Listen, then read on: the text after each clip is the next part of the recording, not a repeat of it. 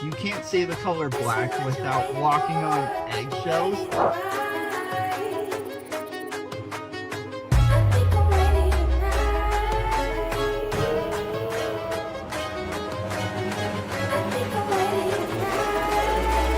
This is what you're waiting for. I think we're ready to ride.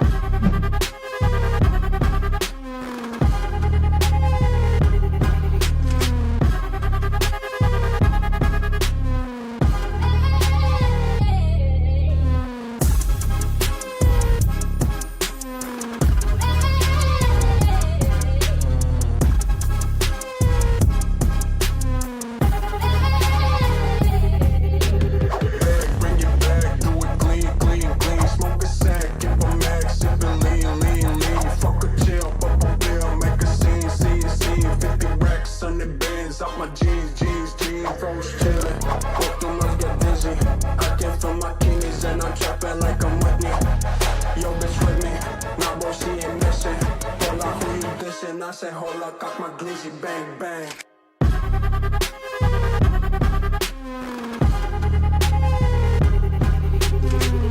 I say, hold up, cock my glizzy, bang, bang.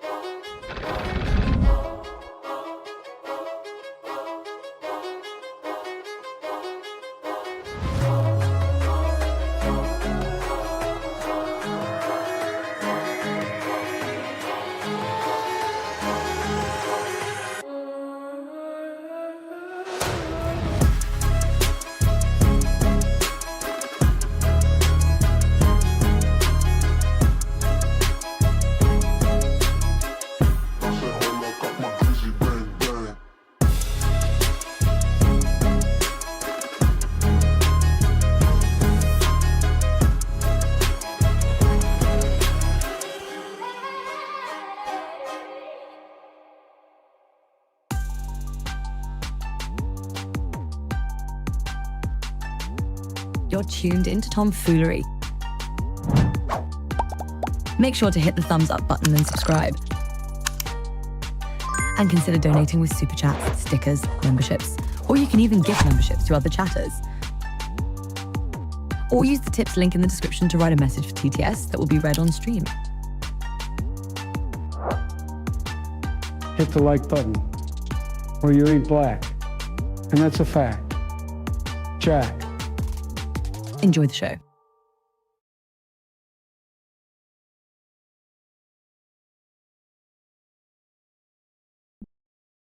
Wah wah wee wah. Ooh.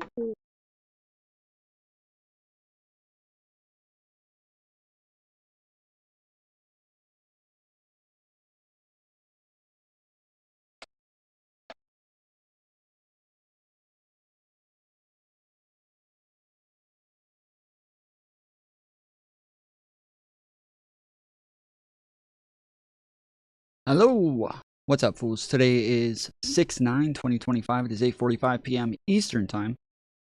I did get a donation late last night as I was getting ready to get off, and they hit the goal, and so I did tell them that I would add the goal to today, or add the donation to today's goal, so it is already starting at $5 out of 25 for round 1. So we are already just $25 short. Sorry, $20 short. $20 short. That's what I said. I said that the first time. You guys just weren't listening. How's everybody doing? How's it going? I haven't looked much into content suggestions for today. Oh, okay, I see some stuff.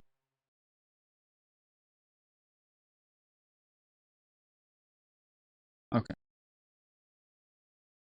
I think we'll get right into it. So there's it doesn't seem like the protests are that wild today. Way less people out there. Kind of what I said yesterday is that it would be surprising if they were still going strong today, because there's obviously you know, people have work, people have jobs, and so Pues sí, there's this guy. pues sí que no ve que nosotros los salvadoreños en vez de usar la S usamos la G. Decimos San Miguel. He's the only one that I see that's actually out there today, still doing the same thing. We watched him a little bit yesterday. This is Wazos TV. He was one of the guys who was sitting up on the bridge watching the rocks fall down on top of the cop cars. So we watched him for a bit yesterday. But yeah, there's not a whole lot going on today, so it looks like things have settled down a good bit. I did just post a video a little bit ago on TikTok, so if you guys didn't see it, make sure you go check out my TikTok. I posted it in Discord, so if you're in the Discord, you can just go to the announcements section. It always posts announcements anytime I put up new content on any platform. It'll let you know. And so yeah, that just went up about 10 minutes ago. Maybe not even. Maybe. Probably a lot less than that.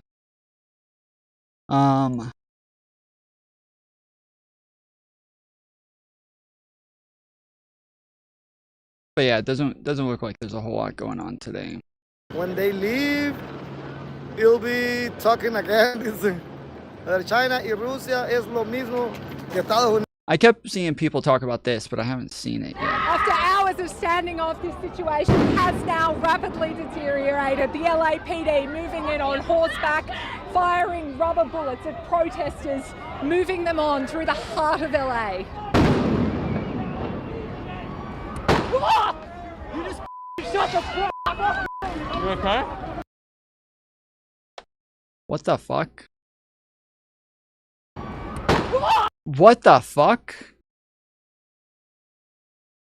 What the fuck? He just aims right at her, dude. He just aimed it, like, right at her. Like, that wasn't... There's no way that was, like, a mistake or anything. Like, he just aimed it right at her. That was so fucking weird, dude. That was so fucking weird. What the fuck? Through the heart of LA. You just shut the fuck up! You okay? He just aims it right at her. I'm good. It's weird as fuck. There's a bunch of other reporters who are past her. There's all of these people who are well past the line. So at first I thought, okay, maybe they're just like, they're trying to keep the line. They've already told them not to come past this. Normally, you're still not going to do that to, like, journalists, because journalists are not actually pushing the line in any direction. And so it's weird when press is there to actually shoot them. But you got people way up here, but maybe it's because the car is coming through and he's like, yo, they're in the middle of the road. They need to get the hell out of the way. Because, yeah, she's the only one that's in the way of traffic right now. Heart of LA. So yeah, so this red car starts coming through. You can see he's looking at the red car. And then, yes, and then he hits her. Okay, that makes sense. Okay, yeah, that's a little bit different. Because she's the only one who's in the way of this red car right now. Shut the fuck up! You okay? I'm good. Good morning. We begin with developing news out of Los Angeles, where tensions have reached boiling point. Tear gas and rubber bullets fired as protesters clash with police over immigration raids. Straight to US correspondent Lauren Tomasi. Lauren, what's the latest as we come to you? Kate, this situation really unravelled about 90 minutes ago and has been out of hand ever since. If I can just show you here the amount of riot police that are on the street. This is actually an on-ramp onto the 101 freeway in Los Angeles. We're in the heart of downtown right now, and this area has just been entirely shut down by police and by protesters. If we can just have a look over in the distance there, you can see the dark black smoke. That is coming from a vehicle that has been set alight by protesters as they move through the city here. There have been thousands of people throughout the day. Things had been relatively on and off, a little bit of moments of chaos, but then it was... Yeah, I've been seeing a bunch of memes that say, like, after shooting the journalist, this officer was recruited into the IDF. Shit like that. Unclear what exactly sparked this big movement from police. They came through on horses, firing tear gas, firing those flashbang grenades, and moving through yesterday. so quickly. Officers here are actually heading down onto the highway now. It's quite extraordinary to see. If we can just point over here, Jimmy, you can see them walking down. This is a major freeway in Los Angeles. You can see one side of that still open there. But officers... maybe you weren't here, but we watched all of this live as it was happening. Like this part of the freeway getting cleared out, them walking down this ramp. Moving down. We know a little earlier on in the day, protesters had made their way down trying to block off this freeway. I think they might be down there again. But you can see the amount of people that are walking through here. These officers are all armed with batons. As this situation continues to develop. But all of this, Kate, this is now day 3, is happening in protest of the immigration and custom enforcement raids that have been unfolding in Los Angeles. Undocumented migrants have been the target of these raids. They were a surprise and has sparked such fierce anger throughout Los Angeles. This is a city that is made up of so many immigrants. There is actually around 10% of the city that is undocumented migrants. That's hundreds of thousands of people, and there is just so much anger here in Los Angeles right now. Yeah, Lauren, and these are incredible scenes that we're seeing at the moment. It has now entered the evening there. I know you and your cameraman yourselves, you got caught up in some of the crossfire earlier. Do you get a sense that it is becoming more heated as the day goes on? It definitely feels that way, and you know, we can see vehicles on fire. There have been at least 3 cars that have been set alight by protesters. This is now day 3, and certainly the evenings have been getting a little more out of hand, but what we have been seeing in the past 90 minutes or so is by far and away the most significant escalation here on the ground. I'm going to stay here a little bit further away from these police because they have been firing a lot of tear gas. It has been so heavy in the air, but even so, it just doesn't seem to be deterring these protesters. That's one of those flashbang grenades. They're being let off in an effort to try and deter these protesters. But I keep seeing fireworks in the distance as well. Protesters are lobbing things back at these officers. It really is kind of a mix of the LAPD, these riot police, and then of course we've seen those soldiers on the ground here in Los Angeles. The National Guard, there are at least... I mean, this is probably what everybody should have been doing, and this is what a lot of them were doing earlier in the day, is just sitting down. And that's what pretty much everybody should have done. This is what they did during the BLM protests after the first couple of days, where there were a lot of riots, there was a lot of violence, there was a lot of burning buildings and shit. Everybody tried to just go and sit down. They just tried to go and sit, and you can't claim that they're being too rowdy, can't claim that they're being too violent, can't, you know, act as though they're the ones who are starting all of the problems, and so they would consistently just go and just sit down, and that was the best move. But yeah, yesterday there were just a very small percentage of people who were going and sitting down, and then everybody else was still running around, walking around, just getting in the shit. 300 deployed by the Donald Trump administration. The US president ordering in those National Guardsmen and putting them under federal service. That in itself is such a significant move. Normally it would be something that the state governor asks the president for, but in this case Donald Trump bypassed Governor Gavin Newsom, who was calling for these federal soldiers to move on out of Los Angeles. Look, the last time that was done, Kate, was more than 50 years ago, back in 1965, so it is truly a huge escalation, and everyone everyone that I've spoken to here today, the very vast majority of them have been from Los Angeles. They just say they want these National Guardsmen out. They want these immigration and customs enforcement agents out.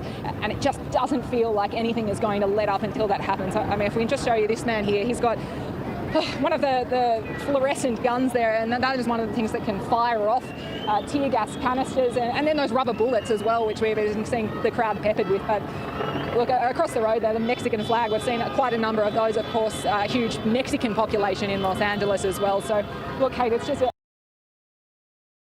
I'm inside the Emergency Operations Center run by the County of Los Angeles here with Governor Gavin Newsom. Governor, thanks for joining us live on MSNBC. Good to be with you. So this is, as I said, the Emergency Operations Center. I wonder how you would characterize the events that are unfolding in Los Angeles right now. Is it an emergency? Is it, Fox News is calling it the LA riots? Is it a peaceful protest? What's happening? What are you seeing? Well, I mean, look, Donald Trump has created the conditions you see on your TV tonight.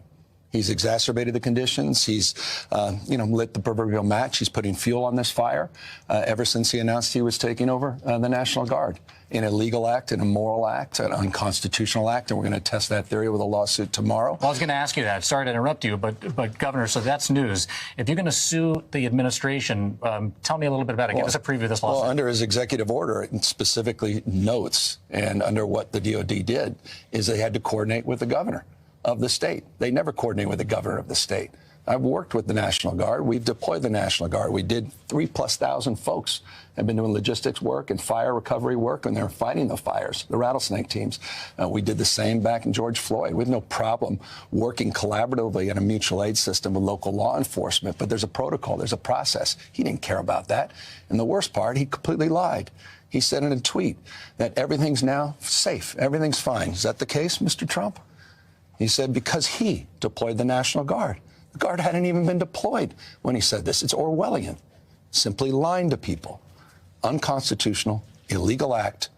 His mess. We're trying to clean it up. You're saying that the President of the United States has made the situation on the ground here in Los Angeles less safe. What do you know about immigration enforcement today? Has there been any ICE raids in the city today? Are they coordinating with you on that at all? Are they giving you a heads up? Of course they're not coordinating. That said, we were told in just a recent briefing just a few minutes ago there was small activity in the county and not in the city proper. But look, you made a point a moment ago. These images are unacceptable.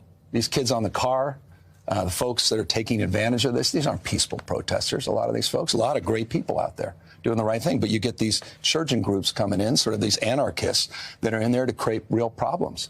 And they're just playing right into Donald Trump's hand. And they need to be called out. They need to be arrested. It is wrong to destroy other people's property, and it is wrong to create the conditions that only exacerbate this. But Donald Trump, at the end of the day, is the sponsor of these conditions. Let me give you the opportunity. You mentioned that there are people out there causing mischief and mayhem. What's your message to those people who are out there tonight? Not the peaceful protesters that are out there protesting for the rights of immigrants, but for the people that are doing damage to buildings, to law enforcement out there. Well, they're doing more than damage to buildings and to property. They're potentially damaging the very foundation of our republic. The democracy is in the balance. I mean, you're seeing these authoritarian tendencies now are being acted out by this administration. And we're case in point as it relates to nationalizing, federalizing the National Guard, threatening now to put in Marines. So I hope these people would pause and just consider. Now, some of them, they want that kind of chaos. Some ways, they're adjacent to where Donald Trump is. But the peaceful protesters, we want to keep them safe. We want them to exercise their fundamental rights. We want to keep those that are enforcing the laws in a respectful and responsible way also safe. But Donald Trump needs to pull back. He needs to stand down. Donald Trump is inflaming these conditions. This is Donald Trump's problem right now, and if he can't solve it, we will. He continues to, as always, hit you hard publicly. Just 10 minutes ago, he put out another Truth Social telling you and the mayor to apologize to the people of Los Angeles. You guys go at it pretty hard publicly, but I know you talk privately. Have you spoken in the last couple of days to the president about any of this? Yeah, we talked for almost 20 minutes, and this issue never came up. I mean, I kept trying to talk about L.A. He wanted to talk about all these other issues. We had a very decent conversation. When was this? This was late Friday night, I think about 1:30 plus his time. After the protests had started here. After the protests, and he never once brought up the National Guard. He's a stone-cold liar. He said he did. Stone-cold liar. Never did. It was a very civil conversation. I've always wanted to approach engagement with the President of the United States in a respectful and responsible way. But there's no working with the President. There's only working for him. And I will never work for Donald Trump. Did you mention at all to him in that phone call on Friday night the types of raids that were happening in your state on Friday? You know, there are reports that and video of enforcement operations happening in ways that they haven't traditionally. ICE officers going to Home Depots around Los Angeles and picking off day laborers. Did you bring that up with him? The conversation started with the frame of what's happening in L.A. He immediately pivoted to other interests. And other things. Do you think he was aware of what was happening in Los Angeles? I think I'm more than aware. And obviously, he was setting this up to take these additional steps. This was a setup. And well, I'm not saying he was setting things up. This is a setup. That was a wild reinterpretation of what he just said. Oh, so this is a setup. That was fucking crazy. More than aware. And obviously, he was setting this up to take these additional steps. This was a setup. And well, I'm not saying he was setting things up. I'm not saying it was a setup. Clearly, they were in the process of moving to these next steps because out of nowhere, just a few hours after that conversation, he moves to pull the trigger under this construct under Title X and then created and exacerbated the conditions that are persisting today. This is your authority normally to deploy the National Guard here. Right. You did it. We were together after the fires, and those National Guard troops have been out all across Los Angeles working to rebuild and recover this city. How did you find out that the President of the United States was going to usurp your authority and deploy your National Guard here in California? I got a call from a staffer. No heads up whatsoever. And again, we're here to support local law enforcement. There's a mutual aid process. Local law enforcement had no needs. They were not requesting any additional resources. I've got 100 now. I have 175 CHP officers, technically trained officers, tactical teams to address Donald Trump's mess. We are here to support local law enforcement, the sheriff's office, LAPD, but they didn't need that support. He made this up. This is a manufactured crisis in order to get under the tent to start to stretch credulity and to begin the process of moving inevitably towards a constitutional questioning crisis around posse comitatus. And it's, I think, inevitable. That's where he's going. Tom Homan, the border czar, said to me yesterday he this Dustin guy seems to be a leftist. The amount he keeps talking about how much he really doesn't like white people. I thought he was on the right before, but yeah, now it's starting to sound like a leftist. Did not rule out literally arresting you, nor Mayor Bass, if you interfere in his work. He said you hadn't yet. He's a tough guy. Why doesn't he do that? He knows where to find me. But you know what? Let your hands off 4-year-old girls that are trying to get educated. Let your hands off these poor people. They're just trying to live their lives, man. Trying to live their lives, paying their taxes. Been here 10 years. The fear. The horror. The hell is this guy? Come after me, arrest me. Let's just get it over with. Tough guy. You know, I don't give a damn. But I care about my community. I care about this community. The hell are they doing? These guys need to grow up. They need to stop. And we need to push back. And I'm sorry to be so clear, but that kind of bloviating is exhausting. So, Tom, arrest me. Let's go. The perception is there's a lot of theatrics happening out there. Mayor Bass told me that she spoke directly to Tom Homan. Has he reached out to you? Have you reached out to him? No. No communication whatsoever? No, it's direct communication and back and forth with Susie Wiles and with the president in a phone conversation. There obviously are pockets of violence out there on the streets. How concerning is the violence in Los Angeles tonight? How widespread is it, too? You're monitoring it. Yeah, we're monitoring. I mean, I think that's self-evident. We're here with LAPD. We were here with Mayor. We're here with the Sheriff Department, my National Guard, that we're still working in command with, and others monitoring the situation in real time, providing whatever resources we possibly need. We're calling out the violence, period, full stop. It's wrong. And we're calling for the President of the United States to rescind his order so that he can clean up his own mess. Stephen Miller, other people have used the word insurrection about the activity on the streets of Los Angeles. Yeah, this is just, they're trying to incite violence. They're trying to impose the kind of rhetoric that only makes conditions worse, that quite literally put people's lives at risk. And they're intentionally and knowingly doing that. All of this is about immigration enforcement and the type of well, go ahead, feel free to speak. I know, and I don't mean even to cut you off. I think it's about something much more. This is about authoritarian tendencies. This is about command and control. This is about power. This is about ego. My way or the highway. Yep. This is a consistent pattern of practice, of recklessness. Yep. This guy has abandoned the core principles of this great democracy. He's threatening to go after judges he disagrees with, cut off funding to institutions of higher learning. He's on a cultural binge. He's rewriting history, censoring historical facts. I mean, this is something completely different. And this is part of that ongoing play that is unfolding in front of our eyes. It is a serious moment under the guise of immigration, but it's much deeper than that. You know, I've reported with and about you throughout your tenure here. I've not seen you as angry as I feel like I've seen you here. Do you think that there's a way out of this? Where does this go from here? What happened? He needs to stand down. The President of the United States needs to stand down. He needs to rescind this order, and we'll work together to clean up his mess. Did he respond? You asked for him to rescind the order earlier today. Did they respond at all? Of course not. Nothing. No, it's more lies and statements. Look, again, you see me out there in the tarmac with the president. We had a very cordial conversation on Friday night. I'm not looking to find a crowbar to put in the spokes of his wheels every day.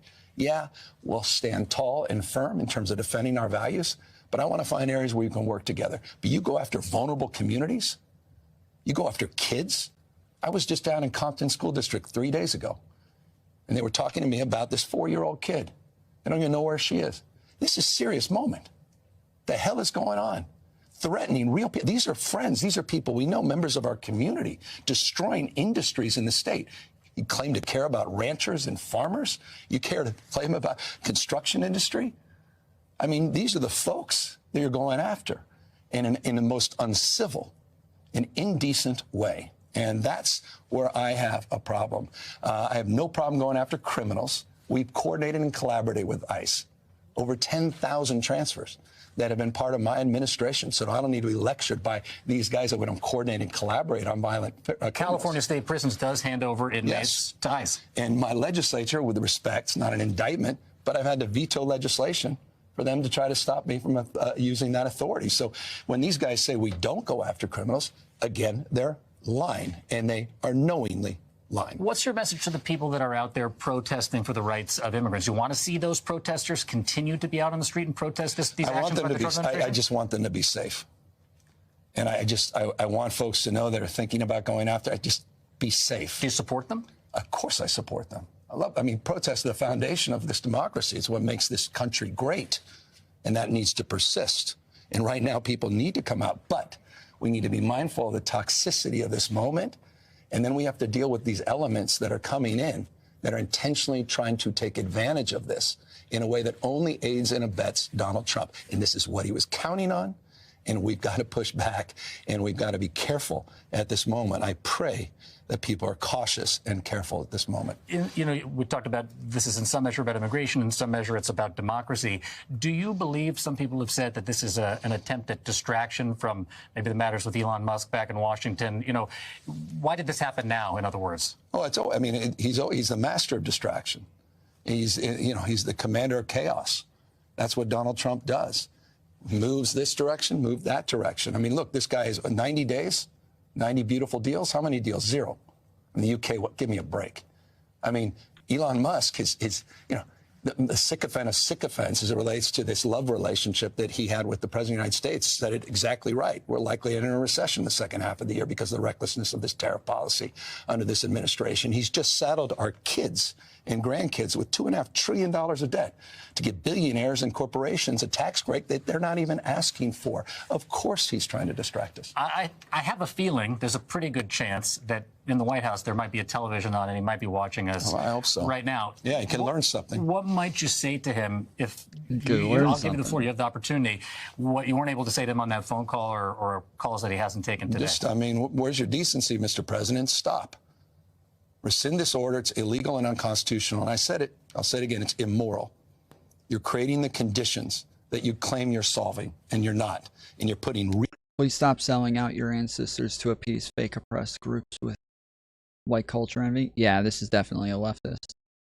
That is way too much identity politics to not be a fucking leftist. Real people's lives at risk. This is a serious moment, and it requires serious leadership. And it's time for you to be a commander-in-chief of the United States of America. And I will have your back if you want to work in a relationship of trust and truth in the spirit of our founding fathers. But you come after poor kids, you come after families, we will do everything in our power to stand up and stand in your way. Governor Gavin Newsom, what time are you filing the lawsuit tomorrow? Very early in the morning. I'd love to do it tonight, but we got lawyers working on the brief. All right. Governor Gavin Newsom, thank you for being here live on MSNBC. I appreciate it. Thanks for having me.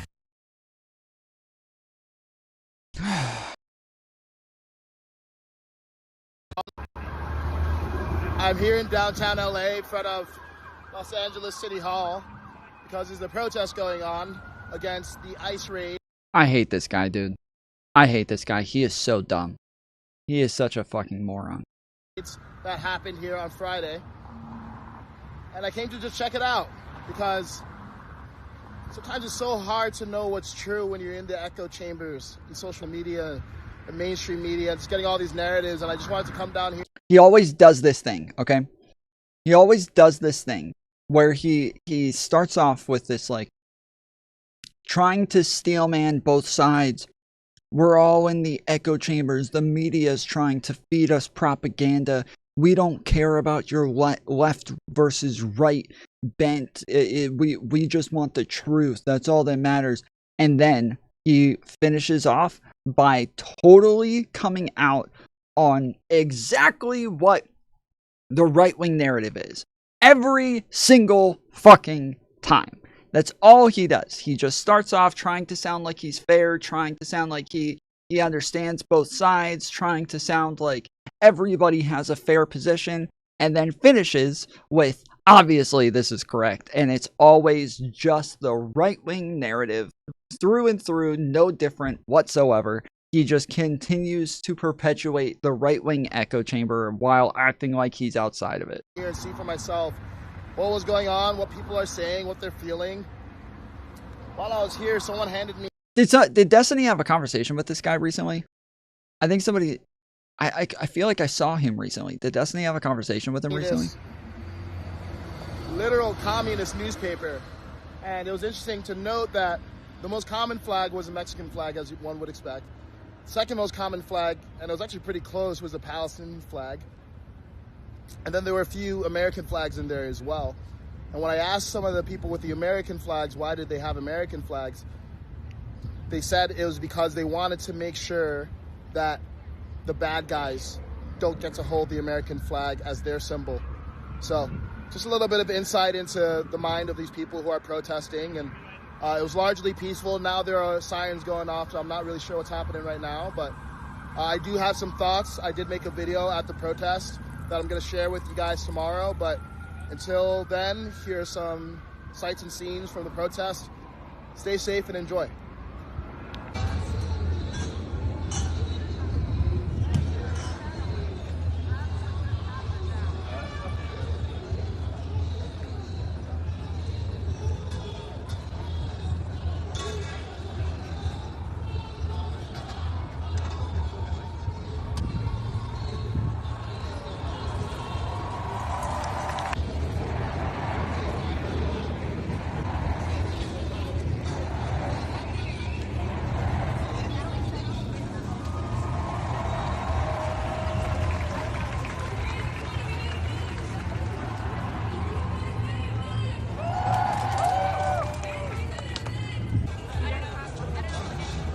Yep, here it is.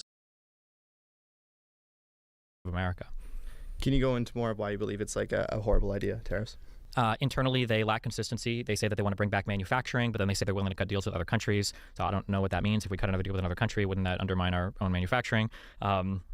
They say that they want to use the tariffs to bring back manufacturing, which implies there's going to be a whole bunch more jobs here for, I guess, blue-collar workers or whatever. But then they also say that most of the jobs that come back here are going to be high-tech jobs because you're not going to have the old factory jobs of the past. So that's a delusion. They try to say that that we need like factories here so that people can build and work and do stuff here, but our unemployment is incredibly low. I think it's still at about 4.5%. So I have no idea where all these new workers are going to come from. They don't exist right now. And then the workers that we do have that likely would take those jobs, they're trying to deport in record numbers. So what up, Mike Ball? No part of it seems to make sense in any way, size, shape, or form. The actual economic analysis is also just completely devoid of any logical rationale. Like the idea that just because we have a trade deficit with a country means that somehow we're losing, I think betrays a very poor understanding of macroeconomics. I mean, there's like a million things I could talk about, but yeah, I'll just start there. Yeah. Sure, Kaiser, you want to respond to that? Yeah, sure. So first, I think it's important to just zoom out and look at what the macro issue is that we're trying to solve, and then where does tariff fit into the strategy to resolve it. So I don't know what you call a national emergency, and I guess that's a bit of a qualitative assessment, but we have a 127% GDP to debt ratio, or debt to GDP ratio. That's the highest it's ever been.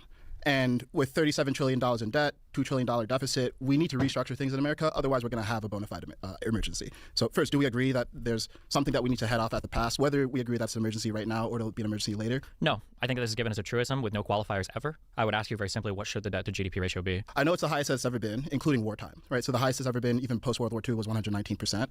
And I think we could agree that there's a point where it is too high. Could I give you a specific number? I couldn't. And it's not even a general number. Like, what's a country that's doing better than us? And then what's their debt to GDP ratio? I think that this is a truism that's given with zero thought. I don't think Trump's thought about it. I don't think Lutnick has ever given a justification. I don't think anybody has ever thought about it. It's just kind of like a truism. Yep. Like the debt is bad. Like what should our debt even be? Is 50% good? Yeah, this is the problem is that lots of countries, when we look at deficits, the countries that have like the highest deficits are still doing very well within their economy. This the whole idea that like deficit and debts and all this shit is drowning us is just there's no reason to believe that that's true. 70%? Well, part of it is the issue is it's a confidence meter in a sense, right? So it reaches a point where the debt to GDP ratio is too high for anyone to want to take on American debt. Now, when we say confidence meter, just finish one thing. Sure. So obviously, I can't discern from here what that point is, right? And for everyone, it's different. But there's a point where we basically go over the cliff, and we're trying to avoid that. So to the question of are there nations with a higher GDP to debt ratio that are doing fine, I don't know, genuinely. But the question is this something that we need to get a handle on at all? So if we don't even agree on that, then the discussion on strategy is kind of moot. But do you agree that this is something that needs to be resolved or not? I don't know what we're even resolving it to. So like, for instance, when you said confidence meter, the USD was about as strong as it's ever been, despite supposedly this debt, being horrible and about to take us over a cliff. It was when Donald Trump started to take corrective measures on it that the USD started losing a lot of power, that the bonds market started to shake, and it made it look like other countries were losing faith in America. So I feel like there's a lot of truisms given about the debt or given about macro econ, but like when you look at any of the numbers, you can't find any justification for it ever at all. Like, and nobody can talk about it. It's just kind of like these are just truisms given for like political points, I feel. Okay, so you don't think that this is proven to be an issue that we do need to prioritize right now? I think that there is a responsible and healthy discussion to have around what should our debt look like, how much. Wait, rude Tom didn't say hi to me. I'm offended. It's because he's bald. Wait, I did say hi to you. What the fuck?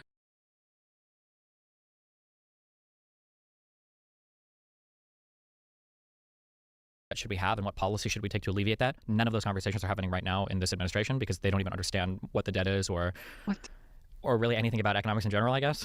Like, just for instance, because we have a trade deficit with a country that doesn't mean we're subsidizing them. Trump says it over and over again. It doesn't mean we're losing out to them. Trump says it over and over again. And it doesn't mean that it's weakening our economy, but Trump says it over and over again. So how can you even begin to have a discussion on what the debt should look like if we don't even have a basic understanding of like what a trade deficit is, I guess? Yeah. So where I agree with you is Trump administration has not been good about messaging some sort of comprehensive idea of what the debt should be, why it's too high, why we need to get a handle on it, and what the limits of that handle should be. So I agree with you there. And I'm not here to be clear, real quick, we don't agree on that. I'm not saying they're not messaging on it. I'm saying they don't understand it. Okay. And I don't know that they don't understand it. I'm curious what makes you confident that they don't understand it. Because every single step they've taken has been bad for it.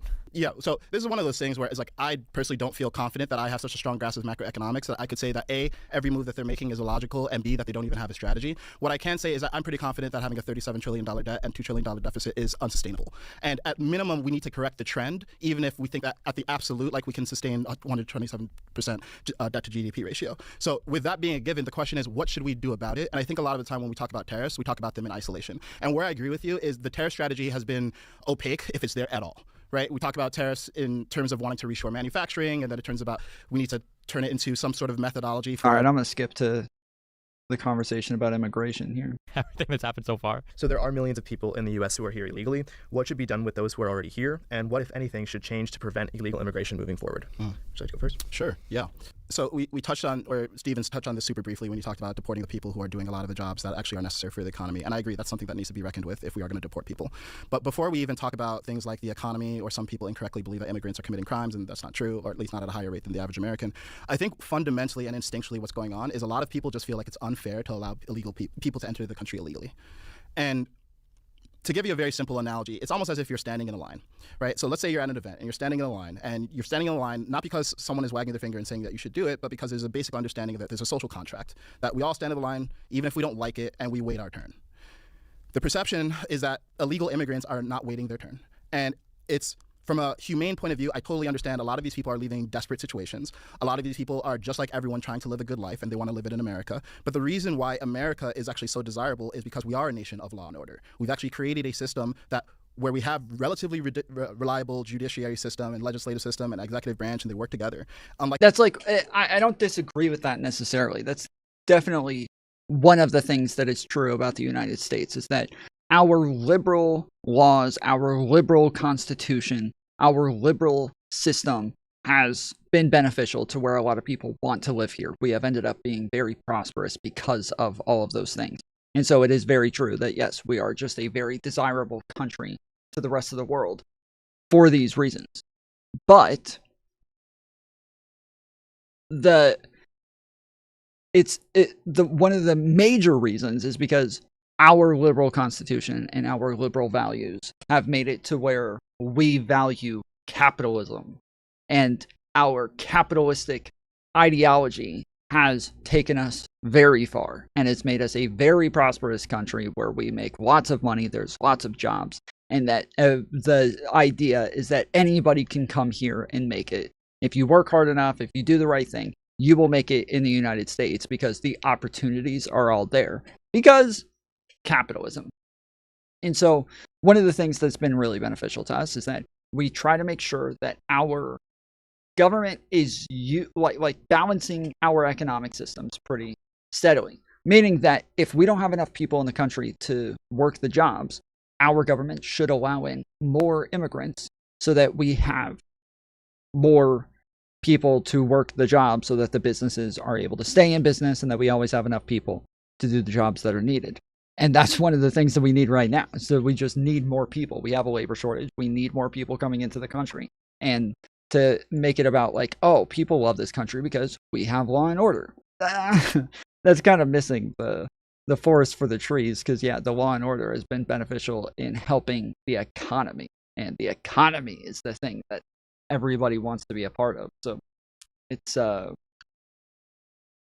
yeah, it's kind of missing like the most important aspects of why people want to come here. And yeah, the main reason is because of our economy. Like a lot of these countries that people are coming from, especially in Central and South America.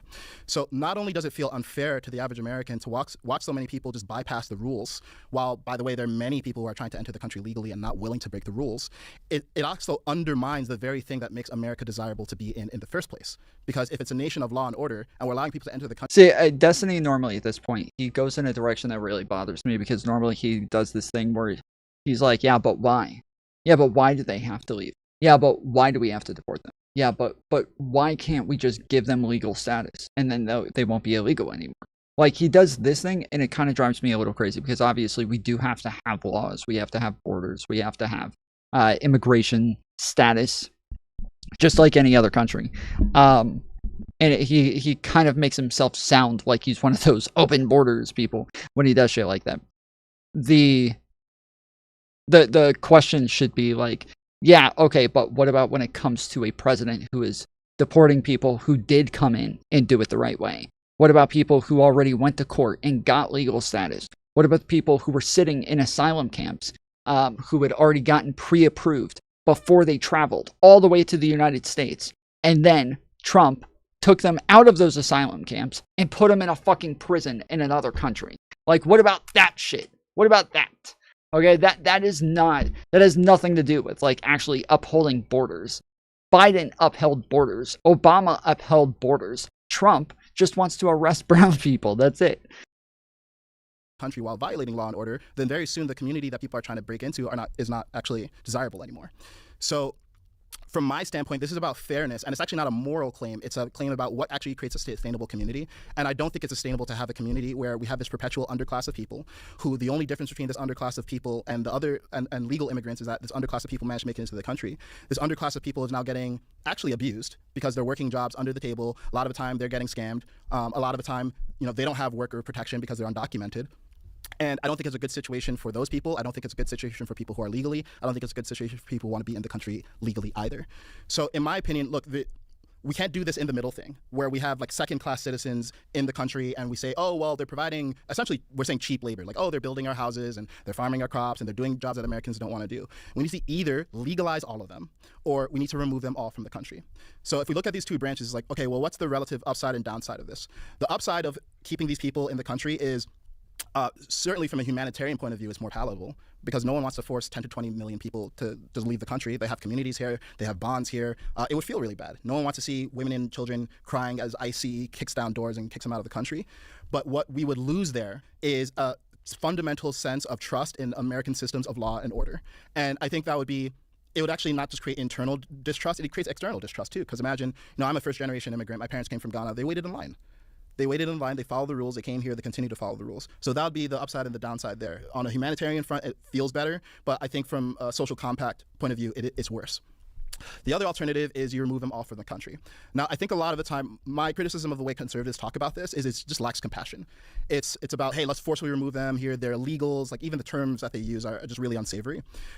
I would like to see us find a solution where we actually incentivize people to leave the country. Has this guy been talking for like 10 minutes? Actually just enforcing the law. Like, it shouldn't be legal for corporations to employ people under the table. It shouldn't be legal for people to enter the country. So I'm glad that we have locked down the border. I think that's something that Trump has done objectively well. To your question of like, how do we prevent this from happening in the future? At least until recently when the left saw they needed to make effort to change the immigration system. Well, the left has been trying to do that. Like the Democrats have been trying to do that for a while. During Biden's administration, they sent a bill through twice attempting to change the process and make it to where we had more judges, where people were able to be processed faster and more quickly. And so, yeah, there's because they were losing support. Obama had the record for most deportation.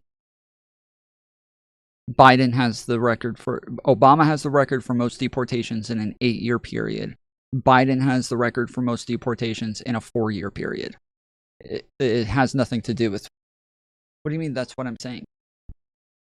Clinton also was in favor of deportation. Biden was in favor of deportation when he was in the Senate. Biden was using the crime bill, was the person who put up the crime bill. Like, Democrats have always been, like, hard on crime, hard on borders. Like, that was not...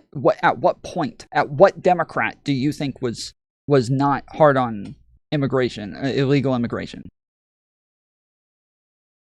Obama was losing support with immigrants. Okay, I have no idea what you're saying. This doesn't make sense. You're saying that they are moving towards not being hard, or they're becoming less and less hard on immigrants because they're losing immigrant support?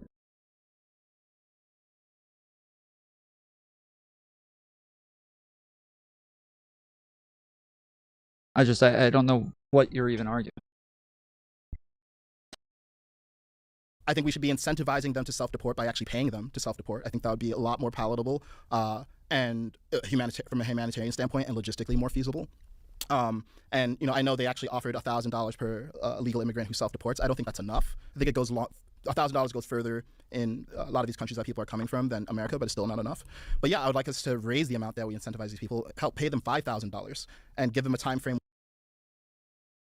Okay, you're saying that they're actually trying to change the system. I mean, the system only got really bad recently. It wasn't this bad up until recently. To where we had like this big of a backup where it takes this long. And yeah, things have gotten pretty bad. And the problem is because they kept changing the processes. the reason that things got really bad to where everything takes a long time is because they kept changing the processes, where they were adding new immigration processes to where you had to go through immigration courts, and then they had like immigration judges, and then they started to add immigration what do you call it, I can't remember their name, what they call them, but there's like immigration processors that can do some similar things to judges. And yes, it was because they kept changing the processes that everything got so backed up to where now it takes a really long time to go through the immigration processes, and people are backed up for years. And so the difference is that it's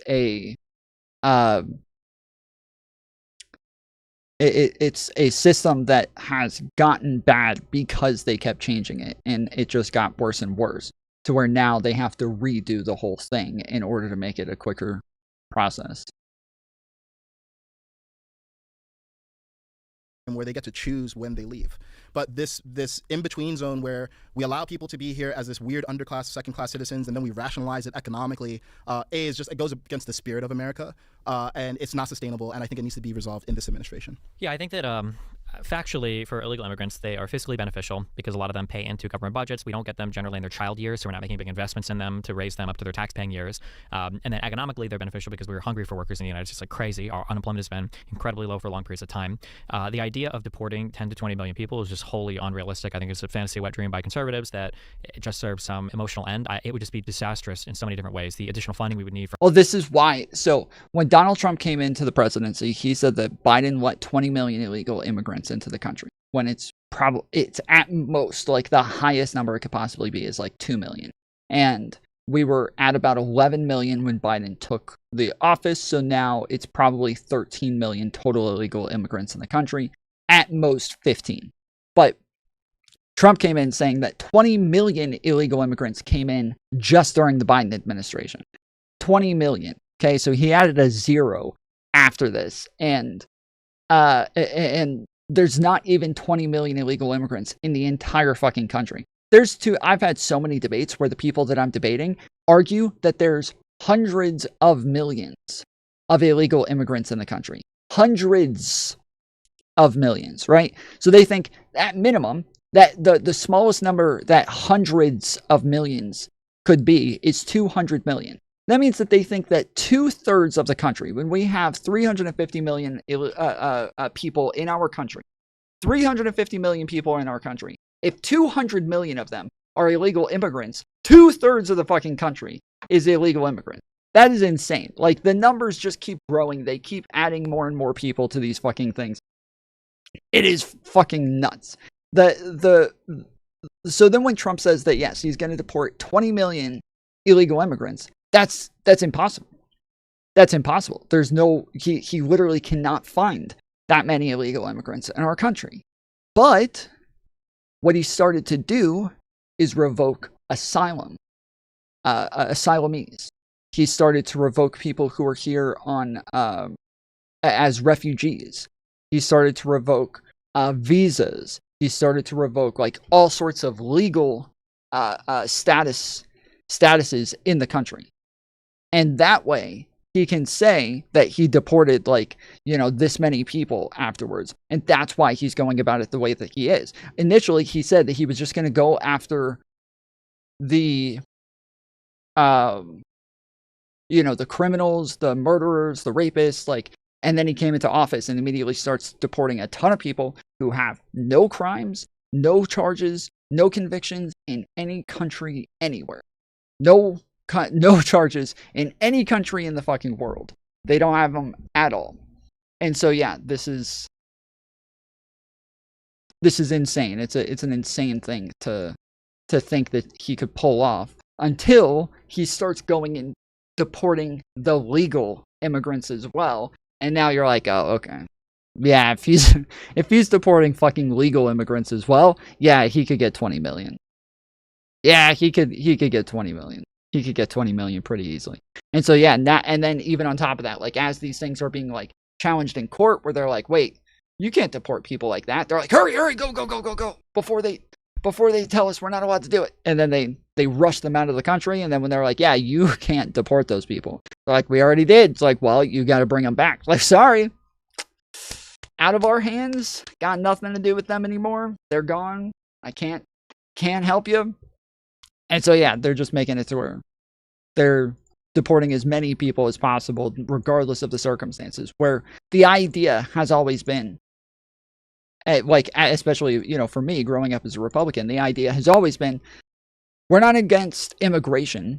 We're against illegal immigration, right? We just want people to come in the right way. We want them to follow the laws. We want them to come in through ports of entry. Like, that is the thing. But now that we're deporting people who did that too, the people who came in legally, the people who have legal process or legal status, like, now it just has nothing to do with coming in legally or illegally. It just has to do with getting rid of brown people. That's it. And then while we're getting rid of those brown people, and while we're taking away a bunch of status to refugees, we're also, at the same time, giving new status to new refugees who are in South Africa, who are fucking white people. Like, people who are not in near the amount of danger and don't have near the dire circumstances that these other people do. Now, we're kicking all of the brown people out and then giving new refugee status to a bunch of white folks to come in from other countries. Like, I wouldn't, if all Trump had done is just give legal status to people from Africa, South Africa, I wouldn't have cared. Nobody would have given a fuck. Nobody would have given a fuck at all. If all they did was just give them status and just say, yeah, if you're like in danger and you feel like you're being persecuted, you can come into the United States and gain refugee status. If that's all they said, nobody would have given a fuck. But when they're giving refugee status to people who are not in near the fucking dire circumstances, like when you can go look at the number of deaths, they're not nearly what they are in these other countries. When you go look at the violence, they're not near what they are in these other countries. You go look at the like gang violence and you know, the amount of corruption within the governments and all of this shit, not near the same number. Yet they're still giving it to them. It's like, okay, yeah, if you guys actually were being consistent, you would have left the refugee status for all these people from these other countries that are in more, you know, much more dire circumstances, and then also given it to the South Africans. But instead, you took it away from all these other people and then gave it to the South Africans. So to where there's got to be something else that matters besides the circumstances. There's something else that they're looking at that is not the circumstances. And the only thing that I can think of is, yeah, the color of their skin. That's got to be it. It's just got to be the color of their skin. I can't see anything else that's the symmetry breaker here. For ICE and CBP to do it, the additional funding we would need for, I think Texas was trying to volunteer giant facilities to hold people, the processing, everything, it would just be a disaster. I feel like the best way to do it would be, nobody wants to actually tackle this politically, but it would be some kind of like path to amnesty. If you want to make them pay a fine or something, that's fine. If you want to restrict them to just having green cards instead of ever becoming citizens, you know, whatever. But I think some type of path to amnesty where they can stay in the communities they're already at, they can continue, you know, paying for whatever housing, paying into whatever communities, paying whatever taxes they do, but just giving them some kind of tax ID or number and then more formally tracking them. I think that's like the no-brainer solution if you actually want to solve the problem. Everything relying on deporting everybody, I just think is fantastical. Conservatives will say things like, we need a big wall with a big, beautiful door. I haven't heard any of these conservatives talk at all about making immigration into the country any easier. I haven't heard any of them talk about the fact that it takes 20 or 30 years for a legal person to legally immigrate from some of these South American countries. There's absolutely no way Tom believes what he says. He's got to be trolling for views. If you've watched my debates on this, where every single person who's come on here ends up conceding that it's not a genocide, or if you watched me go over the numbers on this, if you watched me go over all of the data, then yeah, you would not think that I'm trolling. You would know that I'm just objectively correct. But yeah, if you want to be number 10, you can call in and we'll go over the fucking numbers and show that you have absolutely no standard for genocide. Because if you do, if you think it's a genocide, there's genocides happening everywhere in the world.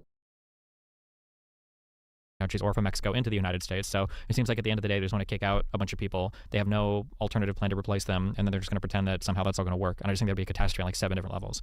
So before we talk about this, I'm experiencing this dynamic in the conversation between us where you're talking to conservatives, I'm talking to you.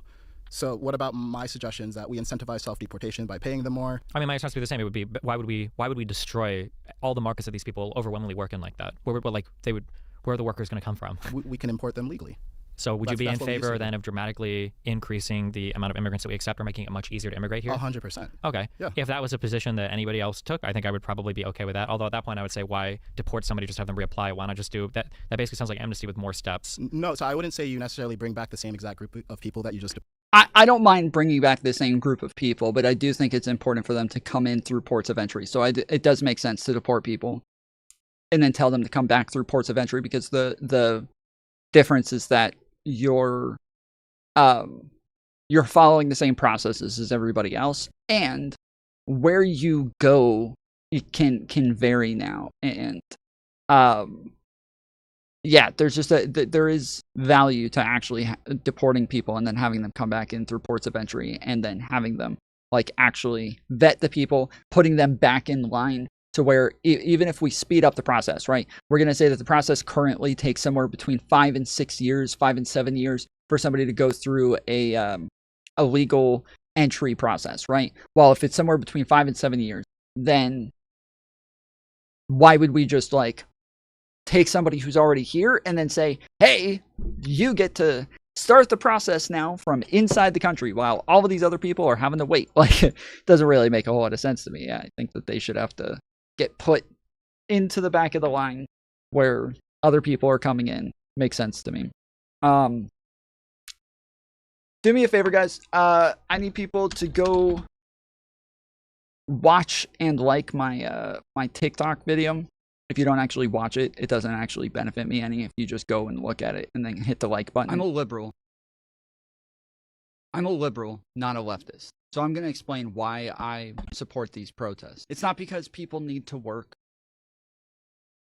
So yeah, here's the link. Go give it a watch for a minute and a like. And I'm behind, I'm late. Okay, well, I'm going to put up a BRB screen real quick, and if you guys will just take a minute while the BRB screen's up. It's like a 2-minute video. The BRB screen will be up for about 3 minutes, so aren't you banned on TikTok? I'm banned from live streaming. I'm not banned from posting videos. I've been posting videos the entire time. So I put up, I think, like 9 videos this week on TikTok. Tom, do you support burning the Mexican flag? I don't know. Who cares if you fucking... I'm not from Mexico. I don't give a fuck if you burn the fucking flag. Whatever.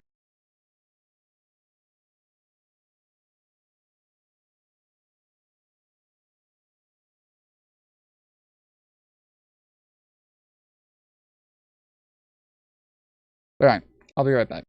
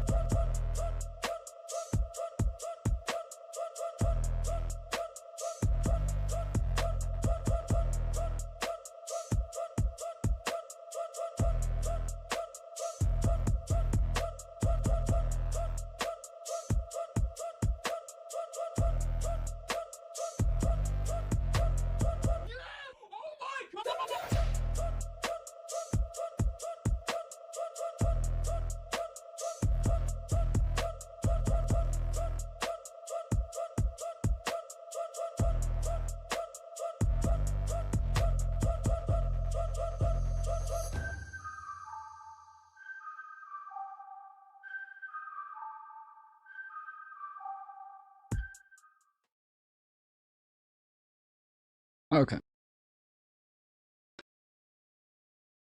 Yeah, I think only one person went and did it, so I think we need to run. Oh, now Allie did it. Okay. So we got 2. Yeah, we might have to run the BRB screen like 3 more times.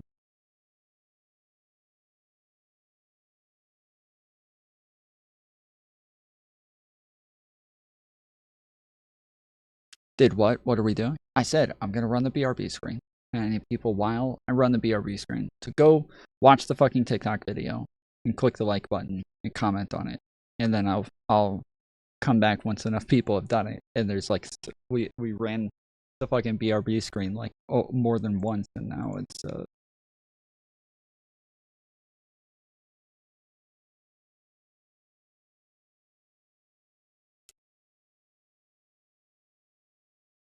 deported, I would say, hey, you get to get back in the line, but you do get penalized because there are people who have not broken the rules to get into the U.S. who are willing to do the same job, who are willing to enter here through legal means. So I wouldn't say it's amnesty for the same group because I think we're talking about a different group of people. But then why would we shuffle? Let me just finish what I'm saying. One group of people came here illegally and they're being removed from the country. The other group of people is here trying to come into the country legally, and I agree we need to make that significantly easier. And we need to have some sort of criteria for admitting people legally into the country that is transparent and needs-based. So if people are saying that, hey, illegal immigrants farm crops and, they build houses and all these things, I agree. They're providing tons of value to America. But let's have people come into the America on the right foot by following the rules and doing those jobs. And there's plenty of people in the world who would love to come in America and do those jobs properly, legally. So for me, it's like, okay, well, maybe the deeper question here, I'm going to say, and you let me know if it's not really a concern for you, but I think the deeper question here is why would we cause economic disruption given that these people are integrated into our economy? And I would say it's the price of fairness. It's a price of restoring trust in our systems of law and order. And yeah, to me, it's like if it would cost us $100 billion, $200 billion,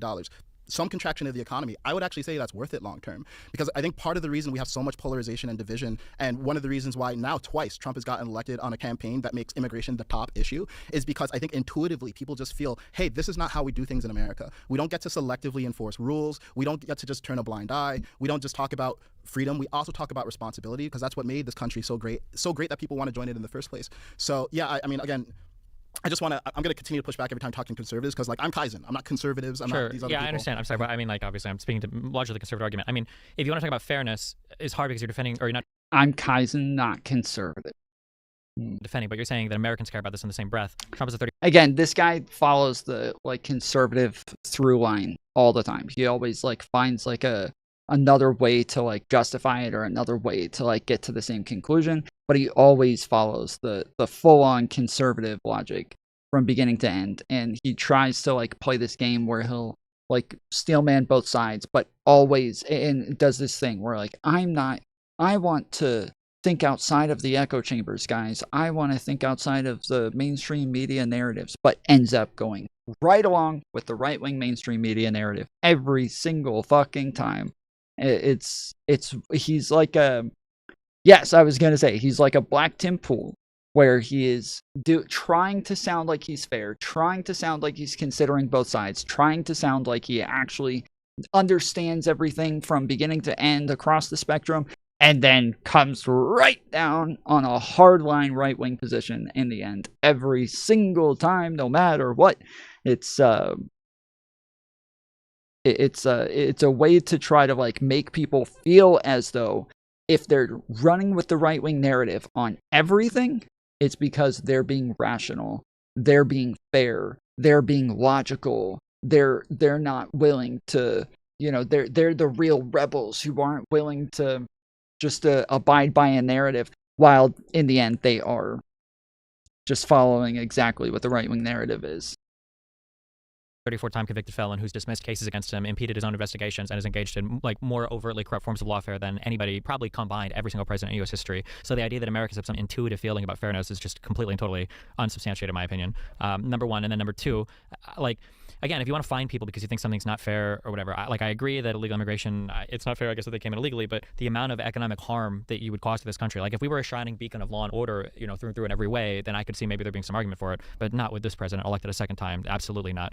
Okay, well, now we open Pandora's box and we're talking about Trump as a person and, his legal breaches or ethical breaches and the Stormy Daniels case and these 34 convictions. I personally don't want to go there. I feel like it's been litigated till kingdom come. I don't know that we're going to convince anyone during this, and I think there's better things Sure, to I only bring that up in on. response to the idea that we're the law and orders nation. It seems like we are pretty flexible on that right now. So well, I think we've been flexible on it across every president, Democrat and Republican. Nobody compares to the current one, not even remotely close. Yeah. When we talk about this specific issue, which is people coming into the country illegally. And I don't want to blow out the conversation by talking about Trump and whether even Reagan suggested amnesty, right? Yeah, he did, and I think it was actually a mistake. He didn't just suggest amnesty; he gave amnesty in California, and I think that artificially distorted the political. Yes, he didn't just. It wasn't just in California. He gave amnesty across the board, saying that all you have to do is step foot on American soil, and you are a citizen. That's what he said. He said all you have to do is step foot on American soil and you are a citizen, because America is better than all those other fucking countries. We are a country that is free. We are a country that wants more people here. We're a country that is not going to be like this communist dictatorial, authoritarian thing. We are going to be a very free country, and if you come in here, we will give you your freedom. And that's... Do you concede your position from last night, stating the California government had the situation under control and didn't need the National Guard? What? Why the fuck would I concede that? Hell no. What? No, there's literally been nothing to convince me of anything other than that. That is... What? There's no evidence to the contrary. There's literally nothing to the contrary. There's no evidence to say otherwise. There's nothing. Literally nothing. What is the National Guard done? Nothing. Literally nothing.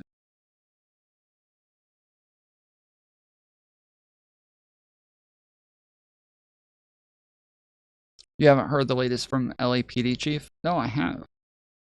That has nothing to do with the National Guard.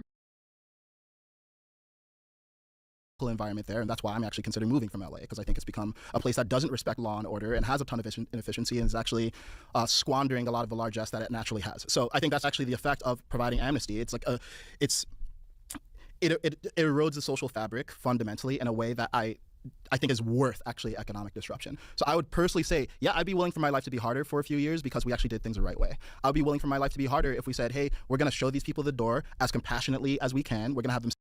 SS, you have a disagreement?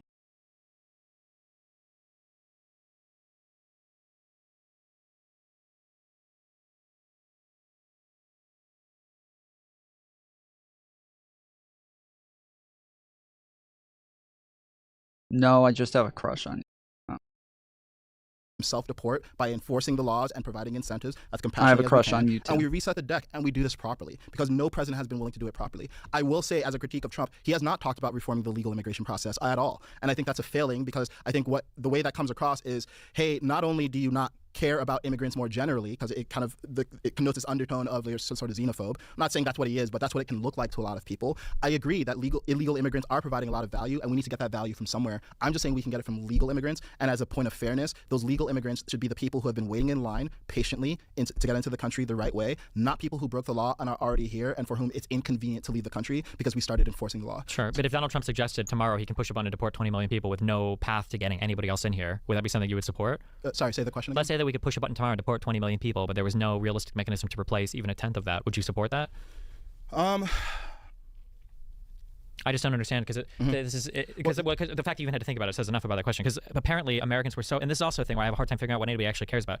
Before we said Americans were so concerned about the economy, they were so concerned about like the cost of groceries and everything, and now we're like, I think we could actually sustain hundreds and hundreds of billions of economic damage to deport people that, for a lot of these people, they don't even see them every day. You know, people in swing states have these super strong feelings about illegal immigrants that are like in Texas and California. It's like, what? Yeah, I mean, the reason I had to think about it is because it's actually a nuanced question. Like, what's worth it? What is it worth it to you to just solve the illegal immigration problem, take the economic damage, and have no route out? And I would say probably not, and that's not what we should be doing anyway. I think the better question is, are you in favor of removing people and simultaneously making legal immigration more viable? Or would you just rather keep people in the country and make legal immigration more viable? It sounds like you're in favor of just keeping people in the country, and it sounds like we both agree that legal immigration needs to be made more viable. I am saying I would rather we gently remove and incentivize people to remove themselves from the country, because I agree forceful deportation of 10 to 20 million people is not logistically viable, and we do this the right way. And can't we just do like in Ellis Island, there were a ton of people that came in. They just wrote a name in a book. Oh, I know from Cuba, you had the Mariel boat lifts or whatever. Tons of people, tens of thousands of people just came in and they're like, okay, yeah, we'll take it. Why not write a law in Congress saying like, listen, if you're here, go to your office, sign up or whatever, and we're going to figure out a pathway to at least having a green card, since they're already embedded. They're already, like, imagine if you're like a landlord, or imagine if you own a business and all of a sudden, like, the federal government has just excised half of your tenants or excised half your employees, and it's like, holy shit, I have to wait for all these other people. Like, the harm would just be unreal. I agree, and that's why I'm saying the ideal solution is not to just do one part. Let's do all of it at the same time. But that's not what you're suggesting is impossible, right? Sorry, why is it impossible? That for every one, like, if I'm a landlord and I've got 10 tenants and say I don't know this, say 4 of them are illegal immigrants, you're gonna take one out and then in the next day swap in a legal immigrant. Oh no! I'm not saying do it in a single day. This can be drawn out over time. Like, but businesses and landlords, businesses and cities and people that have these people integrated into the parts of their economy, companies, they can't wait months and months and months with no employees, with no renters, with no. Yeah, and I'm saying that's why yes, we have to land the transition properly, and maybe this is something that happens over the course of a year. This is literally impossible.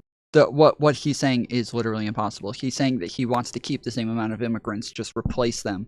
As they take them out, they put other ones in place. The problem is that these are, so let's say today we're taking 200 illegal immigrants out of California. Okay, we take those 200 illegal immigrants out of California, and then we allow 200 new immigrants to come in legally. But those 200 don't go to California.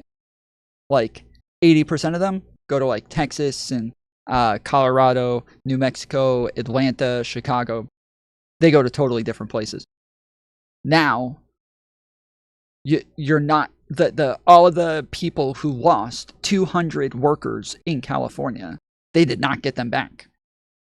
They did not get their fucking workers back. They just lost 200 workers in California. That's totally fucked them up. And they didn't get them back. They're not replaced, right? So this doesn't work.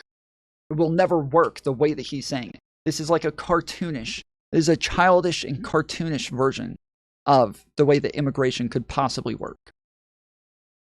Maybe over the course of a year, you say, hey, look, people who are here illegally, you get $5,000 to $10,000 to leave the country by the end of the year. Simultaneously, we're going to increase the throughput of a legal immigration system. Hey, businesses, so you know, we've staffed the IRS, and I know you say we should staff the IRS, I agree, so that we can actually enforce the law, because you're not going to be able to continue to pay people under the table in perpetuity. So we give people a heads up, we give them a grace time to transition, and we do this delicately. It doesn't need to be we push a button and we remove 10 to 20 million people out of the country. I think the framing of that question is like, that's why I had to think of it as like, I mean, I don't really think it's a fair question because that's not what I'm proposing at all. But yeah, I think you pointed out a good trade-off. Like, are we willing to just remove 10 to 20 million people from the country illegally with no alternative? I think we should have an alternative. Let's just do this right. Oh, that just is not a realistic thing in any way, size, shape, or form. The frustration I have is that these are real problems, and I think we need like real solutions for them. But it's always these like pie in the sky things that. Like, yes. So this is my issue, is that even the people who are on the right, who act as though I'm okay with illegal, or I'm okay with immigration, I just want legal immigration. You're like, oh, okay, so like, how do we solve all of these problems that we currently have? It's always this like impossible bar to me. It's always this cartoonishly impossible bar to me. And it kind of shows that they're not really in favor of this. It's always a thing that will just never happen in a million fucking years. It could never possibly happen. But they use that as this way to make it sound as though they're in favor of legal immigration. And the problem is that, like, if they say this shit to like a conservative will be like, oh yeah, okay, yeah, that makes sense, yeah, me too, okay, I'm in favor of that too. But it has nothing to do with it doesn't actually benefit the country in any way. It doesn't actually help in any way. Imagine saying, no, don't deport them. Who will pick our fruit and queen? Who said that? Who the fuck said, no, don't deport them? I don't even know what the fuck you're talking about. I don't think you're paying attention. Well, this is, I will just go ahead and play this. This is my video on this, okay? This is what I said. I'm a liberal, not a leftist. So I'm going to explain why I support these protests. It's not because people need to work. It's not because they're taking away people from their families. It's not because it makes me feel bad. I believe in strong borders. It's Obama and Joe Biden who have the records in most deportations, because that's what liberals and Democrats believe in. I support these protests because in the beginning it started off as them getting in the way of ICE detaining immigrants. The Trump administration has been breaking laws left and right, especially when it comes to deportations. And then when they're told by... It keeps cutting off my S's. Has it been that way throughout all my streams as well? When I listen back to my streams, I don't feel like it's cutting off my S's all the time. But every time I record a video like this, or like a TikTok video, it cuts off all of my S's at the end of my words. Has it been doing that during streams? Nobody said anything to me. The last time somebody said something was like 2 or 3 days ago, and when they said something, I fixed it, and they said it was fixed. Yeah, I tried to tell you. Wait, you tried to tell me when? No, your S's are fine. Your noise gate is shit. Hold on. When? When did you try to tell me? You tried telling me like 4 days ago, and then when I fixed it, you guys said it was fixed.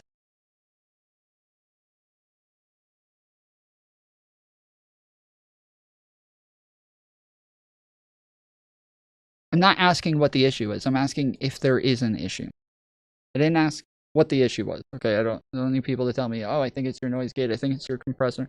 I'm asking, is there an issue? Are my S's being cut off? Yes or no? I told you over 3 streams. I told you over 3 streams. But I stopped 2 streams ago because you didn't fix it.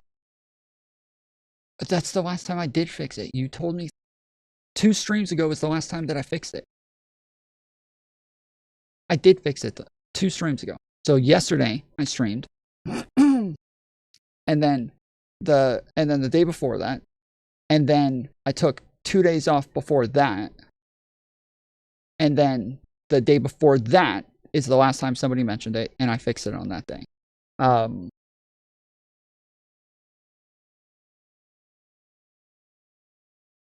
So just re-record it. I'm not asking about fucking evidence on the video. I'm asking if my S's are getting cut off. What the fuck? My question is, are the S's being cut off while I'm on stream? It's a yes or no question. I don't know why people keep like giving me suggestions on how to fix this. I'm not asking for suggestions. I'm asking, are my S's being cut off? Immigrants are coming across the border. They're here in our country. We have to do something about this. If we do not fix this, our country will go to shit. We will have thousands of cartels coming in and raping our men.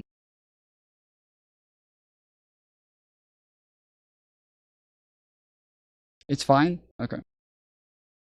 But yeah, you can hear it on this. It's like cutting it off over and over.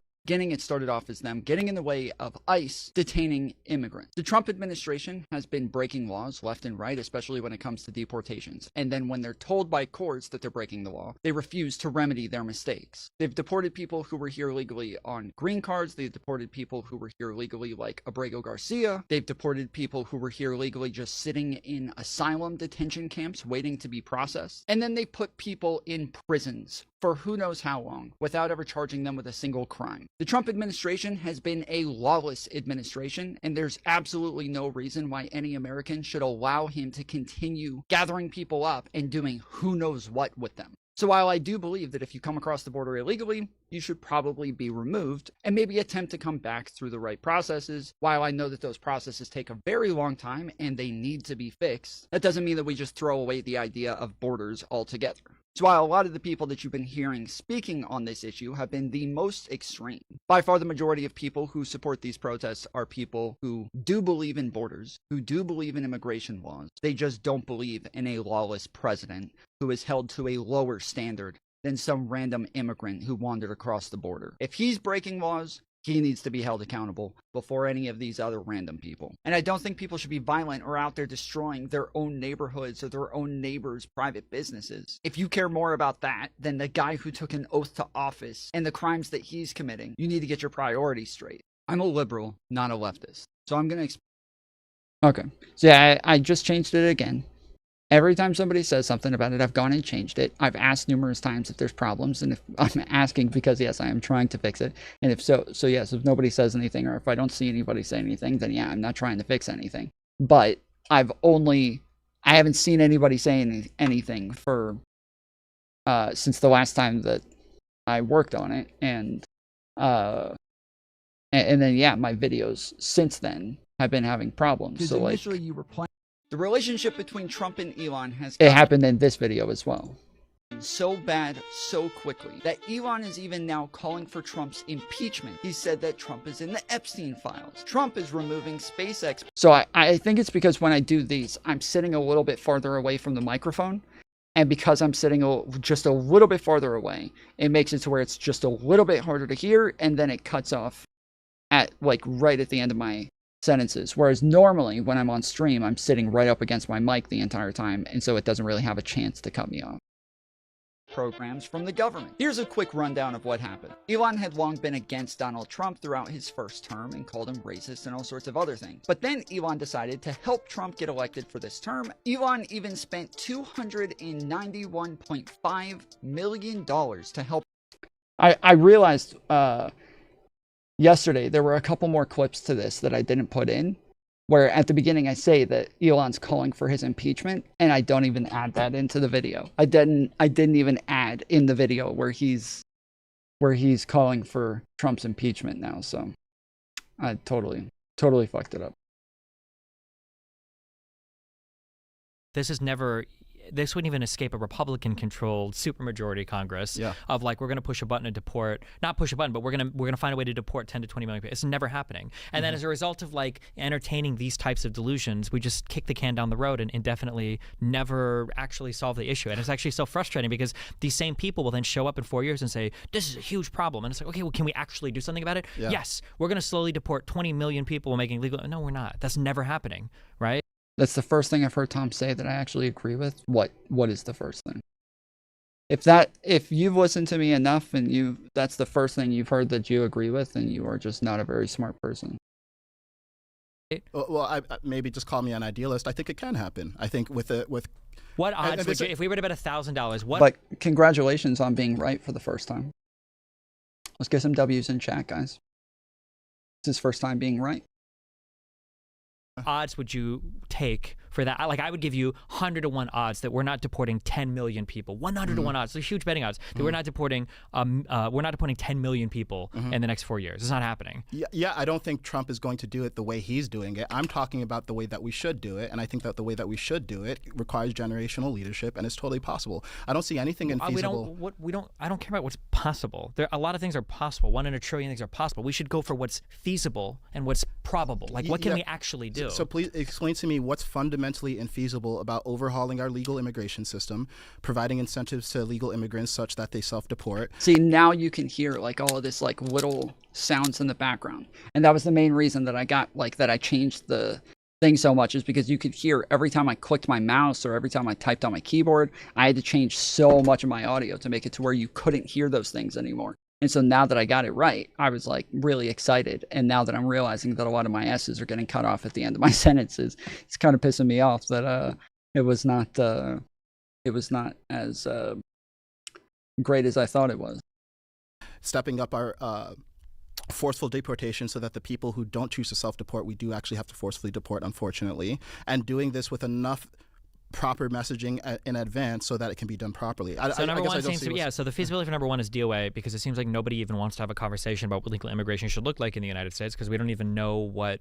My attacks are all at one millisecond. They're all as low as they can possibly go.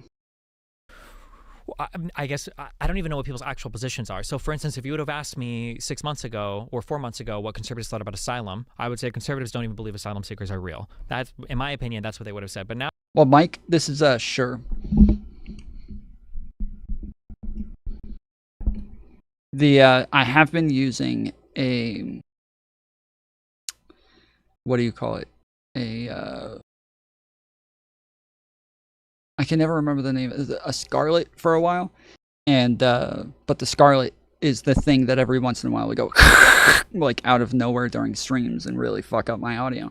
And it was really frustrating trying to do like video essays and voiceovers and documentaries and shit where I'm just speaking, and I would speak for like an hour at a time and then go to edit it and find out that like everything like 20 minutes in and on is all just completely fucked. And so I couldn't actually use it anymore. And so yeah, I have to, I went and got a new thing and had to reset all my audio since then. And yeah, I'm having to play with it again and trying to readjust everything. now, apparently, for white people in South Africa, apparently asylum seeking is like the most important thing ever. And so these people are coming here for asylum, and we're all clapping for that. So I don't even know what a reformation of the immigration system looks like, because I don't even think we've come to the table and begun to discuss. A lot of people are under the assumption, for instance, that we only need high-skill immigrants. But then the H-1B situation popped up. It's like, actually, hold on. I don't think we need medium or high-skill immigrants. I don't want these people at all. And then for people coming from South America or from Mexico, it's like, well, we don't need low-skill labor either, because reasons, I guess. So I don't know. So that's the first thing. The second thing, in terms of deporting people, it's a catastrophic impact to start deporting people en masse. If you want to talk about like doing these deportations where ICE is like going into a prison and they find some people that are they don't have good immigration status and they kick them out or whatever. Okay, fine, whatever. So, D-Hawks, when you say their disregard for the law, the problem is that when you say that, you're saying that as though this is a sign that they are going to continue disregarding the law going forward. You're saying that this is a sign that they don't actually care about the law, and once they come into the country, they are going to be lawless as they're in our country, and they're going to keep committing a bunch of crimes. The problem is that both of them, at the beginning of this conversation, both agreed that immigrants commit crimes at much lower rates than the native-born citizens. So it's just not actually evidence that they're going to keep committing crimes. It's just not. It's not proof of anything. It's not evidence of anything. It's not evidence of, more crimes to come in the future. It's just not. So yeah, so saying they've already shown their disregard for the law doesn't really mean anything. It's a bad argument. The point is just that we have to have a system where we have to be able to vet people. We have to be able to, make sure that they don't have crimes, make sure that they meet the standards to come into our country. And so they just need to go through the processes. That's it. That's all it is. It doesn't have to be like, they've already shown the disregard. Like, that's not what I said. Okay, so then tell me, what was the point of saying they've already shown their disregard for the law? What does that mean?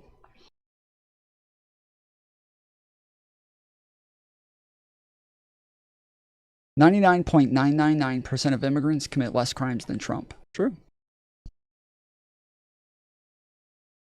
I said they have already broken the law, period. No, you didn't. You said that they've already shown a disregard for the law.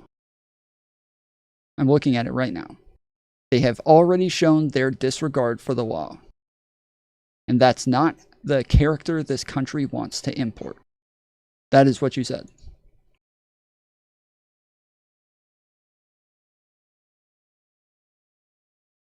Okay, so you just didn't have a reason for saying it. You just said it for absolutely no reason. Okay, cool. Whatever. That's not a huge impact. But if you're talking about people that are just integrated into a community, that are working, that have their kids going to school or whatever, but they're undocumented or illegal persons, and then you start kicking these people out, it's not just even giving money to those people to make them right or whole. I don't even know if we're going to kick them out, kick them out. You're talking about a ricochet effect through these entire communities. You're talking about cars that are going to be abandoned, that aren't going to have payments made on them. You're talking about properties that are going to be abandoned, that aren't going to have rent paid. You're talking about companies that are going to lose employees, that aren't going to have workers. Like, all of these effects are happening for some vague notion of fairness in a country that elected a guy who's a 34-time convicted felon. Not to point anything out in particular about Trump. I'm just saying that it's interesting that we're able to make some concessions on fairness in some places, but then in other places we're like, we have to do this exactly 100% the right way. But that right way could never include some sort of... Exactly. And what I did not say is that they will continue to break the law. They already did.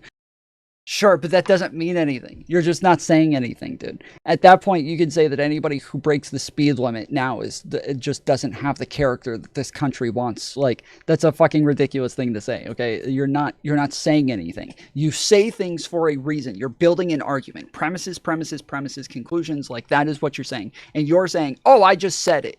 I just said that they just broke the law. That's all I said. That's it. That's all I said. They just broke the law. Like, okay, so you're just saying it for absolutely no reason. It doesn't mean anything. It doesn't like communicate anything. It's not a premise to a larger idea or some sort of conclusion. It's just, oh, I just said it. You do this all the time? I do not. I very consistently make sure that I'm actually making arguments, that I'm actually making prescriptions, that I'm saying things that are going to lead to a conclusion. I am very consistent on this all the time. I don't just sit around just saying things for absolutely no reason, but I'm saying things that are either combating an idea or are like leading to a conclusion that I think makes sense. Like, these are, yes, breaking the speed limit and breaking into a country are two different things, LMAO. The majority of people who come over the border illegally are charged with a civil violation that is the same level of violation that a speeding ticket is. So they're not misdemeanors, they're not felonies, they are civil violations, and they are, sure, they're different violations.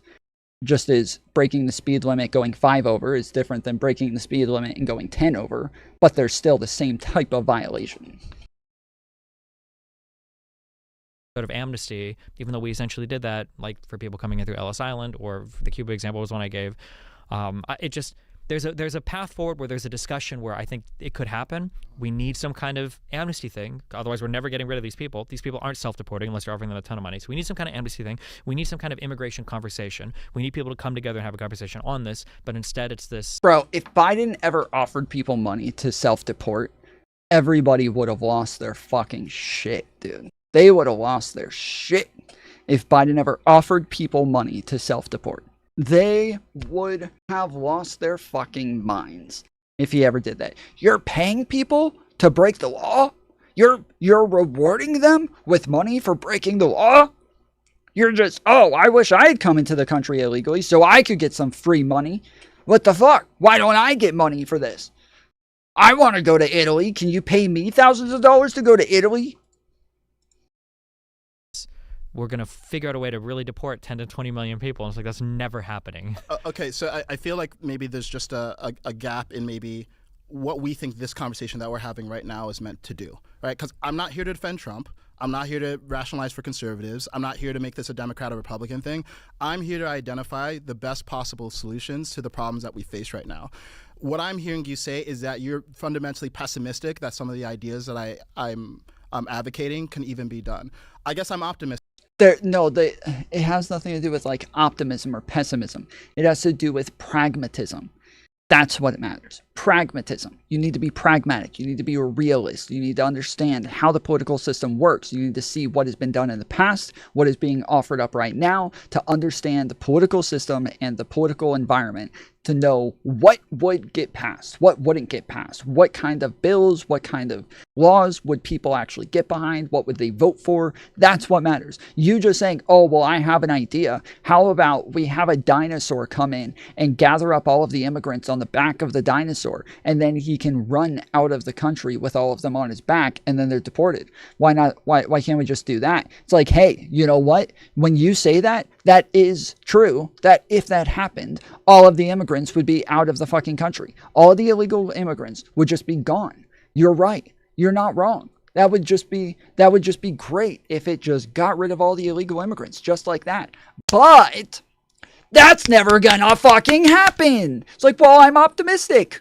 What do you want? What do you want? I'm just being an optimist. Come on. About it. And I think that if we have conversations like this where we can at least identify what the best thing is, we can start changing the political will of the masses so that we can create enough political will to get them done. And you're saying it's infeasible. What I'm hearing is it's politically infeasible. I don't think it's logistically infeasible to do what I'm talking about. I don't think it's oh my goodness. Oh my goodness. That's what you're talking about, though. You're talking about politically feasible. That is the conversation. You're having a conversation about what is politically feasible. We're talking about politics. We're talking about political prescriptions. We're talking about laws that can be put up as bills for people to vote for. That is what we're talking about. That is what we're having a conversation for. You don't have to defend Republicans. You don't have to defend Trump. But you do have to be able to come up with something that is actually feasible. This is something that could actually happen. It is a real solution that could actually happen in the real world, this real world that we're in here, this timeline, right now, here, right this moment, with Trump as president and the Democrats that we have and the Republicans that we have in the Senate and Congress. This is the world that we're talking about, where we would want to know what solutions there are. Outside of that, yeah, if you just say, well, I think the best thing is for us to have a Republican president who would come up with a solution to get more judges in the processes so that we could get people processed faster. It's like, oh, that would be cool, wouldn't it? But that's not happening. That's not going to happen. That would be great, but it'll never fucking happen. You got a bunch of Democrats who are currently pushing for this, so why not just support the Democrats who want that? Right now, just support them. They're already trying to get that. But the Republicans, they're not going to do it. Why? Because they don't want to fix the immigration issue. They don't want to fix it. They will never fix it. They will never, ever fix it. They're not trying to fix it. The entire reason that Trump is trying to deport all of these fucking people who are just like asylum seekers or people who are here with refugee status or all of these other things is because if he actually deports all the illegal immigrants, he doesn't have a problem to run on anymore. He doesn't have something to fearmonger about anymore. So he's not trying to actually fix the issue. The issue could have been fixed when the Democrats put up the immigration bill twice during Biden's administration. Twice they could have fixed this fucking issue, and Republicans are the ones who voted against it each time after saying they were going to vote for it. Why? Why didn't they vote for it? Because they don't want to vote for it. They don't want to fix it. They don't want to fix the issue. Democrats want to fix the issue. Republicans want something that they can run around and cry about and say, Democrats want open borders. That's it. Politically infeasible to give people an incentive to leave because we're doing that. I don't think it's politically infeasible to enforce the law so that companies aren't paying people under the table because we can do that, or we do it selectively. So let's just do it all the way. I don't think it's politically infeasible to force some people out of the country, although we should keep that to an absolute minimum. Recently, DHS reported that part of the reason that they're giving people $1,000 to self-deport is because it costs $17,000 to force deport.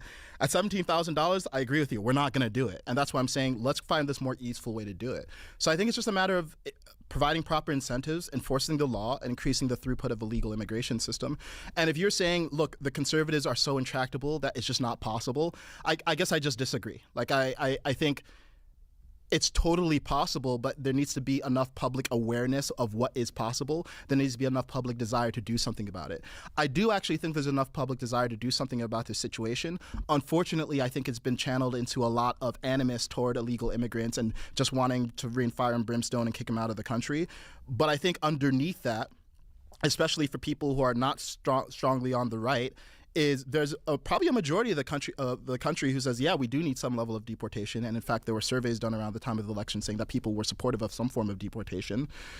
And people just need to be made aware of a better way. So, yeah, I believe it's possible. I think this conversation hopefully helps people become aware and change their mind and become open to that. And that gets channeled into the will of Congress people through the legislative branch, because that's the way government's supposed to be enacted. But yeah, we're talking about this vague notion of fairness. I'm going to say again, it's abstract, but it's incredibly, incredibly important, because right now we're the most divided that we've ever been. There's a least level of public trust. Things are being done forcefully because we can't do things through reconciliation and actual conversation.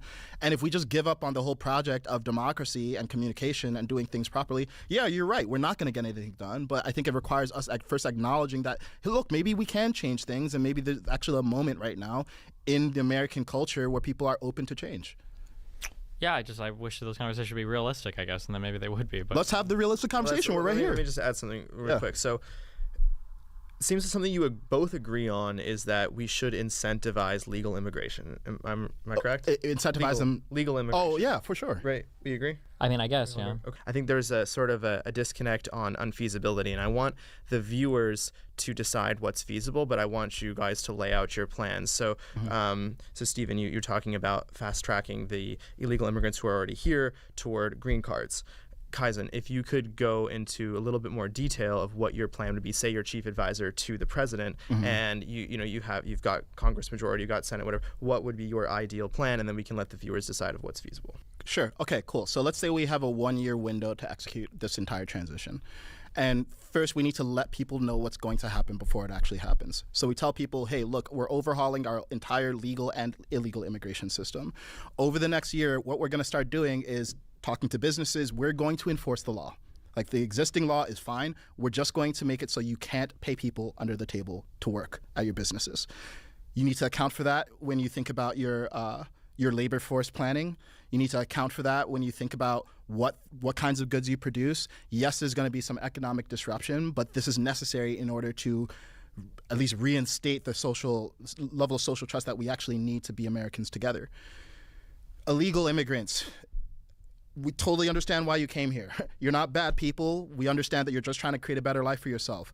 But the way that you came into the country, the fundamental rule upon entry was violated. You came into the country by breaking the rules. It's not fair to other people who are following the rules here in America. It's not fair to other people who have been waiting in line to get into the country. And it's a non-starter. And the reason why America is so great and the reason we want to come here is because we're a nation of rules. So, sorry, but over the next year, we're going to ask you to leave. The way that we're going to ask you to leave is we're going to help facilitate you leaving. Like logistically, like we can arrange public transit so that we fly people out to their home destination. We can make deals with people in these Central and South American countries so that they accept these people back. Like that's what we've been doing, obviously on the most negative way possible with El Salvador, accepting prisoners from here. But we're going to ask you to leave, and we're going to incentivize you to leave with a resettlement payment. It can be somewhere between $5,000 to $10,000 per illegal immigrant. And that gives you time to get your affairs in order. And if you don't do that voluntarily, unfortunately, we're going to have to forcefully deport you at the end of this year. So you have this grace period to figure it out. And then as far as the legal immigration system goes, I agree with Stephen. We've been incredibly inconsistent with our legal immigration system. I think we saw it with the H-1Bs. I think we're seeing it with the white South African Afrikaners. It's not transparent, like what refugee status, asylum status, who gets to be here. It feels like a bunch of pet projects. So instead, we should have a very transparent system with a criteria. And we actually do have a criteria already in our immigration system. And admittedly, I'm not super learned on exactly what the issues are that are making it so inefficient. But the commitment is, hey, if it's a staffing issue, let's get the staffing better. If it's a database and systems issue, then let's solve the databases and systems. But there needs to be a will to do it, not just because we think we wanted to open the doors to legal immigrants, but because we actually need people. As Stephen has identified, we actually need people to be doing these jobs. Let's prioritize the people who have been waiting in line and are willing to do these jobs.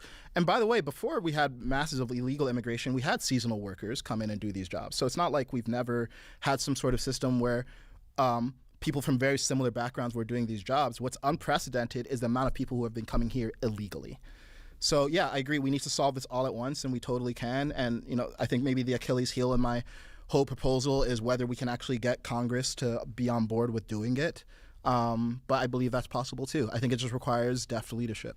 Cool. Do you want to add anything to your plan, since he was delivered a more comprehensive plan? Do you want to add to yours? Yeah, I mean, I think the thing that you're trying to do is you're trying to avoid situations that are politically unfeasible and are economically unfeasible. The reason why the feasibility matters is because there's a lot of idealistic plans that can exist, but it doesn't matter if it's idealistic. So for instance, I could solve all drug issues right now in the United States if I would just tell everybody to stop doing drugs. If you have an addiction, just stop, right?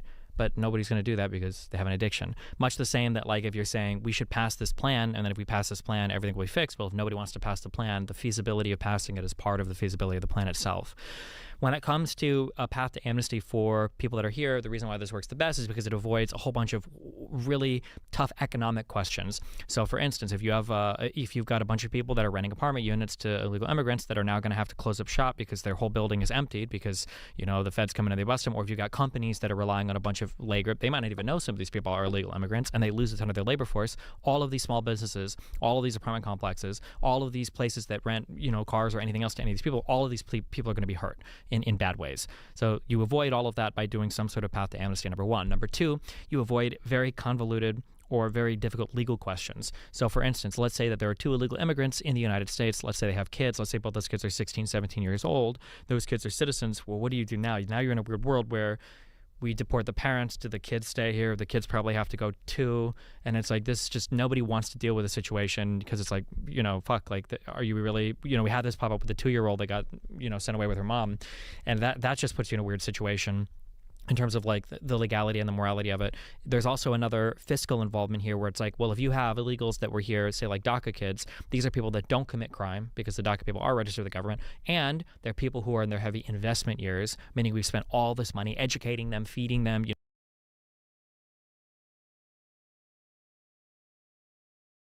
has spiraled into federal raids, violent clashes, and a constitutional showdown. What's really going on with the Greta Thunberg kidnapping scandal? Leaked DNC audio just exposed what's really going on with the Democrats, and the fallout's just starting. And Alex Cooper just dropped a bombshell sexual harassment claim. We're jumping into all that and much more on today's brand new Philip DeFranco show, your daily dive into the news.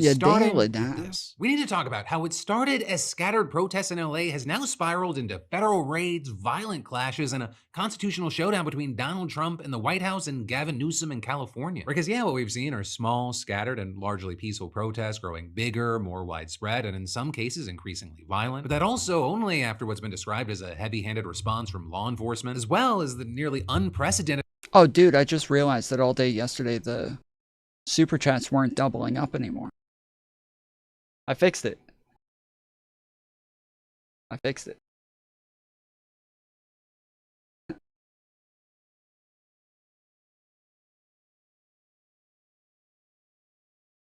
I did it.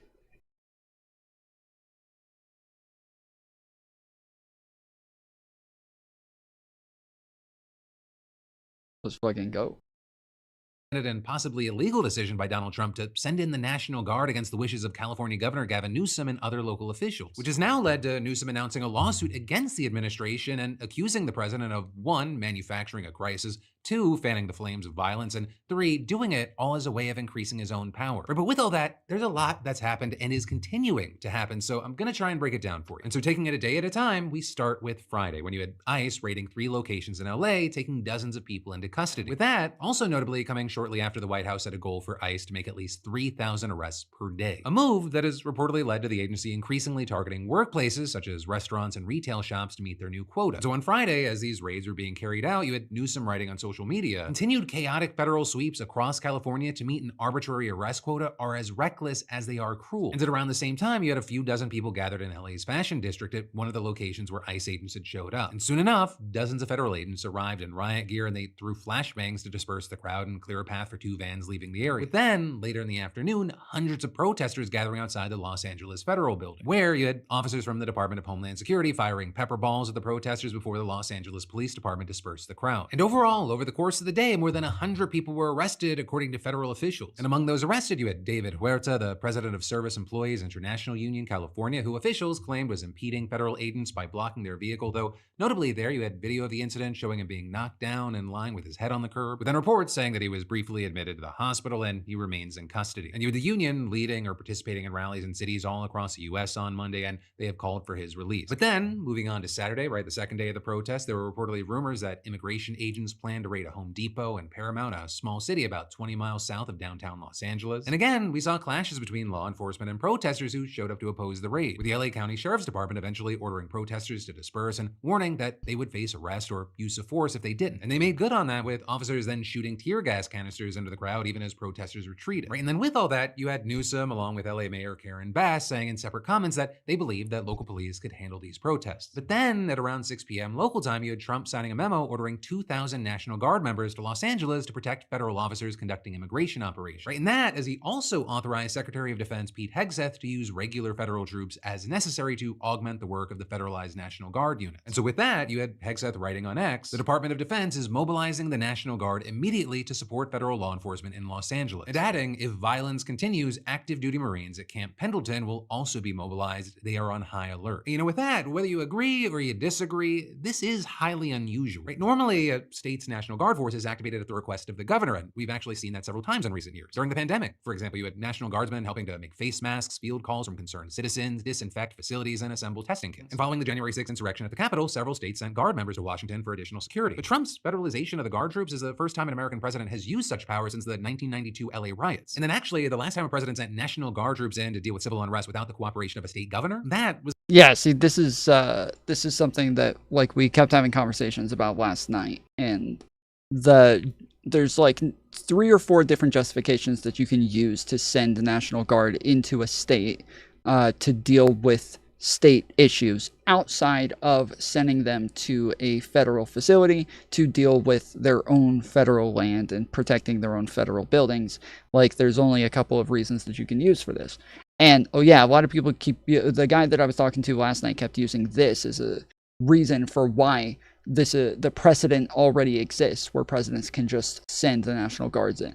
But this was an issue where they just weren't abiding by the federal law, and so they had to send the National Guard in to force the states to abide by federal law. That is very different. That is a very different circumstance, because that is not what was happening here. So when you talk about precedent, you have to use the same type of justification for sending the National Guard in, and that the reason that Trump is using is just not a precedent that has ever existed. And this There is not a time in history where we've sent the National Guard in like this. Trump is the only president I know of that's ever even threatened to do this, and he threatened to do it last administration when BLM was having similar issues. He kept threatening to send the National Guard in to deal with them as well, but ended up just sending them in to deal with federal buildings. So yeah, again, you have to have like something that's actually analogous. You can't just find any time that they've sent the National Guard in and be like, there you go, now it's analogous. Was in Alabama in 1965 when Lyndon Johnson dispatched them to protect a civil rights march led by Martin Luther King Jr. And so with this being a very different situation here, you had Newsom arguing, Trump's hoping for chaos so he can justify more crackdowns, more fear, more control. And whatever the intent or case may be, more chaos is definitely what we saw. Or with protesters and the sheriff's department continuing to clash in Compton, which is across the LA River from Home Depot and Paramount. And again, you had officers firing flashbang grenades and rubber bullets at the protesters who threw rocks, glass bottles, and fireworks at the officers. And back in downtown LA, you had protesters gathering outside of the Metropolitan Detention Center, with the police department there setting up a barrier outside the building and declaring an unlawful assembly and ordering demonstrators to disperse. But then you had Hassan eating ice cream, really sticking it to the man. You got sprinkles on it too. Take that, Donald Trump. Shortly before midnight, Trump bashing Newsom and Mayor Bass, but then also complimenting the National Guard on doing what he called a great job. But with that, very notably, you had Newsom quickly pointing out the National Guard wasn't even deployed on the ground when Trump posted this. So that's also not the only issue that some have taken with Trump's words. And I mean, even just from that post on Truth Social alone, because for example, you had him going on to say those radical left protests by instigators and often paid troublemakers will not be tolerated, saying also from now on, masks will not be allowed to be worn at protests. What do these people have to hide and why? Then of course, with that, right, when it comes to masks, you have ICE agents coming under criticism themselves or masking up when making arrests. With obviously a key difference there being that they're federal law enforcement agents, not random protesters. And then regarding the whole outside agitation. No, that's not. Wait, that's not a difference. That's not. I don't think that's a difference. The problem is that like this happened during BLM, where a bunch of officers were running around arresting people. Hold up, wait up, just sit down for a minute. It's not over yet.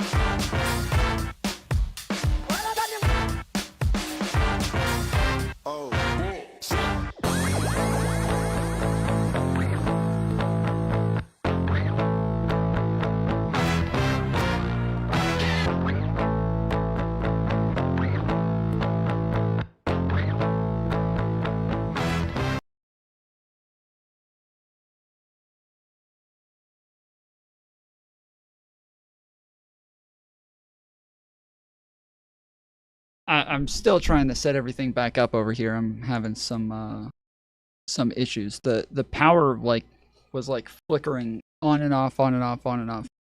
And it seemed like there was like a surge, like somebody was like trying to plug something in, and it just kept fucking up on them. And so that's what it felt like over and over and over.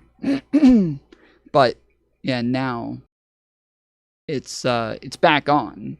I just can't get everything to connect again. So it might be taking a minute to just get the router back on and everything. Hold on a second.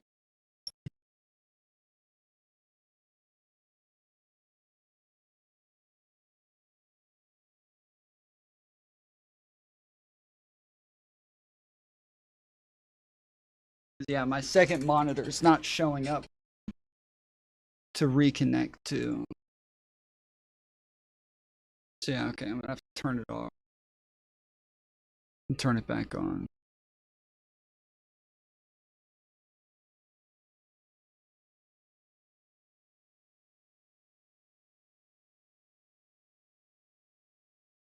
Also, make sure you hit the speed up button on your stream. If you just click the live button, it will not actually get you up to live. You have to actually click speed up.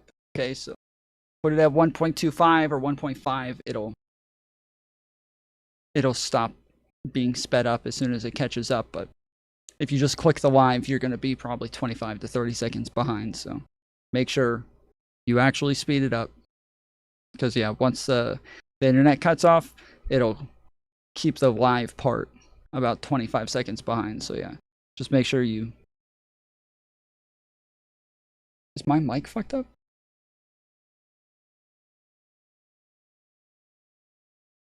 Weird. My mic keeps saying, is it fucked up?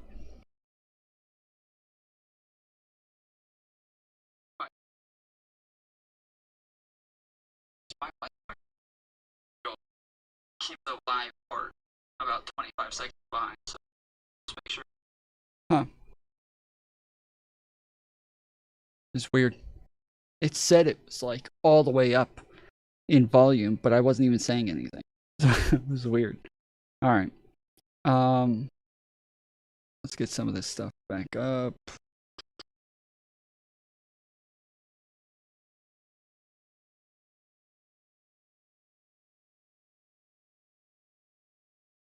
Issue that some have taken with Trump's words.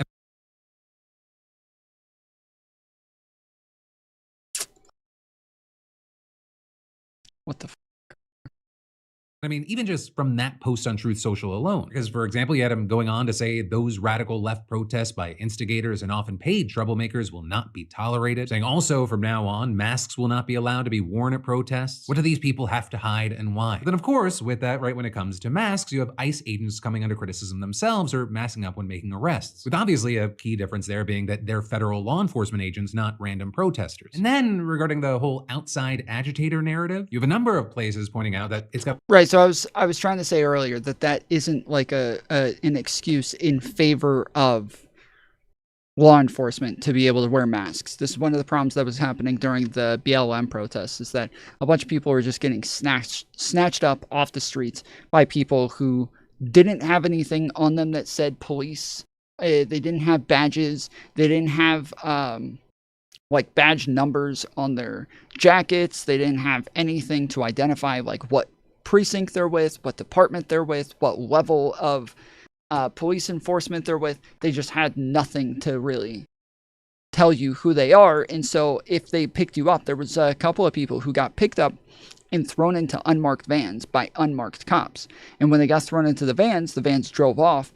And then after a couple minutes, they said, oh shit, this is the wrong person. And then just dropped them off on the side of the road somewhere else. And just took off. This person had no fucking idea who to sue. They had no idea who to go after, who to file a complaint with. They had no fucking idea. And there's videos of them getting snatched up off the street. So like, it wasn't like they just made it up. Everybody could see this van just pull up into a crowd of people, grab this one person, throw them into the back of the van, and then take off. And yeah, this person just had no fucking idea who it is that they're supposed to blame for this, or who it is that's who's supposed to be held responsible. So yeah, it's the problem with the like not wearing badges, or all the cops wearing masks and shit. Like, yeah, we need to be able to see who it is that's arresting us, who it is that's shooting things at people, who it is that it ought to be held responsible. Whereas protesters, like, wearing a mask is like, yeah, that's something that should be part of like your freedom of expression. Like, it's yeah, that's not something that you can stop people from doing. Got a long history of being used to try and delegitimize protests, including during the civil rights movement in the 1950s and 60s. Which, hey, understand, is not to say that there are not opportunists in the mix just excited for the chance to see a car on fire. But there are also a lot of people peacefully exercising their right to protest something they disagree with. And with that, moving on to Sunday, we saw both of those things on full display. We're seeing a lot more cases of apparent vandalism, property destruction, or violence on the part of protesters. I mean, at one point, for example, you had demonstrators throwing tree branches, scooters, fireworks, and debris from a freeway overpass onto police below. Then, somewhere else, a row of self-driving Waymo taxis had their tires slashed, windows smashed, and exteriors spray painted. The reason why the riots are happening is because the government has ignored human rights by not giving people's court cases. Rights come from people's humanity. Yeah, I mean, I would definitely say that that's a big part of it, is the fact that the Trump administration isn't willing to follow due process, and that they're just kind of arresting people, throwing them in the prisons in other countries, not even in their own jurisdiction, to where, again, like, they would have, you know, American rights or American due process or American judges or any of those things. They just throw them into a prison somewhere where they have no ability to challenge their detainment, you know, no habeas processes. And it's, yeah, this is kind of the line where even Democrats, in my video that I explained, even Democrats who are totally in favor of deportations of illegal immigrants are not willing to go along with this anymore, because they don't know that the Trump administration, when they go and pick up these people and detain them, that they're going to follow the law. They don't know that the Trump administration isn't going to do something illegally when they snatch these people up. Botox gnome doesn't even what habeas corpus is. LOL. So yeah. All right, we're $12 into 25, guys. We have 38 minutes left on the clock. We gotta get up to $25. Don't be lazy. Don't just lead this up to Mike Jones to come swing in and save the day every time.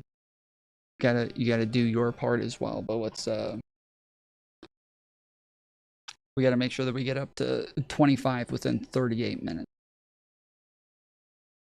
Before then being set on fire. And then several businesses reported looting late in the night, according to the LAPD. But then also, on the flip side of this, there was a lot going around to suggest police haven't exactly been calming things down. Right, Sunday, it started with nearly 300 members of the California National Guard taking positions at 3 different sites around the city, with more than a dozen Homeland Security officers in riot gear joining them at the Metropolitan Detention Center downtown. And then, throughout the day, you had officers deploying crowd-control munitions like rubber and foam bullets and tear gas. And actually, in one case, it's gone massively viral. You had an Australian news reporter being filmed being struck by what appeared to be a rubber bullet fired by law enforcement. You then also had a British photographer reportedly undergoing emergency surgery after being struck in the leg by a non-lethal bullet. You've then also seen the likes of online commentator Hassan Piker getting mixed up in all of it. He was out there, and in one clip, he spoke to someone else who had been hit. I had the Palestinian flag with the Shahada on it, and they purposely shot you in the arm? Yes, they said, get the girl with the tan backpack. My comrade overheard. There's the tan backpack, and they My shot comrade. me point blank. direct. And then separately, you saw him being a part of a crowd that was being pushed away by cops and fleeing tear gas, with him then also running alongside another clip. People who freak out about retaliation to cops at these rallies need to attend one protest and they'll quickly realize that the agitators are the armed dudes in riot gear tear gassing thousands of unarmed taxpayers who are paying for the chemicals as well as their salaries and pensions. Yeah, the people standing in the middle of the interstate are not agitating anything whatsoever. So true, dude. The people who are blocking freeways, they're not agitating anything whatsoever.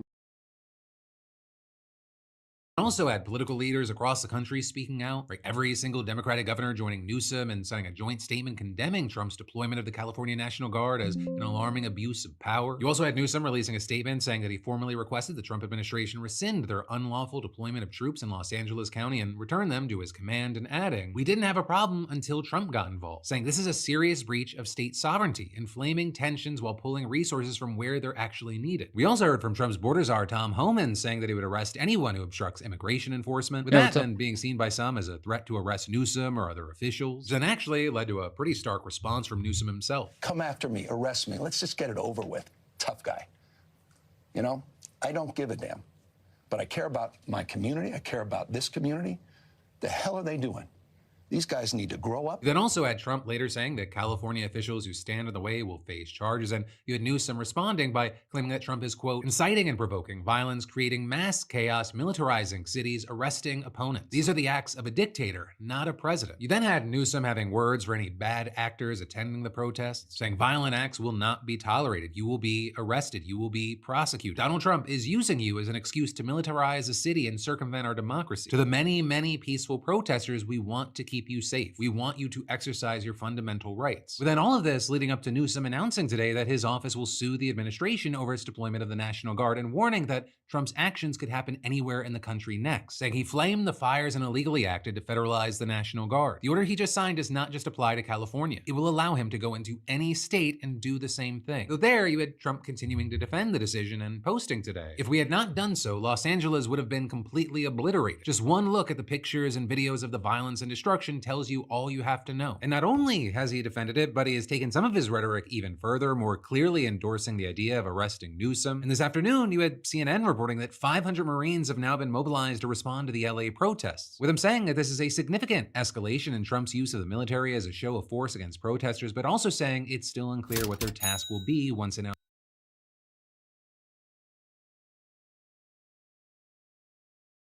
Blase Fair, thank you for the $5 sticker. Appreciate it, homie. That gets us up to 17 out of 25. Thank you, sir.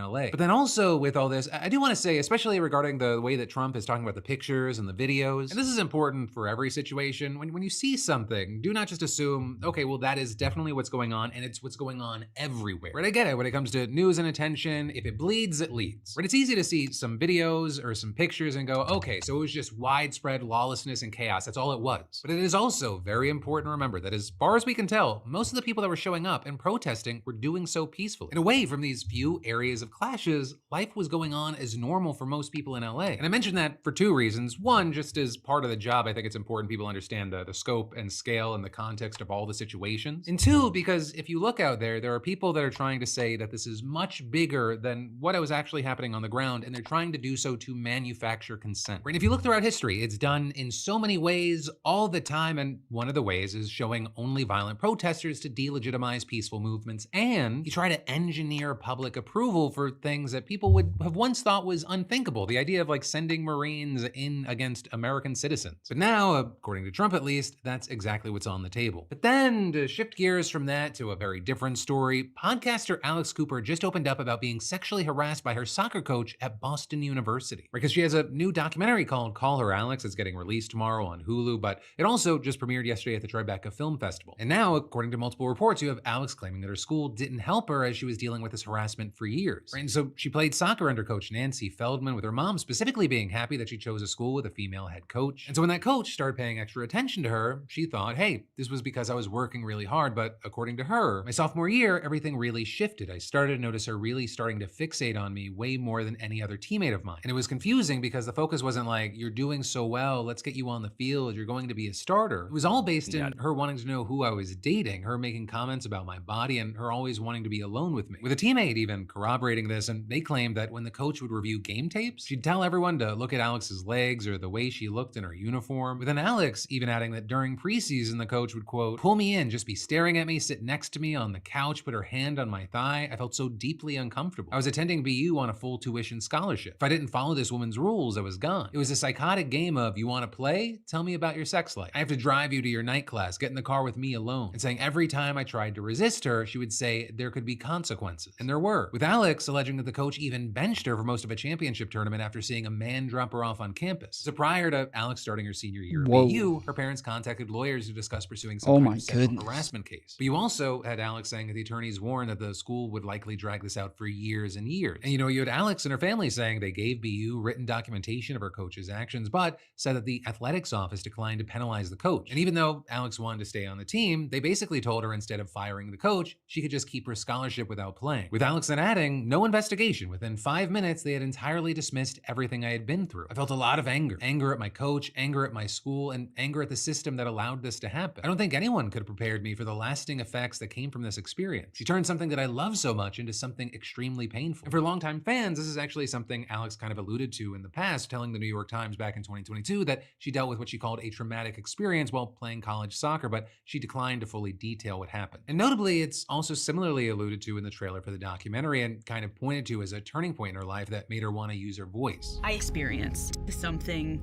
extremely painful. It was all taken away from me.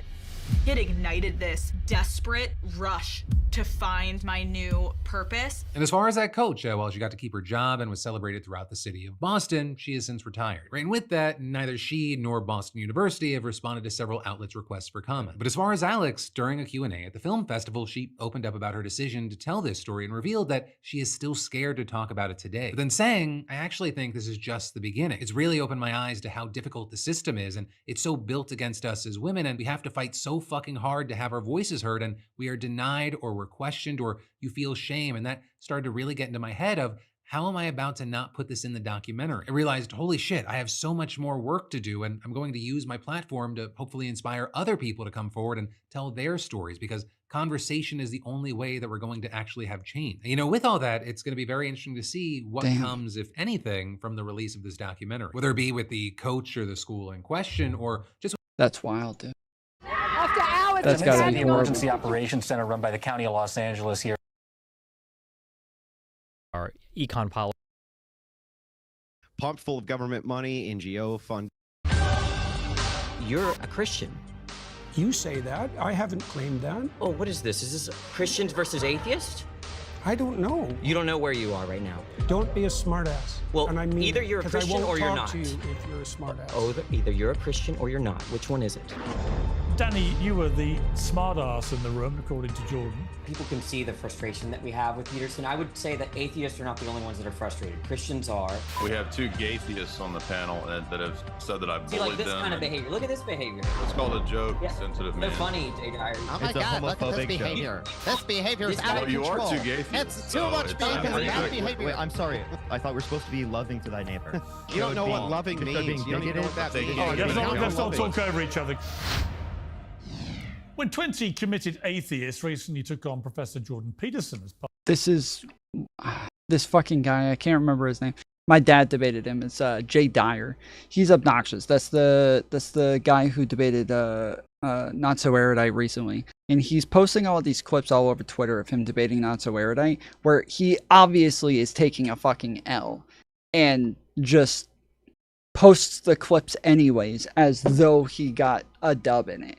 It's so weird. Like, one of them is him pulling a President's Sunday where he's like, oh, really? You think you understand this topic? Then name 5 books on this topic. And she's like, I can't, like, name the fucking books that I've read on this, but I can tell you the ideas. I can tell you, like, what it is that I learned from it. I can tell you what was said in the books, but I can't, like, I don't remember the titles of the books or anything like that. And he's like, no, you didn't read it then. If you can't even name 5 books, then you didn't even read it. So I don't remember any of the fucking names of the books that I've read. I don't, like, it would take me a while to remember. And I would have to go into my phone and, like, look at the playlists that I have to know what books I've read over the last couple of years, because I couldn't name one. So yeah, the whole, like, oh, if you can't name the books, then you didn't actually read them bullshit is so stupid. is so stupid. And he's taking a fucking horrible L while posting it as though he got a dub on it. Part of Jubilee's Surrounded series, it's fair to say it got quite intense, especially for Dr. Peterson. Two exchanges in particular took the internet by storm. So do you believe in the all-knowing, all-powerful, all-good notion of God? What do you mean by believe? What's up? How do y'all? What's your opinion on? That's the circular definition. What do you mean How when is you that say you circular? believe? How is that circular? Because you added no content to the answer by substituting the word true and believe. I said you think it to be true. You're a Christian. You say that. I haven't claimed that. Oh, what is this? Is this Christians versus atheists? I don't know. You don't know where you are right now. Don't be a smartass. Well, and I mean either you're a 'cause I Christian won't or you're talk not. to you if you're a smartass. Oh, either you're a Christian or you're not. Which one is it? Okay, so you're saying that you don't believe something if you wouldn't die for it? Not really, no. Okay. So then, How would you define belief? Something you say? Can I explain? Like, I could believe it is the case that this pen exists, but if someone like threatened my life, right, I would lie in order to be able to save my life, right? Like, I think you would do that too. You wouldn't lie to save your life? Don't be so sure. You wouldn't lie to save your life? I think everyone should look at the title of the YouTube channel. You're probably in the wrong YouTube video. You're really quite something, you are. Aren't I? But you're really quite nothing, right? You're not a Christian. Okay, I'm done with him. Well, now, in the wake of that video, one of Peterson's young inquisitors posted on X, Peterson was no Christian. Let's move on. Are there any actual Christians that want to debate? Which is quite the challenge. But one that, of course, we on Uncensored are only too keen to facilitate. So making their uncensored debut from the Danny Phil Talk channel, Danny Shaw, and Parker from the Parker Get a Job channel. And we've arranged for them to take on two of the most notorious and fearsome debaters on the internet, who also happen to be conservative Christians. The king of blood sport debating, Andrew Wilson from The Crucible, and the equally forthright author, comedian, and commentator, Jay Dyer. He's the king of blood sport debating now? What?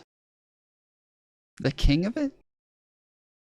From the Jay Dyer channel. Welcome to all four of you. Well, let me start with you, Parker. Were you surprised by the reaction to what went down with Jordan Peterson?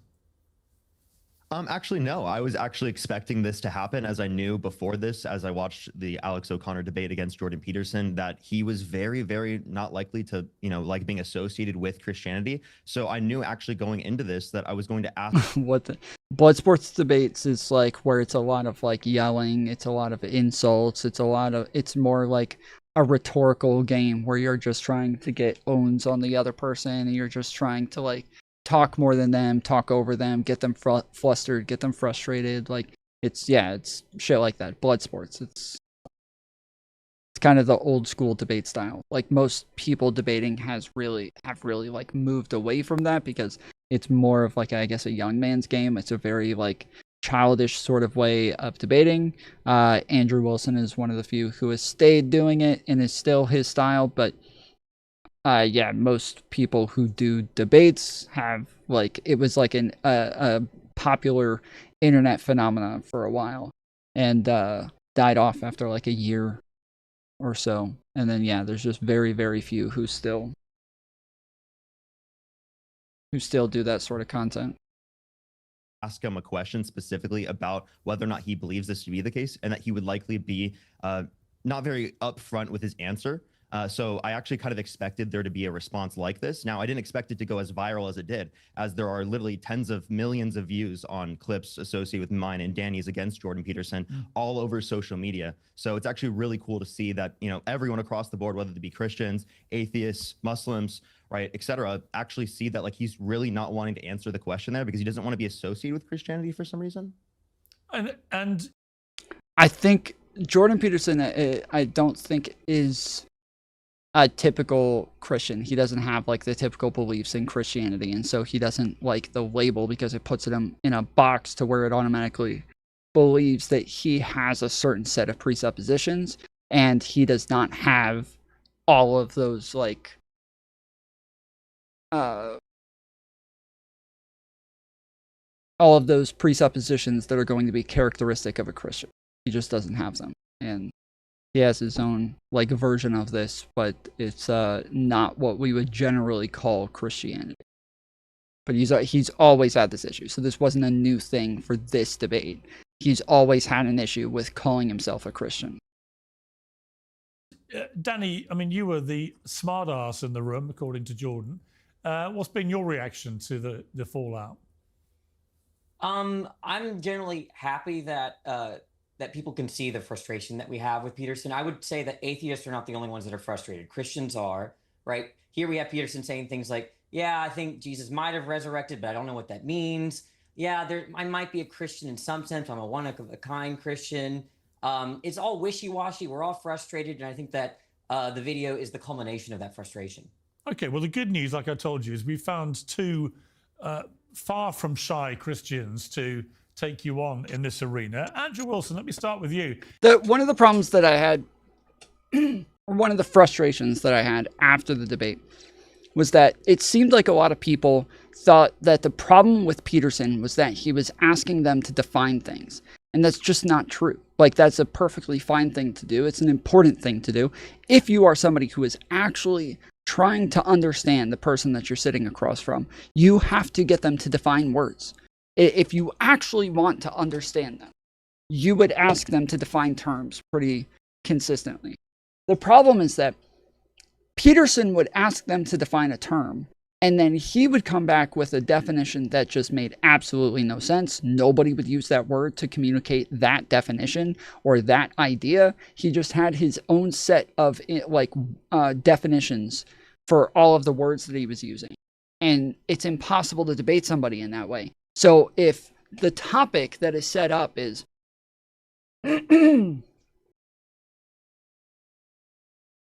he who believes in that the Son died on the cross will have everlasting love. And so they come sit down and they're like, okay, so I disagree. I don't think that he who believes in the Son dying on the cross will have everlasting love. And Peterson says, okay, so how do you define love? And they're like, I think it's going to be like a complex group of feelings and chemical reactions that are going to make one have a strong social attachment to another person, to where they would want to be around that person all the time. They have a large amount of respect for them. That person makes them feel good about themselves, and it's just it's a type of bond that they would have. And Peterson says, I think the definition of love is to be willing to sacrifice anything and everything at all moments of time. So that's love? That's love, is being willing to sacrifice anything and everything at all moments of time. Yes, that's love. It's like, okay, so if I love a woman, but she says to me, hey, I want you to start having sex with men. If I don't do that, I don't love her? And Peterson would be like, yep, it's not real love. Like, okay, well, yeah, I don't think anybody uses the word love that way. So now you've started off with a sentence that is about like everlasting love, and you're supposed to defend that. But instead of actually defending it, you've worked your way into redefining every word until it's now like a very different thing that you're defending versus the thing that they came to argue against, right? They're arguing against like a normal colloquial way of using these words, and they're not. They're arguing against a totally different version and a totally different way of talking that makes the whole sentence nonsensical. That is the problem with the way that Jordan Peterson debates. That's the problem with his definition game, is that he doesn't actually use the words in ways that other people use the words. And so it just becomes a meaningless conversation where he's able to redefine everything to move himself into a totally different statement to where you're like, okay, well, I don't even think anybody disagrees with that statement anymore. What was your reaction to these two and their showdown with Jordan Peterson? I mean, I kind of have to agree with Danny a little bit. It's like, he, like people have been wanting this guy to take the position on whether he's a Christian or not a Christian forever, on the right, the left, center, basically across the board. Now, I'll always be in some ways grateful to Jordan Peterson. He was one of the first who kind of started the trend of standing up to the pronouns people, which was pretty epic to watch. But, ultimately, he's kind of a shell of his former self. He didn't look great going through that debate. He looked kind of run down. I think that him being on with the Daily... This is kind of the way Jordan Peterson's always been, though. This isn't a new, version of him in a lot of ways. I would say that he's been getting into more topics that are outside of his wheelhouse to where he's been struggling a lot more. But I don't think this is a new version of him. I don't think this is something that's drastically different. The old Jordan Peterson that we saw on Channel 4 was a Jordan Peterson where you guys know the woman who kept saying, so are you saying, so what you're trying to say is, so what you're saying is, so what you mean by that is, and he kept saying, you're not actually trying to have a conversation with me. You're just guessing what I'm saying. And it's true that the way that she would phrase all these things was in a negative light. And it was almost like she was taking everything he was saying and trying to twist it a little bit. The problem is that anybody who had a conversation with him would have had to have done the same exact thing, because you're never sure what it is he's saying. He never states what it is he's actually trying to say. He never says it in a blatant way. And so anytime he's talking, he will word things in such a broad and general way to where it's not clear. And you have to ask a bunch of questions to try to get him to actually state his real position. And even when you do, you'll say, so what you're saying is, he'll be, what? No, I didn't say that. Why do you think I said that? What made you think that that's what I'm saying? Instead of actually just saying, no, that's not what I was saying. This is what I'm saying. He doesn't do that. He never does that. He always, what? How dare you? How could you think that that's what I'm saying? What? I would never say such a thing. And now it's a conversation about why they thought he said that instead of instead of him just correcting it and saying, no, this is what I'm saying. He never gives a clear and concise answer to where you know what you're arguing against. That is always been his game. That's always the way that he engages, and it is infuriating to try to debate against, because you never know what you're debating with. You never know what you're debating against. You never know what idea he's defending or not defending. It's just never clear. He can never actually take a stance and stand on it. And so it's really frustrating. It's infuriating to try to talk to people who can't actually just stand on their positions. Wire probably hasn't been great for him. He's not he doesn't have the kind of edge that he used to have.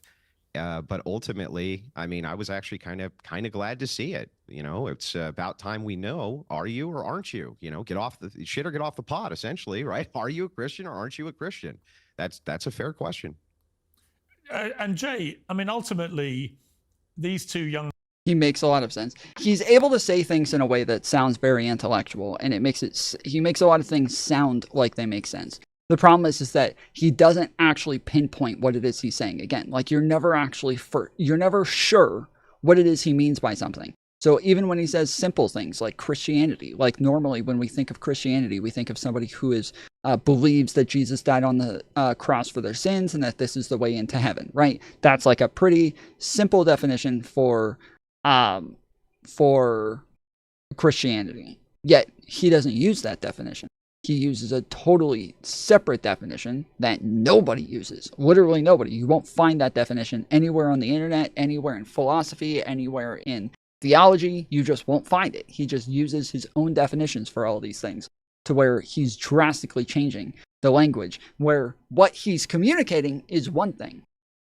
But then once you ask about it, it turns out he's actually saying something insanely different that doesn't even make sense anymore. I disagree. Okay, so give me a video real quick that you think makes a whole lot of sense. Give me a video real quick and I'll pull it up. What is a video of Jordan Peterson talking to somebody else? Okay, don't give me just something where he's just standing there talking by himself, because if we find him talking by himself, we will have absolutely no way of knowing what the fuck he's saying. We have to have somebody who's actually asking him what he's saying, and we will see in real time that his statements will break down more and more and more and more and more.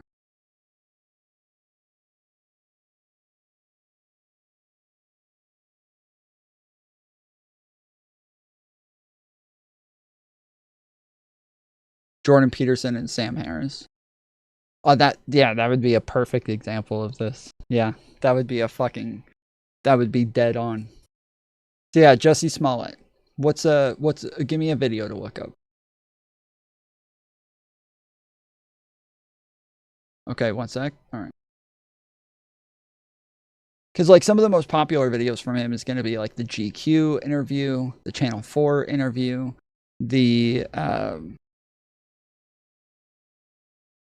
what was the women in the workplace interview, where again, it's just you have no fucking idea what he's saying.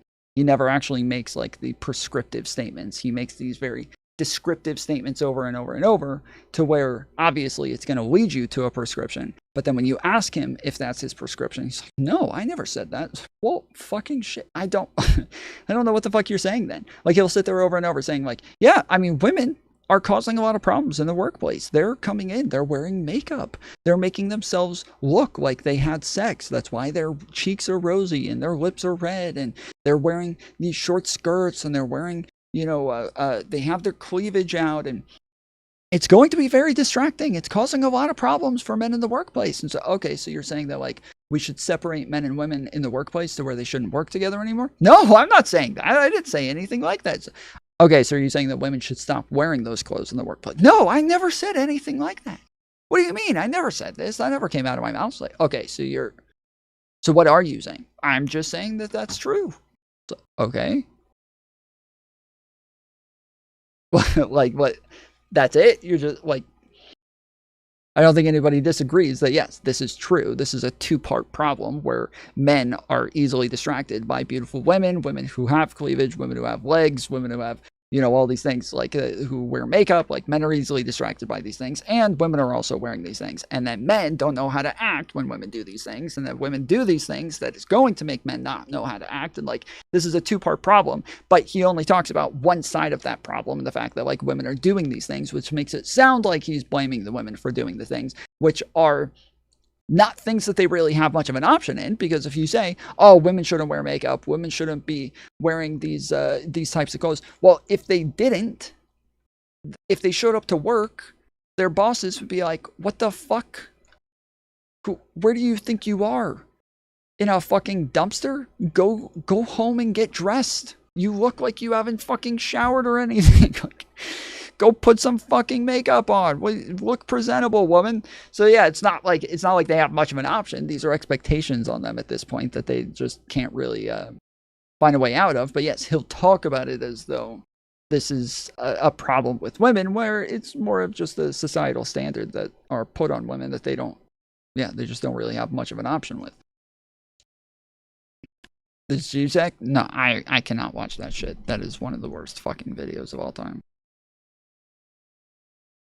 Men on the panel today, they're sworn atheists.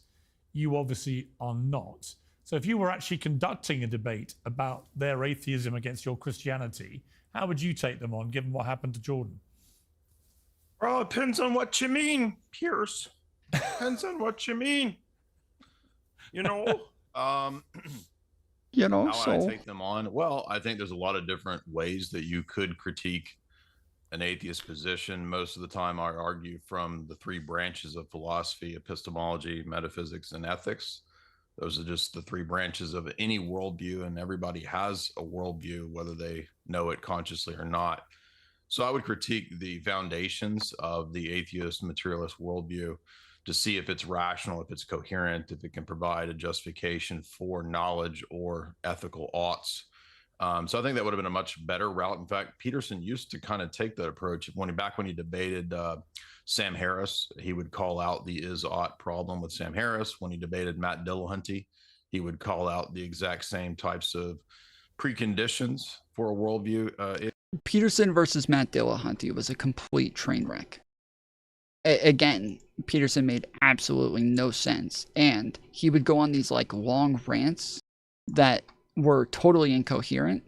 And then when Matt Dillahunty would respond, which I'm not like a big fan of Dillahunty. I'm not like a huge Dillahunty fan. But yes, when Dillahunty would respond, Peterson would kind of focus on like one small part of what he said that was not the point, and this would give him the ability to just totally obfuscate to another issue, and Dillahunty would never be able to like actually pinpoint the disagreements, because it was always Peterson just obfuscating from one thing to another, back and forth.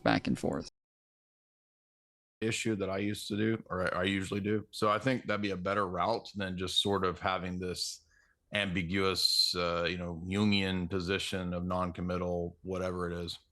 Yeah, I mean, I would say to you, Parker and Danny, that I've interviewed Jordan Peterson a lot, maybe 5-6 times on Uncensored. Quite long interviews, often quite emotional. He's an emotional guy. I would disagree with Andrew about him losing his edge. I think he's still got the edge. I also think that, putting aside the whole debate about Christianity and whether he is or not, he's always been oddly ambiguous about it for someone who's so unambiguous about everything else. But that's his right. He's entitled to do that. As a force for good, though, for young men, I do think that he always does this. Like, that's his right. Like, nobody's disagreeing with whether or not this is his right. This is always the shit that Piers falls on. Is, well, it's his right to be confusing as fuck. Like, okay, whatever. Like, nobody cares if it's his right. We're still gonna criticize him for it, motherfucker. in comparison, for example, to Andrew Tate, that Jordan Peterson has been a far better influence over the minds of young men of your kind of age than someone like Andrew Tate would ever be. Would you agree with that, Parker? I actually would agree with that, although the bar is literally in hell. Mm-hmm. Right. I mean, you must see some positives in the general messaging that Jordan... Yeah, it's like saying, like, well, Trump's not as bad as Hitler. It's like, okay, well, if that's where we're putting the bar, then there you go. If that's all you need is just somebody who's not as bad as Hitler, then you barely made it. Gives for young men about wanting to improve their lives, wanting to empower themselves, you know, opening up and so on. And do you accept that about him? I think it's good to open up, and I think it's good for like men to like want to improve their lives, but we also need to be very specific on like what is improving towards their lives. And I honestly don't think that like Jordan Peterson, like within all respects, would be upholding that. But sure, I can say he's better than someone like Andrew Tate. Like I think that's, you know, pretty obvious. Danny, what's your view of Andrew Tate and Jordan Peterson when it comes to their influence on young men? Because it is huge. Yeah, with both of them. I can tell you, when I walk around, you know, most people under 25 who are male come up and they ask me either about Andrew Tate or Jordan Peterson.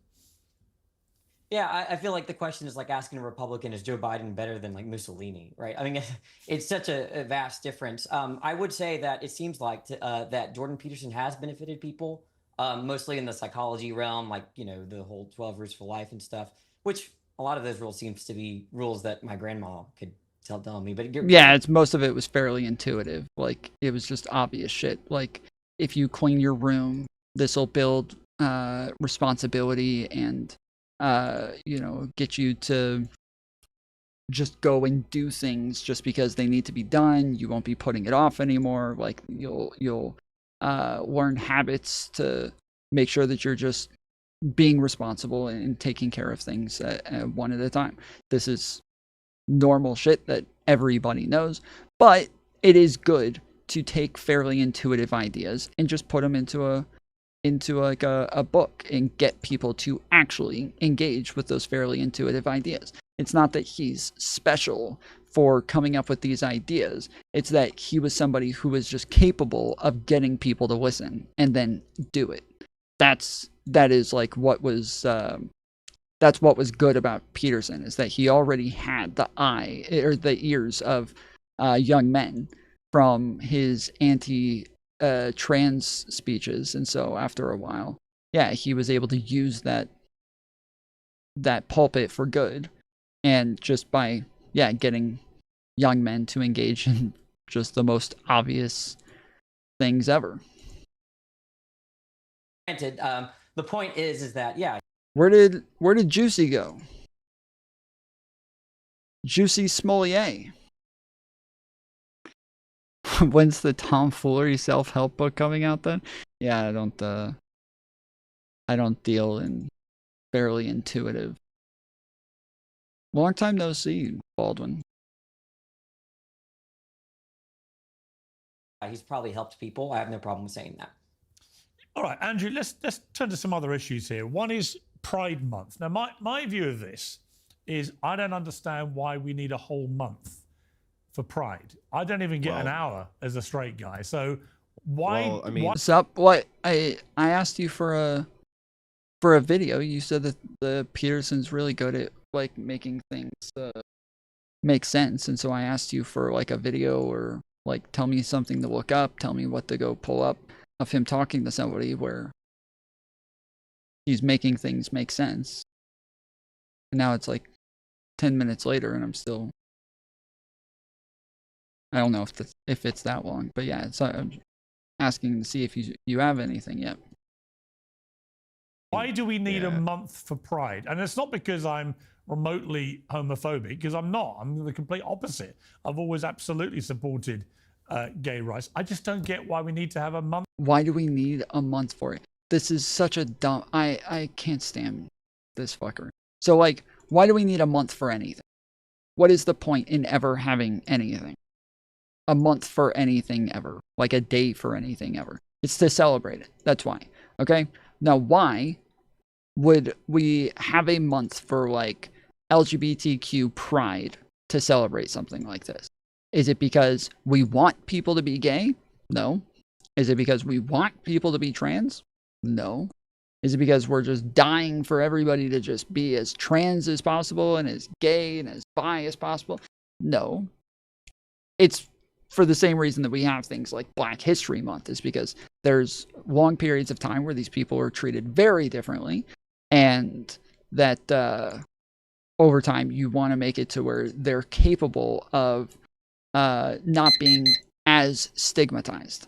And so that is the thing that, like, Pride Month is there to fight, is the stigma of trans people, the stigma of bi people and gay people. It's just meant to give people the opportunity to not be embarrassed of these things. And so, yeah, we give them a month to say, hey, just be proud of who you are and don't be embarrassed, and we'll all celebrate with you and say, hey, you're you. Good job. Okay, so the clock is up. We're still, what, $8 short? Let me make sure I added this up correctly. I feel like I might have missed one.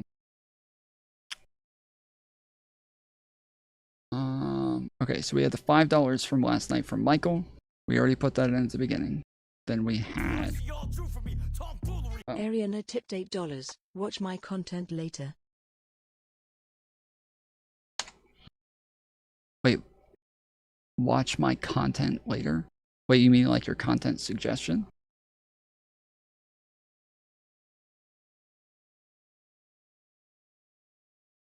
Framing logic, the insane influencer logic that tricked millions of people. Carrots are not food. Okay.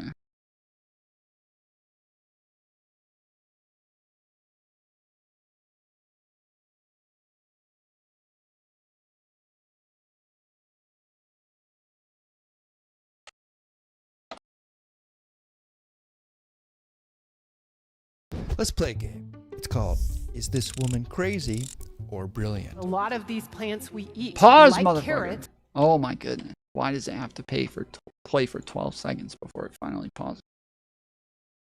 Okay. This is gonna be crazy again. Oh. Aram Sun tipped $5. A little suntin suntin. A little something. Thank you. Aaron M. Sound. All right, we're 30 into 50. Appreciate it, Aaron. And appreciate everybody using the tips link as well. The the money comes through a lot faster. I immediately get the money, especially if you use PayPal instead of the credit cards or debit cards. Even with debit cards and credit cards, I still have to wait 2 business days to get the money, but it's all much faster than having to wait 2 months as I have to with Super Chats. So yes, sending money with Super Chats, very beneficial, very helpful. Appreciate all of it.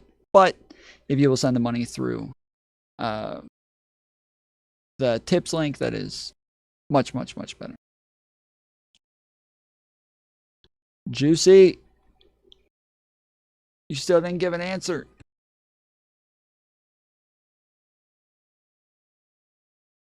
All right, never mind. So yes, we will all come to the conclusion there is not a video of Jordan Peterson making things make sense or being enlightening. Month of Pride. Beam's creatine is America's #1, and it's made by a company founded on values like hard work and delivering real results. Peers and use the promo code peers. Completely asked for 30% off. Well, Pride's always been completely astroturfed. I mean, to be honest, right from the very beginning, it's been astroturfed. It was always pumped full of government money, NGO funding. It was pumped full of corporate money. There was an article that came out, you can find in the Drudge Report, it came out today from, I believe it was Daily Telegram. It was pretty interesting. They went over, you know, a lot of the modern Trump administration and what they have done with their executive orders. A lot of companies have begun moving away from trying to kind of fund this, and it hasn't been popular for the last couple of years anyway. There's been a lot of pushback on various large corporations, companies, and NGOs. Yeah, well, it's not just the amount of time that it takes for me to get the money, but it's also the fact that YouTube takes 1/3 out of every single super chat that's ever sent. Whereas if you send the money through tips, I get the money. I think it's like 98% of it or something like that. It takes like cents out of it. Or if you send the money through Cash App, then I really get 100% of it. And so the there's my Cash App is $Tom Foolery Show. A couple of people have sent money through Cash App over the last couple of days, as greatly appreciated. But yeah, as I said, I think yesterday that I am kind of in a rush to get some money right now because I'm in the middle of moving. Everything is very expensive. Everything costs a lot of money, and so it's all a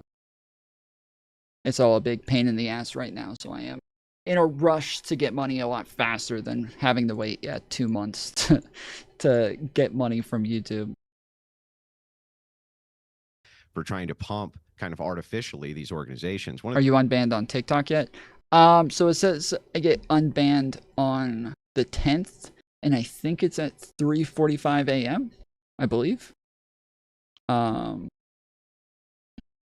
not sure, but I'll check real quick. One of the things that article points out, which I tend to agree with, is that, hey, look, ultimately, when these companies are doing this, people lose. Yeah, June 10th, 3:13 a.m. Yep. Lose trust for them. You remember there was a big thing with Target not that long ago. Anytime this comes to light, there's actually a backlash. People can kind of see that it's artificially held up. There's no reason for it. It's silly. It has never really been about gay rights. What do you mean there's no reason for it? What do you mean? It's been well, because it's always what do you mean really there's no been reason about, for it, right? They're bullies like you. Do you want me to answer right? Do you want me to answer the question or no? Yeah, you can go ahead, and I'll explain to you why I think there's a reason after. Okay. Yeah. So there's no real reason for it. It's been about pushing sexual perversion. It's never really been about anything to do with homosexuals themselves not having rights or having rights. It's never been about that. It's been about weird gay pride parades and all kinds of weird sexual stuff. It really has never been about that. And that's what the American people think. That's what they see. That's why you see companies moving away. Brendan Lynch tipped $20. Hey, yo, let's fucking go. W. Brendan Lynch in chat, guys. Thank you so much, Brendan. That was very helpful. Thank you so much. Well, that gets us to 8 hours.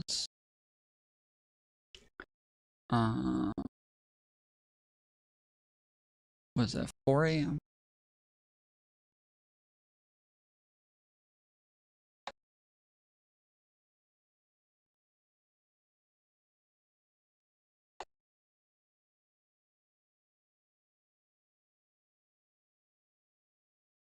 Well done, sir. Thank you very much.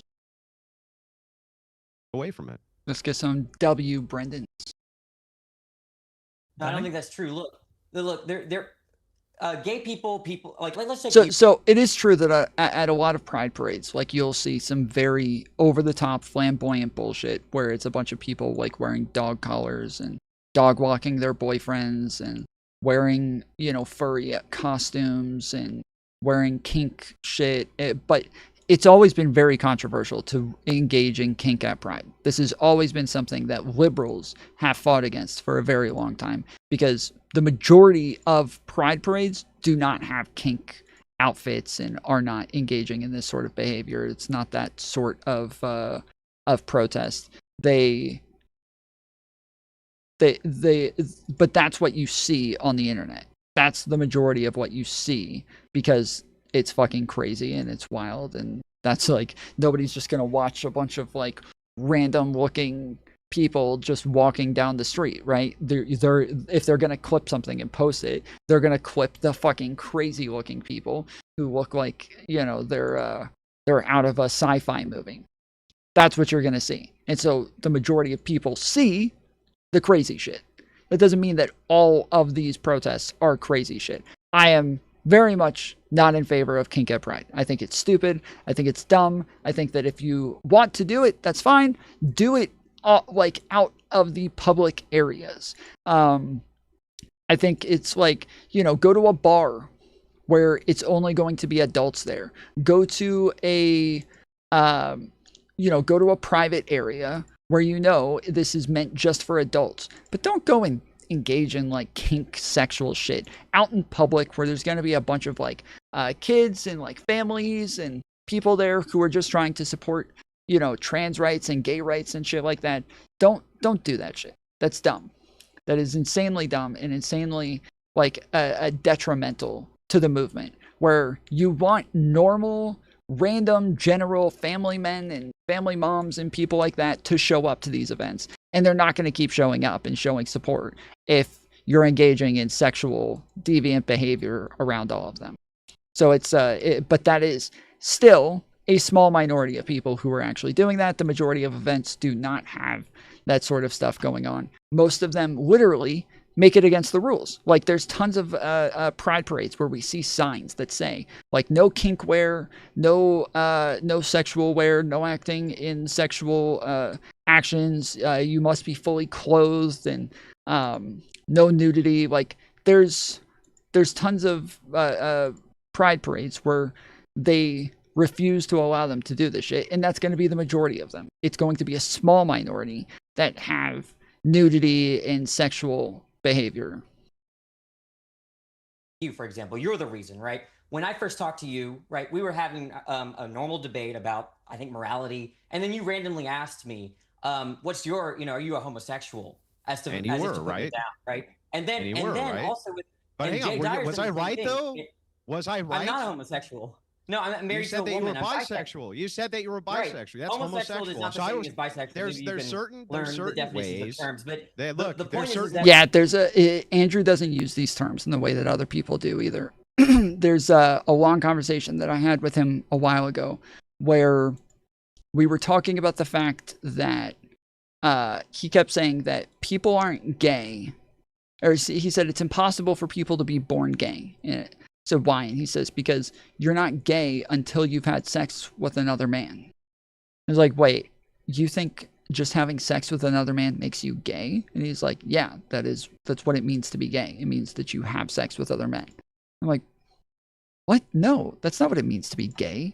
So, like, you can have sex with other men and not be gay. They're like, what do you, no, you can't. That's like, you're telling me that somebody's not gay if they have sex with other men. I'm like, well, it's a pretty like safe bet that they're probably gay, but it doesn't mean that they're gay. There's like, what do you mean it doesn't mean they're gay? That's what it means to have sex with another man. It means you're gay. Like, that's the same thing.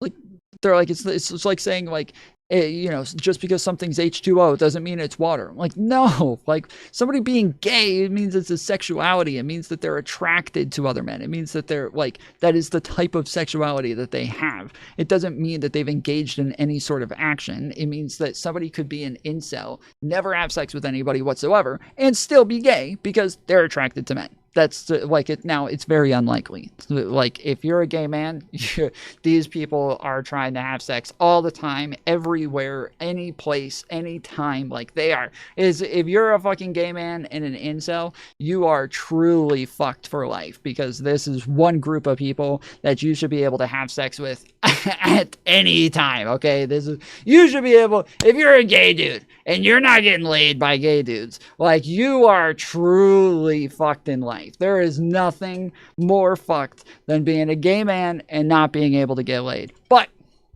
I digress. The point is that being gay just means that you have a sexual attraction to the same sex, right? That's all it is. They define it as somebody who has sex with the same sex, and that you're not gay until you have done that. That is so stupid. It's a stupid way of defining it. Nobody else uses the term that way. But yeah, I have a long debate with him and his old co-host about this. I forget the other guy's name who was there with me. Shit. Fuck, what was his name? Because we also had conversations about like defining like pedophilia, that like somebody's not a pedophile just because they had sex with a child, or like the majority of people who are child predators are not pedophiles. They are they're just like child molesters. And Zen Shapiro, no, it was another guy that was on my side of this. He was a younger kid who I think was maybe bi or something like that, but he shit. He was like a super skinny like socialist kid who put out a bunch of videos of him just talking to the camera. Damn it. Yeah, I can't remember his name. I think I literally have a video about this. Let me see if I can find it, because this is one of the videos that people use against me as like a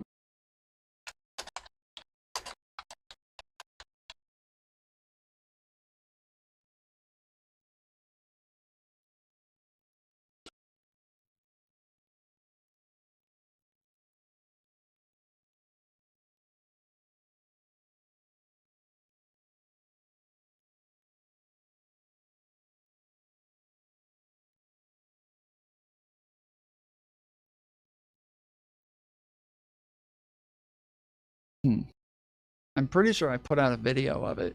But yeah, it's a younger, skinnier kid. Mouthy Infidel. Yes, that is it. Yes, Mouthy Infidel. So me and Mouthy Infidel.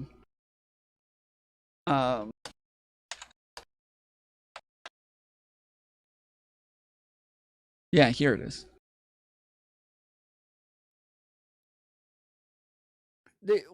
We have conversations about all sorts of stuff, and very suchy subjects. Very suchy subject. Very touchy subjects. Oh, yeah. Come back. The Mr. Girl stuff's been pretty crazy. Well, Mouthy, can we get into this conversation? Actually, we were talking about it behind the scenes a little bit. The Mr. Girl thing, right? Sure. You said you're agnostic, right? Agnostic about Mr. Girl? No. I'm pretty sure he exists. No. I know he exists. Yeah. But the girl that I actually wanted to ask you about, and it's the part where Destiny actually asked him if God ever appeared in front of him, would he believe that there is a God? And he says, and this is the atheist that I'm used to actually dealing with out in the street when I used to actually like do street street evangelism. There we go. He said, no, even if God appeared right before my eyes in all his glory, I would think I'm tripping and I'm hallucinating and I think this is false. That's a real atheist. Do you agree with that? Yeah, so, well, yeah, I mean, if I saw... Non-offending pedophiles are still pedophiles, right? That's correct, yeah. Okay, and that you just said that that's abnormal. Mm-hmm. But if you want to get rid of the stigma, that would be normalizing it. I don't think so. Yeah, how would it not be a normalization of pedophilia? If I were to ask you if you wanted to get rid of the stigma against Yeah, talking about getting rid of the stigma is totally different, where you say that you would normalize somebody being a pedophile, but not normalizing them sexualizing children or having sexual engagements with children. Like, these are very different things. I think that even talking about normalizing them is just a very bad way of having a conversation, because it's always going to be confusing. Anytime you say like normalizing a pedophile or normalizing somebody like that, everybody's going to hear you're going to normalize the behavior. And so yeah, it's a horrible way of saying it, unless you're trying to be like provocative. But anyways, yeah, this is another video where we had a conversation with him about this, and I think we literally talk about like gay people in this as well. If what you mean by normalized pedophilia is what I said, don't know. then yes, Well, yeah. I don't know how else it could be. On the inside, like, oh, I'm a monster. Nobody can ever find out about what I am. Monsters, they feel all this guilt. Them. But do you think gay if they never had sex with a man, even if they're only attracted to men? No, I don't think that person's gay. He's not. Definitionally, these would be incorrect, though. That's not how we use these words. Well, like, definitionally, we can make up whatever fucking definitions we want. you can, Sure, but so yeah, this is.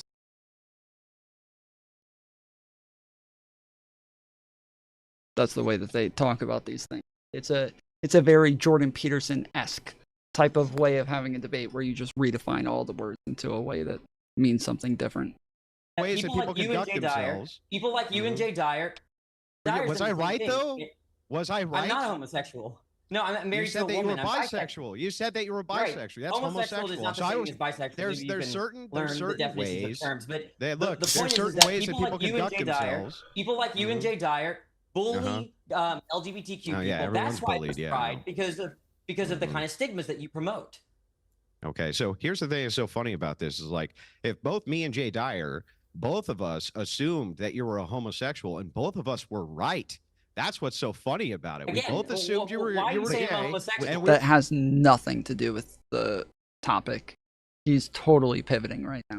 This is something that, like, every conversation that I have with Andrew Wilson, he always pivots, and his pivot is always semantic. Like, he always does this, where he pivots to a semantic difference that doesn't have anything to do with the disagreement, and he's able to just totally obfuscate on the entire conversation and never have to defend a single point. Like, this is just this is what we call the BPF. Like, it's the BPF because his name used to be BPF, Big Papa Fascist. That's what he used to go by. And so it's the BPF. Like, he just totally pivots and never actually engages in the actual topic or defends a single position at any point. And anytime you try to get him to defend a position, he'll like, if you say, like, okay, well, what is your position on this? They'll be like, well, I mean, it depends. What do you mean by this? And then you get into like a semantic argument where he never ever answers the question, never takes a position, never takes a positive position that he has to defend. This is all debates with Andrew. We were both correct that Andrew. you were gay. Andrew, is there anything wrong with him being gay? Huh? Is there anything wrong with him being gay? There's a problem with you guys supporting NGO-funded kind of AstroTurf program to promote rights, which aren't even about promoting rights. Was that a response to what he just said? It didn't answer the question the again. The whole ordeal here is, well, what's the prompt, Parker? The prompt is about pride. And so you're supporting an AstroTurfed, completely AstroTurf NGO-funded thing. It has nothing to do with gay rights at all. And people don't like it, Parker. They don't like it, Parker. Well, Parker, I would ask Parker this. Look, Andrew, you said Yeah, he still didn't answer the question, though. some things which I completely disagree with about this issue. You said women will never truly understand why men find homosexuality so depraved. We don't think there's a problem there. We know there's a problem there. I'm a man. I don't find homosexuality remotely depraved. I think people's sexuality is what it is. So I don't agree with you with some of the statements you've made. It is what However, it is. Parker, I am increasingly bemused why, when there are so many important things in the world to worry about, we devote a whole month to gay pride. He says this as though you're not doing anything during that month.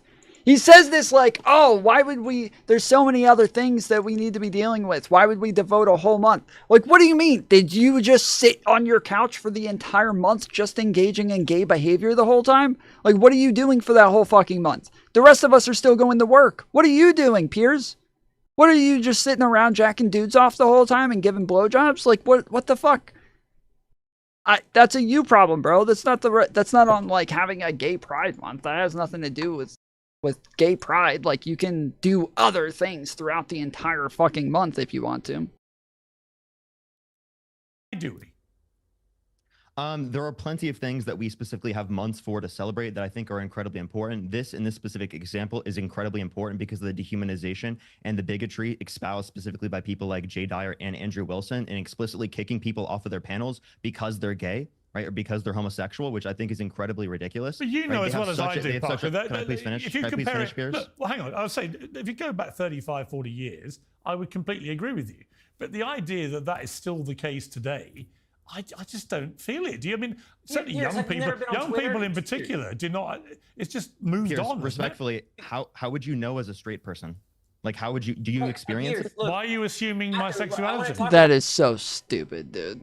That is, see, this is the type of fucking like identity politics that is so fucking obnoxious from these people. These fucking TikTokers. Like, how can you as a straight person ever know what it's like? It's like, okay, well then you're fucking straight too, dude. How do you know? Shut the fuck up. Piers, I want to talk about my experience when I went viral.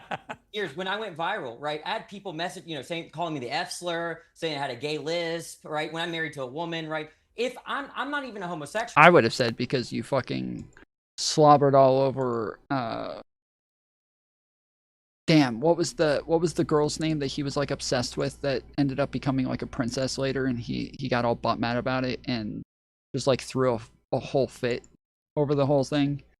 What was her name?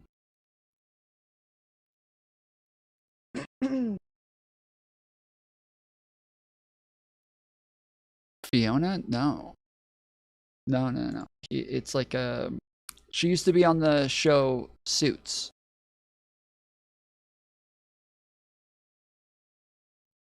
Meghan Markle. Yes. Meghan Markle. He had this obsession with her, and apparently they like met at a bar one time and they hung out and they were talking for a while, and she said, hold on, I gotta go talk to some people, and got up and left, and then just never came back. And they were hanging out for like an hour or two, just having drinks and talking, and yeah, she got up and said, I gotta go talk to these other people, got up and just dipped, never came back, and just left him. And he has thrown an absolute fit about this ever since. And anytime he sees her anywhere, and anytime she's in the news, anytime she came up, he would go off on her, dude. He would go off on like what a pretentious, self-important piece of shit she is, and blah blah blah. He's gotten fired from numerous jobs and networks for how hard he went on Meghan Markle, especially like when you're living in the UK, you're doing UK news and shit like that, and he would just go off on a fucking princess like that. It was wild, bro. He is something else. Like I was working on a video essay on him for a while, and I've got like tons of crimes that he committed, tons of like horribly unethical shit that he did. And one of the things is his obsession with Meghan Markle.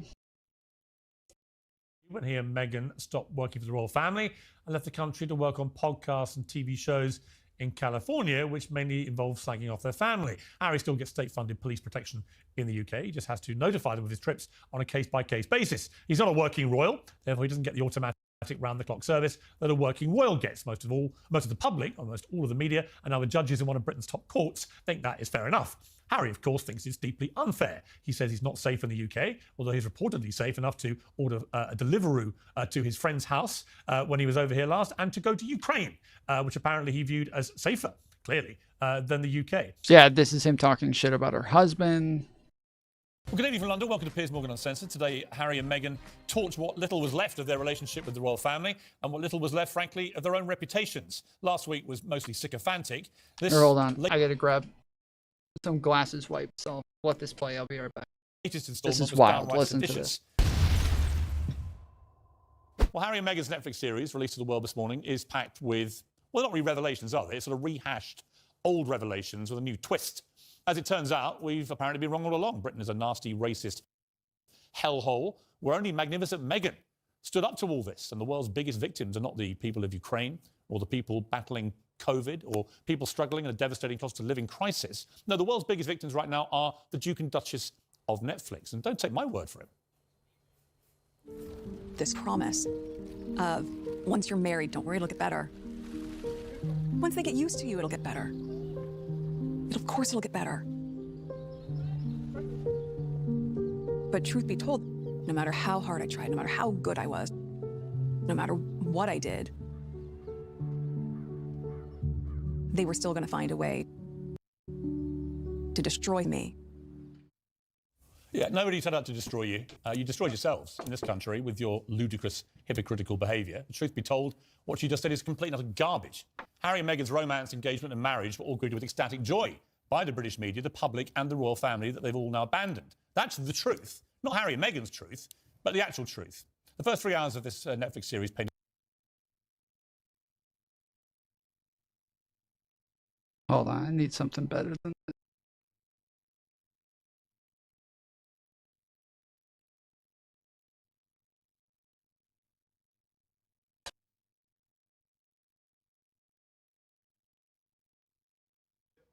And we're joined by the soft-spoken Piers Morgan in the UK. Piers, wasn't Meghan terrific last night with Oprah? Your words, not mine, Mr. Bush. I thought she was unbelievably disingenuous, and I also think that she's fired off a rocket here at the royal family and the monarchy and the Queen, which once fired is very hard to take back and is going to cause a lot of damage. She made a racist allegation. Harry backed it up. Somebody in the family said something about the skin color of Archie and their concern over it. What happens in the British press now? Do they leave that alone, or do they go digging to find out who that was? Everybody wants to know who. Well, we should be told who it is. Harry and Meghan have made an unbelievably serious allegation against a senior member of the royal family, which is incredibly damaging to the royal family and to the monarchy. Let's have the name. They know who it is. Stop smearing everybody by association and give us the name of this person. But they also say in the same interview that their baby, Archie, has had a new rule brought in by the royals to prevent him from being a prince because of his skin colour. Now, the only person that decides titles in the royal family is the Queen. So Meghan and Harry, by saying that, by making that charge, are calling the Queen a racist. And that is a disgusting slur. This is a complete nonsense, trumped up by Meghan Markle to support, in my opinion, this very spurious and unproven charge that Buckingham Palace is full of racists. Well, victim culture plays very well in the United States. Do you imagine people are consuming this differently here than there? No question. I think Americans are falling for all this. Meghan Markle's an actress. She's given the Oscar-winning performance. I would like to say I think Meghan Markle is a fucking bitch, and I do think that she is fake as fuck. I do not believe a fucking thing that ever comes out of her overly theatrical fucking mouth. I do not believe any of it. She is a piece of fucking work. I cannot stand that bitch. She is so obnoxious. But I think that, like, Piers is in, like, professional jobs where he's supposed to, like, maintain a level of decorum. It's Markle. Okay, we say Merkel. Everybody says Merkel. Okay, literally, even they just said Merkel. Okay, it's spelt Merkel. They say Merkel. Get over it. Of her life, and many Americans are buying it. They believe every word that's coming out of her mouth. I don't believe anything Meghan Markle's saying, frankly. I think she's framing everything from a completely self-pitying, disingenuous perspective where she is the world's biggest victim right in the middle of a pandemic that's killed 2.5 million people. Thank you for watching. If you want more extra, hit the subscribe button and the bell. And I understand that you don't like Meghan Markle. You've made it so clear a number of times on this programme. Even by the standards of a show in which confrontation is nothing new, this between two of its presenters this morning was extraordinary. But yet you continue to trash her. Okay, I'm done with this. No. Sorry, no. Sorry. Do you know what? That's pathetic. You can trash me, maybe not mine. No. I'm being... Sorry, can't do this. this. Is absolutely diabolical behaviour. The clash followed Piers Morgan's angry on-air reaction yesterday to the interview the Duchess of Sussex had given to Oprah Winfrey. Morgan saying he didn't believe her. This is a 2-hour trash-a-thon of our royal family, of the monarchy, of everything the Queen has worked so hard for. So were you thinking of harming yourself? Were you having suicidal thoughts? Yeah, this was the worst, dude. Watching this was the fucking worst. It was so dumb. And there was like a huge thing about the fact that like the prince was like cucking himself to her, that he was like pushing this hardcore feminist agenda because there were a bunch of pictures of them together. And I think it was People magazine, I believe, where there was like this really big deal made about the cover of, yeah, this one. This is so the fact that she's standing in front of him, he's behind her, sitting down with his arms on her shoulder, and she's standing like in the front, like, you know, this was a bunch of people were talking about like how degrading this was for him, that this was like emasculating for him, and then lefties ran around like, what are you talking about? What are you talking about? No, it's not. I don't see it. I don't know what you're talking about. You're just making it up. This obviously is emasculating. Like, this obviously is. That's 100% what they're doing. Don't fucking like lie about it. Don't gaslight everybody about this shit. That is what they're fucking doing. That is 100% what they're doing. Like, they are putting her up as like the fucking one wearing the pants in this relationship, and that she's in charge, and that he's like back in the background supporting her. That is 100% what this fucking push is. That now, if you're okay with that, then fine. Defend that. Then say like, yeah, I'm cool with it. So what? Get over it. Like, feminism, woohoo. Like, you know, that's fine. But if instead you're sitting there acting like, no, that's not what they're doing. That's not what this is. You don't know what you're talking about. That is such fucking bullshit, dude. Such fucking bullshit. You know that's what it is. You know that's what it is.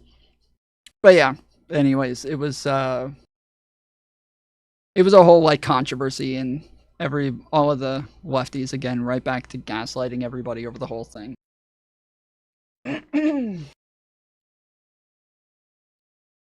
Imagine calling the royal family racist. I am as incensed as Piers. Yeah, who could imagine, bro?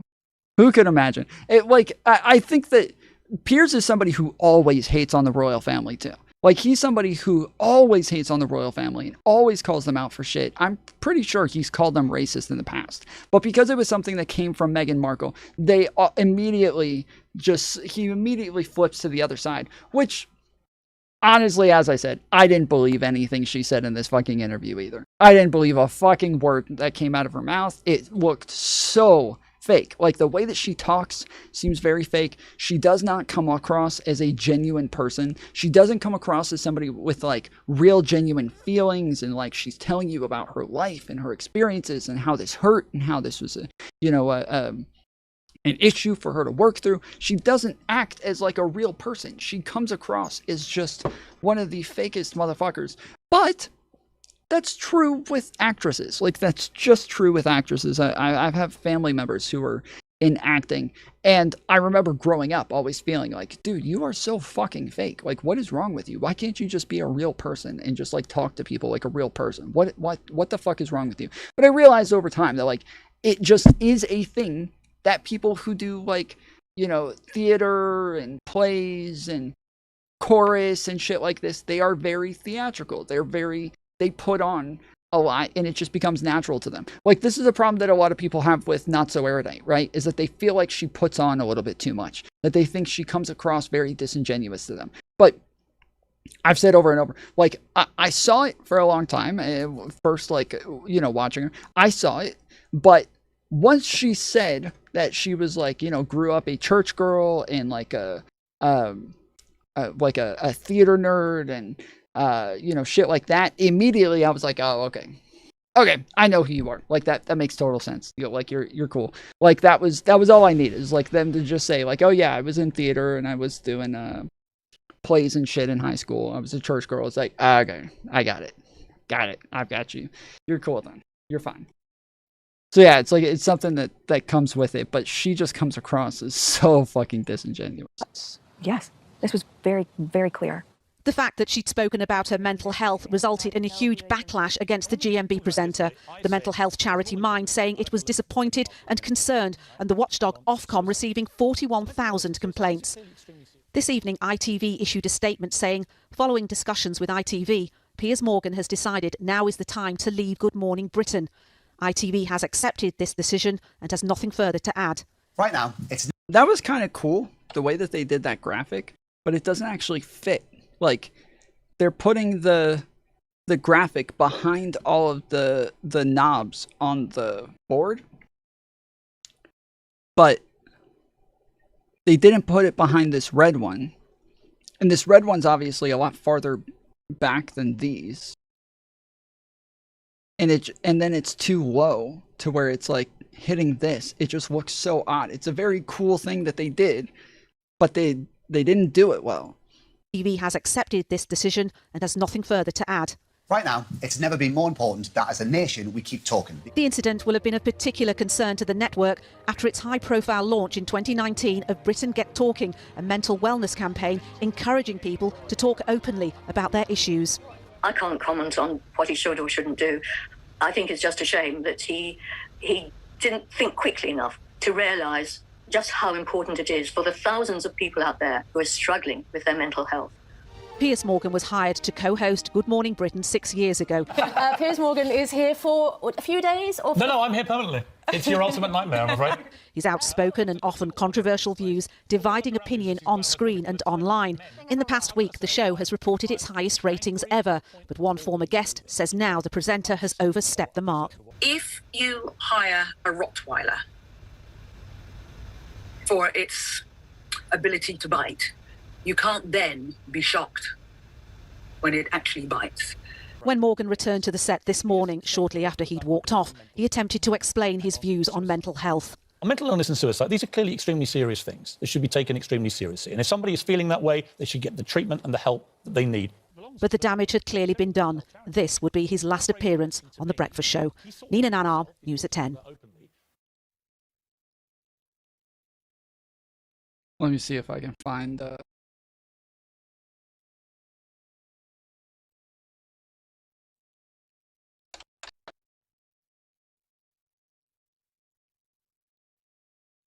I followed 4 of the stars of Suits on Twitter. Yeah. And in 5 minutes, I got this direct message from Meghan Markle. A private message, yeah. And it said, hey, I'm a big fan, and so excited you're following me. And this is She said to you? It was about 3 years ago. And I replied, and then another guy in Suits who plays another character, he got involved too. And we corresponded quite regularly on Twitter, publicly and privately. She began sending me early copies of Suits episodes. Right. She'd email me from places like Rwanda. I thought we had a good sort of friendship building. She then said, I'm coming to London to watch the tennis with Serena Williams, who's her friend, and I know Serena well too. And she said, would you like to meet up for a drink? I said, come to my local pub. I'm an Irishman. Come to my pub. So she came to my local pub in Kensington, ironically about half a mile from Kensington Palace, where she now lives. Nobody knew who she was, but she walked in. I remember the locals, right, all these old guys like this, drinking their pints, and in walks Meghan Markle like $1 million. But they didn't know who she was, but they thought she's something special. Yeah. We had 2 hours in the pub. She had a couple of dirty martinis, had a couple of pints. We got on brilliantly. And then I put her in a cab, and it turned out to be a cab that took her to a party where she met Prince Harry. And then the next night, they had a solo dinner together, and that was the last I ever heard from Meghan Markle. And I have never heard from her again. So what happened? She ghosted me, Ryan.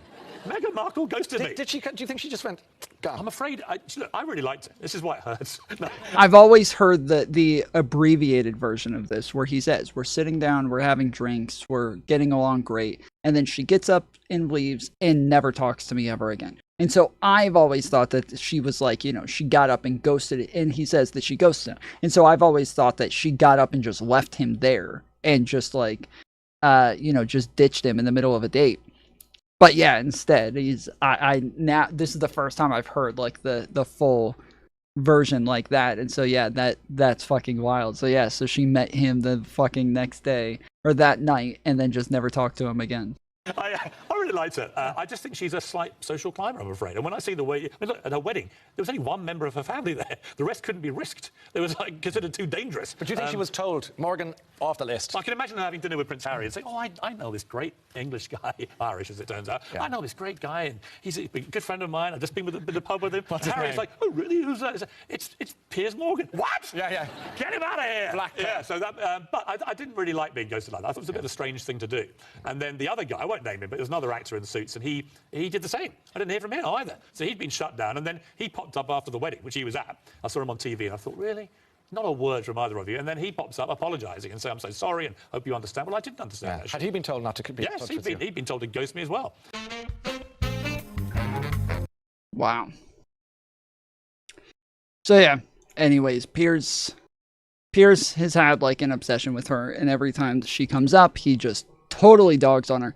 And while I agree with a lot of the sentiments that he has like against her, the problem is that he has such a fucking bias because of that story, because she ghosted him and because he had this like personal connection to her and he liked her and he wanted to date her, and then she ghosted him. Like that story just makes it to where he can't really have a say in this. He can't really say anything about it, and he just looks fucking insane anytime he talks about it because he's commenting on all of these other fucking issues that have to do with her, while everybody knows that he's just super jelly that she went off with Prince Harry. So, and if people are years when I went viral, right? I had people message, calling me the F slur, saying I had a gay lisp, right? When I'm married to a woman, right? If I'm not even a homosexual, and if people are bullying me for that, I can't imagine what actual homosexuals have to go through. So, well, what is, if you don't mind me asking, given it's now been sort of raised, and I'm not quite sure, are you straight? Are you said bisexual? he's bi. What's the deal? I'm bisexual. I've been married to a woman happily for 5 years, and we're monogamous. Okay. All Two right. gaytheists. I want to chime in. right. We have two gaytheists on the panel that have said that I bullied See, like this them. kind of behavior. Look at this behavior. That's called a joke. That's called a joke, sensitive man. So funny, J Diary. Oh my God! Look at this behavior. This behavior is out of control. You are two gaytheists. It's too much bad behavior. Wait, I'm sorry. Hold up. Are you guys Christians? I thought we're supposed to be loving to thy neighbor. Yeah, well, the only thing also includes telling you when it's wrong. Don't you love trans people, Parker? You said that you would date a trans person. Remember that? Or was he didn't say that. Just to be clear, he did not say that. He weaseled his way out of saying that, but he did not say that. He took my position on this, which is like, yeah, of course, like trans women are attractive. Like there's tons of very attractive trans women, but I would never really like date them. I would never like I'm not like attracted to them in a way to where I would have like a sexual relationship with them or anything. But he refused to actually say that. So what he kept saying, the term that he kept, or the phrase that he kept saying was, my attraction does not end at trans people. My attraction does not end at trans women. That's what he kept saying. He said it over and over and over and over. My attraction does not end at trans women. And they're like, so, oh my goodness, dude, you just said that you would date a trans woman. He's like, I didn't. I said, my attraction does not end at trans women. And he just kept repeating it. He kept repeating it over and over and over and over. It was fucking wild. Like, I think that the guy who was like berating him about it was being a douchebag, because he kept like, he was making it clear that he was uncomfortable with the question, didn't want to talk about his sexuality. But if he just said that instead and left it at that, that would have been a totally different situation. But instead, he kept saying, my sexuality does not end at trans women. Or my attraction. He said, my attraction does not end at trans women.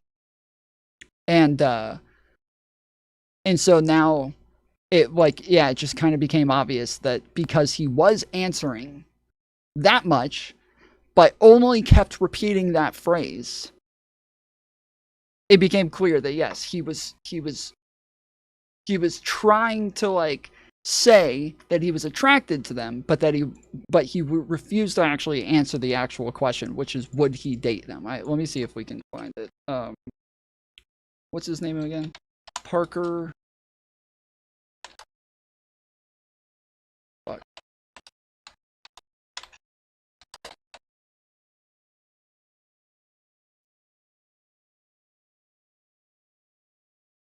Ah, fuck. Oh, it is from 2 years ago.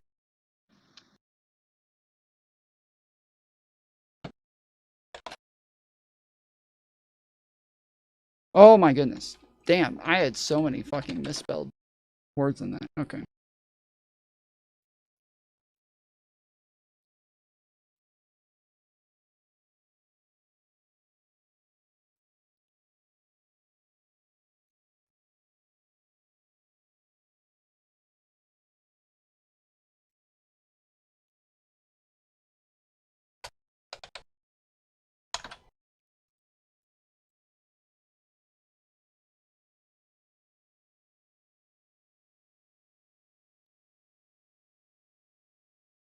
Well, fuck.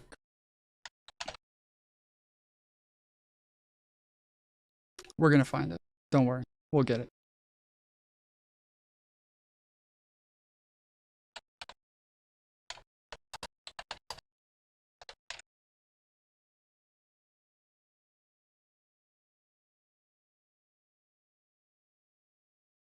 My attraction doesn't stop with people. I'm not attracted to people. Is that a boundary that I can place, or do I have to kick you off the live? Yes. You're good. You're good. Jesus Christ, dude! I don't know what the hell is wrong with you. Like, seriously, this is incredibly invasive. As a person, as a human being, I'm sorry. You are being. I'm sorry. Parker reveals he is attracted to Dylan Mulvaney. That my attraction does not stop with trans people, right? That trans people can be attractive to me. Can you please stop annoying me with this now? My attraction here. Can I? He's just saying attraction. That's all he's saying. He's just saying attraction. He is not saying I would date trans people. He is not saying that I would ever be in a relationship with a trans person. He's not saying I would have sex with a trans person. He is saying my attraction does not end at trans people. That's it. That he is attracted to them. And so he's just saying that there's some hot trans chicks out there. That's it. That's all he's saying. They're like, yeah, I can look at some trans chicks and be like, yeah, she's fucking hot. But I wouldn't like have sex with her or anything. Like, I'm not going to say, I'm not doing all that, you know. Can I answer it this way? My attraction doesn't stop with trans people. I'm not attracted to trans people. Is that enough for you? Can you now stop asking me about questions? I've been very clear. What? I've been not attracted to trans people. You would date a trans. Dude, I'm gonna go fucking insane. See, so when they ask him the clear question, so you would date a trans woman, he doesn't answer it. He just replies again, my attraction does not end at trans people. So again, if he just wanted to just like avoid the subject altogether and just said, I don't want to talk about my sexuality. I'm not here to talk about my sexuality. I'm here to debate politics. That would be one thing. But he doesn't do that. He says, my attraction does not end at trans people. And then when the guy tries to like understand what that statement means, that's when he's like, whoa, dude, this is really invasive. What are you doing? Chill, bro. What the fuck? But then we'll repeat again, my attraction does not end at trans people. And so then they're like, wait, but does that mean that you would date a trans person? Like, is that what you're saying? And he's like, whoa, dude, whoa, chill. Get out of my business, bro. My attraction does not end at trans people. It's like, okay, you're saying get out of my business, but you're still answering the question. You're just answering it like halfway without actually giving a full answer. And so if you just said, I'm not going to answer the question, that would be one thing. But you're pretending that you're answering the question. And you're not. And so now it's very confusing as to like what you're saying.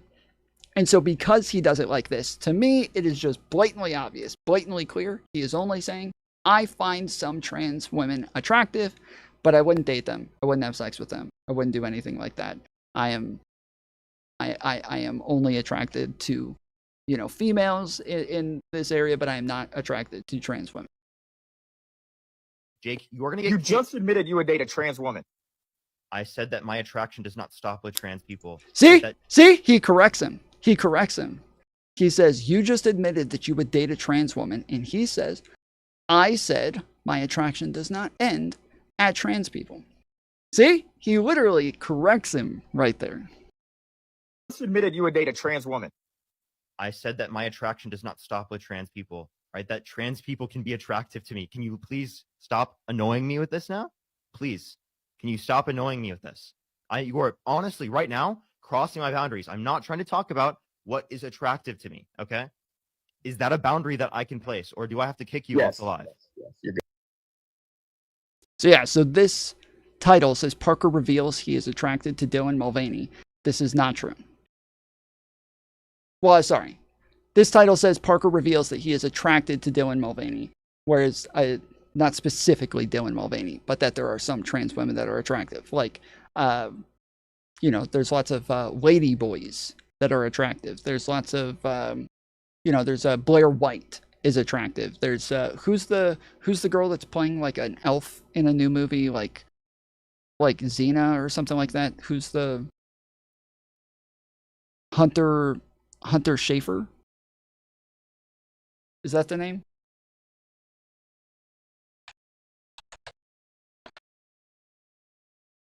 Yeah, Hunter Schafer. So this is a trans woman. Like, you would never know.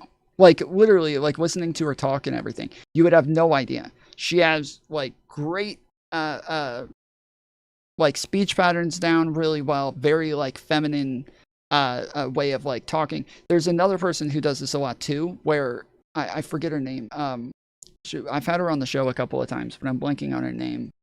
But she does this thing with her lips a lot, where she's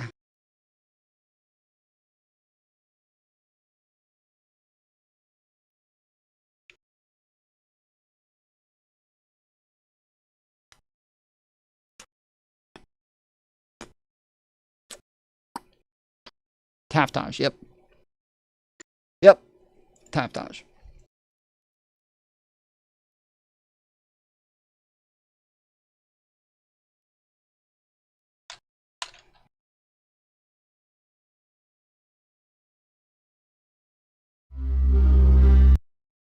So I think that that's a good.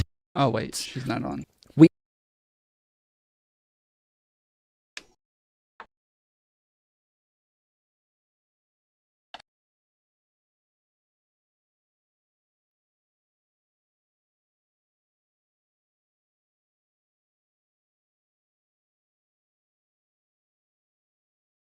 Stay up. That's like a reasonable position to have. But the way he chooses to express this is by like calling sexual assault survivors like retards and like idiot children, which I think is an incredibly immature way to deal with the topic that is only productive in like benefiting your bottom line and like getting clicks and views. That's the only like ability.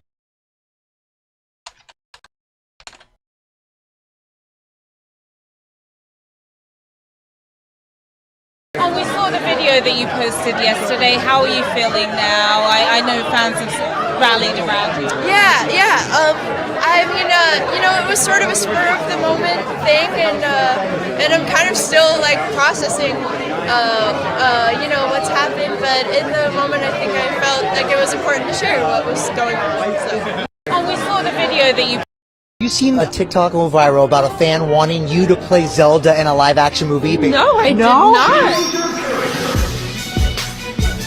Yeah, is that something you'd be interested in, or a role you would like to pursue? I mean, yeah, that would be cool. Like an elf, yeah. And I mean, I played that video game a bunch when I was a kid. That's such a good game. Yeah, I see it. Anyway. You see. So yeah, she is. Trans people are beautiful. We are never going to stop existing. I'm never going to stop being trans.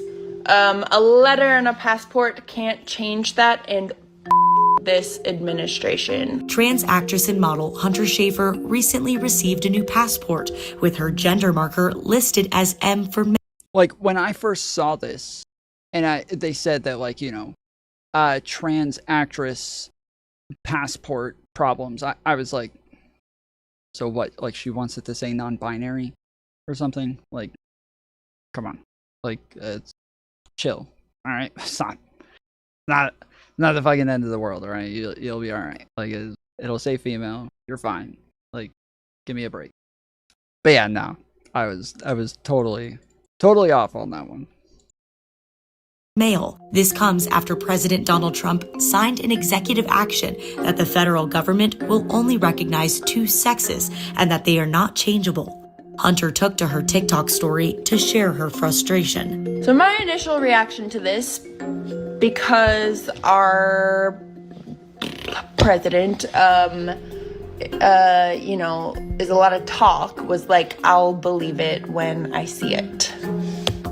And today, I saw it on my new passport. Male. But I'm pretty sure it's gonna come along with having to out myself to like Border Patrol agents and that whole gig much more often than I would like to or is really necessary. Yeah, she's very awkward when she talks, so it's kind of hard to The watch. Euphoria star said she first changed her gender markers to female nearly a decade ago, around the time she got her driver's license. And I was shocked. So realize this, okay? So a lot of people are saying like, oh, this is new. This is the Biden administration changed this, and now her shit has said female for over a decade, and this is not something that was just in the United States. There's tons of countries that have it set up to where they'll put your gender on there instead of your biological sex. This is so now that the United States has changed this, we are one of the few developed countries that does not allow this. We are one of the very few developed countries that doesn't allow this. So where everybody acts like, oh, well, it's confusing if they let you in the country. First off, it's not confusing, because if you know that our country is allowing them to put their gender on there instead of their biological sex, and they allow you into the country, apparently they don't have that big of a problem with it, right? They could just say, all right, well, if Americans are going to let them do this on their passport, then we'll never let Americans into our country again. Like, they could do that. They're not going to do it, right? Because if they did that, they would have to get rid of all of the, first world countries across the world. So it'll just never happen. But Trump is, getting rid of this as though he's fixing something when it'll still exist all across the world. So it's, yeah, it's weird. What's wrong with that? I think that What's wrong with that? I guess you are more loving than me than Parker. I wouldn't date a trans person. But, okay, is that supposed to be like a critique of me? So the problem is that these these guys can't give an account Christians. I called for you as Christians to be loving. All they've both talked of you did about not show loving. right, you don't know what loving means. You don't even know what that means. Let's not talk over each other, because no one can overhear. Jay. Yeah. So earlier in the first section, when we talked about Peterson, we were talking about what was good for men. Yeah. And whether Tate was good or Peterson was good. And now we're talking about ethics in the sexual domain, which there's no basis in their worldview for anything to be morally, objectively right or wrong, other than their personal preferences. So if there's nothing objectively wrong, there's no reason why bigotry is wrong. Why is bigotry wrong? Well, support your claim. Don't run from your claim. Support it, right? You're saying we as atheists have no basis of morality. Support that. Yeah, no epistemic basis for getting an. Yeah, this is what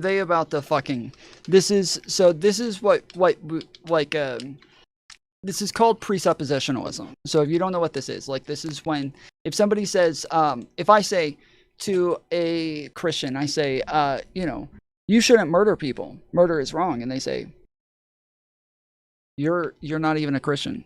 How do you know it's wrong? I'm like, what do you mean I'm not a Christian? Like, you think I have to be a Christian to have morals? And they're like, yeah, I don't think you can have morals without being a Christian. So what the fuck are you talking about? They're like, well, how do you know that it's wrong to murder somebody? And I'm like, well, because I believe that morality is like about harm that you're causing to somebody. And so if you murder somebody that's like they're not able to live anymore, that is a blatant, obvious type of harm that you're enacting on that person. And they say, yeah, but you just said because you believe that morality is about harm. What if I say it's not? Like, then we just have a semantic difference in the way that we use the word. And they say, yeah, but I don't have a semantic difference. I have an objective moral guide that is set up within Christianity. This is objective. Even you, if you don't believe in God, you can say murder is not wrong because you have some other system that you use. You have some other process. You have some other axiom that you're using to guide your morals afterwards, and we don't have that. We have objective morals. And to them, that means that their morals are better, right? So that's their entire argument is, if you don't have objective morality, then you're just picking and choosing what you want to be right or wrong. And then they say, yeah, so if yours are not objective and mine are, then mine are just better. By default, I win. You can't argue against my morals because mine are objective. It's like the dumbest argument in the world, because when they say mine are objective and I say, well, I don't believe yours are objective, you don't believe mine are objective, but I believe my system is better than yours, you don't believe my system's better than yours, so like it doesn't really matter that you think something being objective makes it better, because I don't agree that yours is objective. So I believe that yours is just as made up as mine. The only difference is I'm able to logic to mine, and you're not. You're not able to logic to your position. Ought from an is. Yeah, that's a claim. Okay, well, you're saying atheists No, it's an can't argument. account It's a for famous morality, argument. right? You're saying that atheists can't account for morality. So what's the argument for that? You can't get an ought from an is the argument. Back to Hume. It looks like you don't know what an argument is. Come on, reason. Try to go from one line of reasoning to another. I hate this. Is so dumb. Do you know what an argument is? You cannot get an Coward? ought from an is. You're an atheist. That's In a just materialistic what does that have worldview, to do there's with no ought. atheism? What does that have to do with atheism? In a materialistic, atheistic worldview, there are no oughts. First of all, I'm not a materialist. You don't know the basic problem and of that's just ought another from is? claim. That's just another Not a claim. claim, it's Can an you argument. claim? It's a famous historical. Look, you don't you're know the just difference a coward. between a claim and You an made a argument. claim, you can't defend it. It's an argument. It goes back to David Hume. Can you tell us what Yeah, it's not really an argument. He is making a claim. You have to be able to explain it. You have to be able to give an explanation that justifies your claim. But you are just making another claim. This is one of the frustrations of listening to Jay Dyer and a lot of these like Christian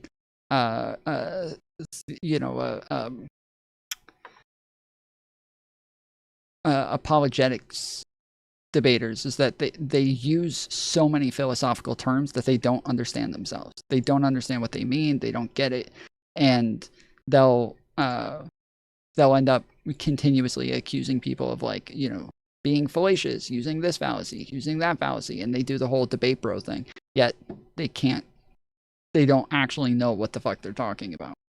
It's embarrassing. You don't even know that. Right? You don't know the difference between. Look what just happened. Look what just happened. This guy said. What just happened is that you didn't know the difference between an argument and a claim. Why are you over talking me? Why are you scared? Let me talk. Right? You just claimed that atheists don't have a foundation. Like a claim can be an argument. That's fine. A claim can be an argument, but it's not an explanation. You have to be able to explain your claim. You have so something can be both a claim and an argument. Like there's not like a difference between those two things. But when he's asking you to explain your claim or explain your argument, you have to be able to give details as to why this is true. And so if you just say, oh, well, it's because of the is ought conundrum, like, okay, that's cool. Like, what, can you elaborate on that? Or is that you just heard somebody say that one time, so now you're saying it too? You heard a famous philosopher say this once before, so now you feel like you can just say those words and now it's magical and you win. I asked you to defend it, and then you said you can't get an ought from an is. What the heck? That's the argument. That's where are you going to get from that premise, right? You can't derive that. It's an that argument. It's not a premise. It goes back to David Hume. You just didn't know that. Okay, can we get yeah, it goes back to David Hume. You just didn't know that, dude. If you had just known that it goes back to David Hume, you would have understood. That's all you had to know, dude. You just had to know that it just goes back to David Hume, bro. You didn't even know. What the fuck, bro? Oh, it's so fucking embarrassing. I can't stand these people. Guys, I think we're moving slightly off topic. Let's bring it back to Pride Month. I want to play something which has had a lot of people talking on social media. This is Sesame Street, where all the puppets... You're not going to be able to keep it on topic because Jay and Andrew are going to keep pivoting to some other topic about Christianity or about some other bullshit. They're never going to be able to stay on topic. It's not going to happen. Holding hands, making up the pride flag, and they say, on our street, everyone is welcome. Together, let's build a world where every person and family feels loved and respected for who they are. Happy Pride Month. I guess I would say, Parker, again, the problem with this is it's this kind of... Yeah, why do we need this, Parker? Why do we need this? Forced it's a whole month. Virtue signaling.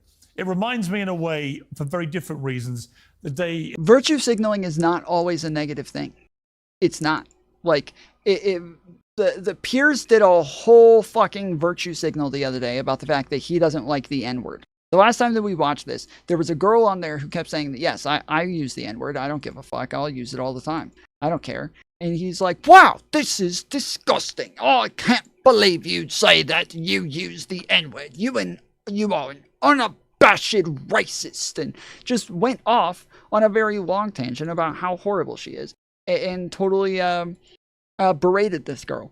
He was virtue signaling. But that is something that we ought to virtue signal about. Like, not being racist is something that we should condemn. It's something that we should stigmatize. It's something that we should make people feel ashamed for. And then hopefully over time, they're not as willing to do this out in the open. And if they're not doing it out in the open, then they're not influencing other people to do the same sort of things. And then if they're not influencing other people to do the same sort of things, then over time, that just kind of fades away. This is how society works. This is how morals work. This is how we make change norms throughout the world. This is just the way it works. But he's like, oh, you just virtue signal. And it's like, yeah, okay, like, but so do you. What the fuck? Like, there's some things that should be virtue signaled about. Not being transphobic and not being a bigot is something that I think is that is a virtue that is good to signal. That's what Pride Month is about. That is one of the biggest points of Pride Month. It's not just for people who are gay to dance around in the streets naked, but it's also for straight people to say, yeah, this is cool. I think it's fine. I don't have a problem with these people. I think it's fine to be gay. In the George Floyd fallout, when everyone had to do a black square on their Instagram, or somehow they were racist, and I refused. Oh my goodness! Everyone called me a racist. I went, why does putting a black square on my Instagram make any difference to anything? Again, with this, if you don't go along with the Pride Month stuff, then somehow you must be homophobic. At the time that happened, I had a girlfriend who was like, her family was very conservative, and we were talking about BLM and the fact that, like, everybody is kind of just straw manning the whole thing. And she was like, what do you mean? Like, they're destroying businesses and blah, blah, blah. And it's like, yeah, but that's like a very small percentage of the people. Like, you realize there's like millions of people protesting right now. If millions of people were destroying businesses, we would have a lot more destruction than what we have. But instead, we'll have like 1 or 2 businesses catching fire because 1 or 2 people out of the millions are going and destroying shit, and then the rest of it's just people who are out there protesting. And she's like, yeah, but like, it isn't they're being racist by like saying Black Lives Matter. And I was like, no, it's not racist. Like, it's just a statement that Black lives do matter. It's not to say that they matter more than anybody else or less than anybody else. And so eventually, like, we talked about it, and I was like, yeah, like, I would say that I definitely support Black Lives Matter, and that I think that you and I have been, like, brainwashed to be against this movement for a long time, and it's kind of bullshit. The next day, I wake up and get on Facebook, and she has a black profile picture.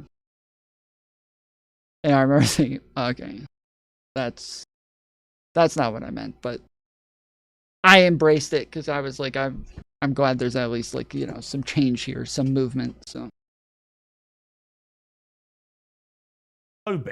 is the kind of way this all seems to work, and I don't like that. I don't understand why we have to have any more these enforced things where everywhere you go for a whole month, everything's Pride. Why? It was funny because her dad was a conservative, but he was really cool. Like, he liked to have like political conversations with me, and him and I would just sit and talk about stuff, and we would argue, but we were like, you know, we were just having normal conversations. And he was a really cool guy, and we would just be able to chill and talk about politics. And if politics ever came up around her brother, he would always be like, hey, come on guys, let's be cool, okay? Let's not do this. And but their mom was not a conservative. They didn't live together. They weren't married anymore or anything. But the mom was a very, like, extreme radical feminist. Probably transphobic as well. I don't know. But yes, she was the caricature of liberals. She was that. Like, she was the, you know, hardcore. Like, there was a picture on Facebook one day of a mom breastfeeding her child who was like 10 years old. And I was like, and you could see like it was the kid doing this with like the nipple fully showing, and then the kid's face just going like this. And I was like, this is fucking disgusting. Like, this is like pornographic. This is, if you want to make an argument for like somebody breastfeeding in public, like that's one thing. But then for you to go take a picture of your actual fucking nipple with a 10-year-old kid sticking his mouth and lips out to grab onto that thing, like, this is very different at this point. This is weird. Like, I think this is something that shouldn't even be allowed on Facebook. And she came and just like fucking went off on me about like the fact that I'm like stigmatizing women's bodies, and that this is patriarchal argument that is trying to make women feel bad for having nipples. And I was like, I'm sorry, like I have a penis, like I'm not waving it around on fucking Facebook. She's like, it's not the same thing. It's not the same thing as a penis, and just went off on me. But it was wild because her mom was like this crazy leftist who, she came on one of my shows and argued about like gun control and shit like that, and that like we should get rid of guns. And then her dad was this very like chill conservative guy who didn't really want to like debate things, but he was interested in like the points and the ideas, and he was very rational and willing to like willing to listen and hear out the other side. And it's just drastically different people, where her whole game was just name and shame, call people out, make a big deal about it, call them names, like just dig into them hardcore. And then he was somebody who just wanted to hear people out. Everyone just get on with their lives. Studies show that strength training burns more fat than cardio alone and is critical for maintaining muscle mass and bone density as we age. Jacked Up Fitness has the perfect tool. The Jacked Up Power Rack Pro is the ultimate all-in-one home gym system for a full body workout, and you can do it in your spare room or garage. I'm delighted to say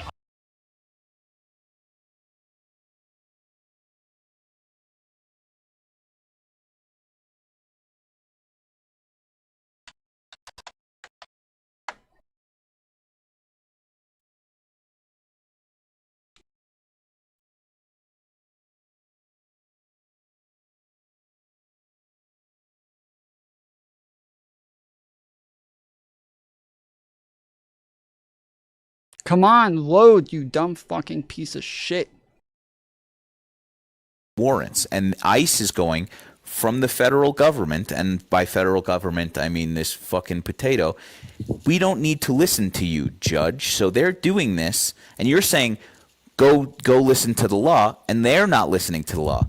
They're not upholding a social contract that you're demanding that we hold up. So what is the answer when they are acting extrajudicially outside of the fucking law? What do? It's not violence. We throw the tea in the river. If you're a visitor. We throw the tea in the river. We throw the tea in the river. Look, I think that approach. This is the guy, the good logic or good big trouble or something that that was like threatening me, saying that like he would Richard Spencer me on site and that he was going to see me soon. And this is the guy who DGG thinks is me. And so every time he like goes off on Z and calls her racist and shit like that, then I get a ton of shit for all the stuff that he's doing and that he's saying, because they think that we're the same fucking person. So yeah, he's the one who like played a clip of me or showed the title of a video where I said that black people, or they made it, the title said black people should be thankful for slavery, and then he showed it on his screen and was like, wow, I can't believe he said this, I can't believe he thinks black people should be thankful for slavery. And yeah, also, almost all of you guys are way behind on stream, okay? I've had some lag issues. If you look at your screen and it says live, it doesn't mean anything, okay? You need to hit the speed up button. So put it at 1.5, 1.25, something like that. It'll stop by itself once it gets live. But almost all of you are like 30 seconds to a minute behind, you guys need to speed your streams up because it is getting a little annoying how far behind everybody is in chat. Okay, is that not the Mexican flag? You're Could be reading, Italian. You're reading too much into. I can't that. see the color. Am I? Yes. How? Because you are pivoting. Because my point is. No, I'm not. Wait, I'm not. Okay. Were I'm the not. civil rights? Are you showing? Are you showing pride? Foreign nation. The people that were counteracting the civil rights protests were flying the traitorous flag of the South. Yes. Now you're pivoting again. I've only seen a couple videos of his holding the mic. It might be his shtick. Yeah, there's a video on my channel. Normally when I go live, I try to put up like teaser videos for my stream, and I'll tell people that I'm going live so that they come over here and watch. I didn't do one today. I forgot to, but this is a. Can somebody tell me what the hell is going on? When I first got. Hold on. Oh, I didn't hold the mic in this one. You Damn. guys are getting me confused with somebody else. Stop saying I apologize for being white. Stop saying that I woke scolded somebody. Stop saying that I kicked Z off of my show. Stop saying that I'm threatening people on the internet. That's this guy. I think his name's Good Logic or something like that. Definitely not me. But also, if you're not convinced, I'm streaming right now on YouTube. So come check me out, youtube.com/TomFooleryShow. I don't even think we look that much alike. You guys are getting me confused. Yeah, that's. We look that much alike. That's the guy. Target just. You guys are getting.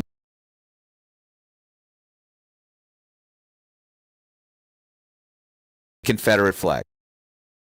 You understand that. Why are you assigning this instead of what this actually is, assigning it to like allegiances and loyalty to a different country? Good trouble, because ultimately, yes, there's extrajudicial crap going on, right? Obviously, as we both can acknowledge. But the bottom line is that ultimately, we ain't gonna do no insurrection or anything. Everything is won in the ballot box. There's a large segment of this country who is very much put off by foreign flags being flown in the nation. Yeah. And protesting, and then there happens to be some small group of people that were partaking in violence, and it all gets lumped in. And I keep hearing, it's optics. Hey, who cares about optics? Ultimately, optics is part of how elections are won, swayed, okay? And this is not helping what you think it might be helping. I think it's going to hurt. Mm-hmm. It's a pickle we're in, obviously. But ultimately, I think that this could be done. We could continue to protest, but it needs to be more measured, more thoughtful, okay? And ultimately, it's going to affect the elections. Can we do a hypothetical that's gonna like be? Yeah, the problem is that there's just not like a point to it. That's a lot of the times like the issue is that there's not like a goal that's being achieved by committing violence or burning cars or burning buildings or anything like that. There's not a goal that's being achieved. So it's kind of. ICE picked up one of your kids at school incorrectly, right? Mm-hmm. You don't know where she is. They are. I don't know who your kids are. You don't know where they are. I just sit with that for a second, okay? You don't know who took her. You don't know where she is. You don't know where she's going. How measured are you planning to be right now? Oh, my first thought is, obviously, law enforcement somehow took her. Obviously, I'm going to take the measures I would to try, but I'm not going to go commit violence. And I know that I'm going to do whatever I can within the system, because that's the system we have. And what am I going to go Superman and go bail her out wherever she is? It's not going to happen. I'm just trying to make put you in an emotional state where someone whose dad has lived here for 25 years is now missing. That's okay. Missing. Not like we know where what's they're giving you information. They called you. Whereabouts on loan. Okay.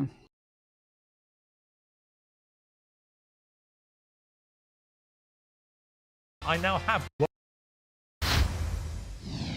Yeah, so like a way that I would respond to this is by saying that because of the bigotry and dehumanization that exists in our society, it's important to have these things for acceptance to decrease the level of bullying that exists in our society targeted towards the LGBTQ plus community. Now, no one's saying that you have to go to Pride, Piers. No one's saying that you have to involve yourself with Pride. When I go outside, I live in Los Angeles, I don't see rainbow flags everywhere. So I'm confused what you're talking In Los about. Angeles, you walk down the street and just, you must be joking, but you can barely move in Los I live in Angeles. Los Angeles. I've got a house in Beverly Hills. You may as well put a pride flag over the whole place. I'm sorry. I've been to those areas. Pride flags aren't everywhere. And when you live in Beverly Hills, right, that's specifically like not even right next to downtown. So that's where most of the rainbow flags would be. If you've actually been to LA recently. Here's my serious point to you. If you actually want to do something constructive for, say, the trans community, for example, wandering around with LGBTQ plus, and no one can ever remember now how many letters and digits there are on these. You just said it. It gets it gets bigger and bigger. And I've seen one with 2 in it and all sorts of stuff, a 2-spirit, whatever. It's all. It is IA plus. I know, but then That's there's it. 2 and everything. It gets ridiculous, right? And this is the problem with these things. It's never ending. It's like there were 2 genders, then there were 10, then there were 80, then there were 100. All of it's nonsense to me. However, it wasn't like this, however, then that, if you want to think that it's a free world, here's my point.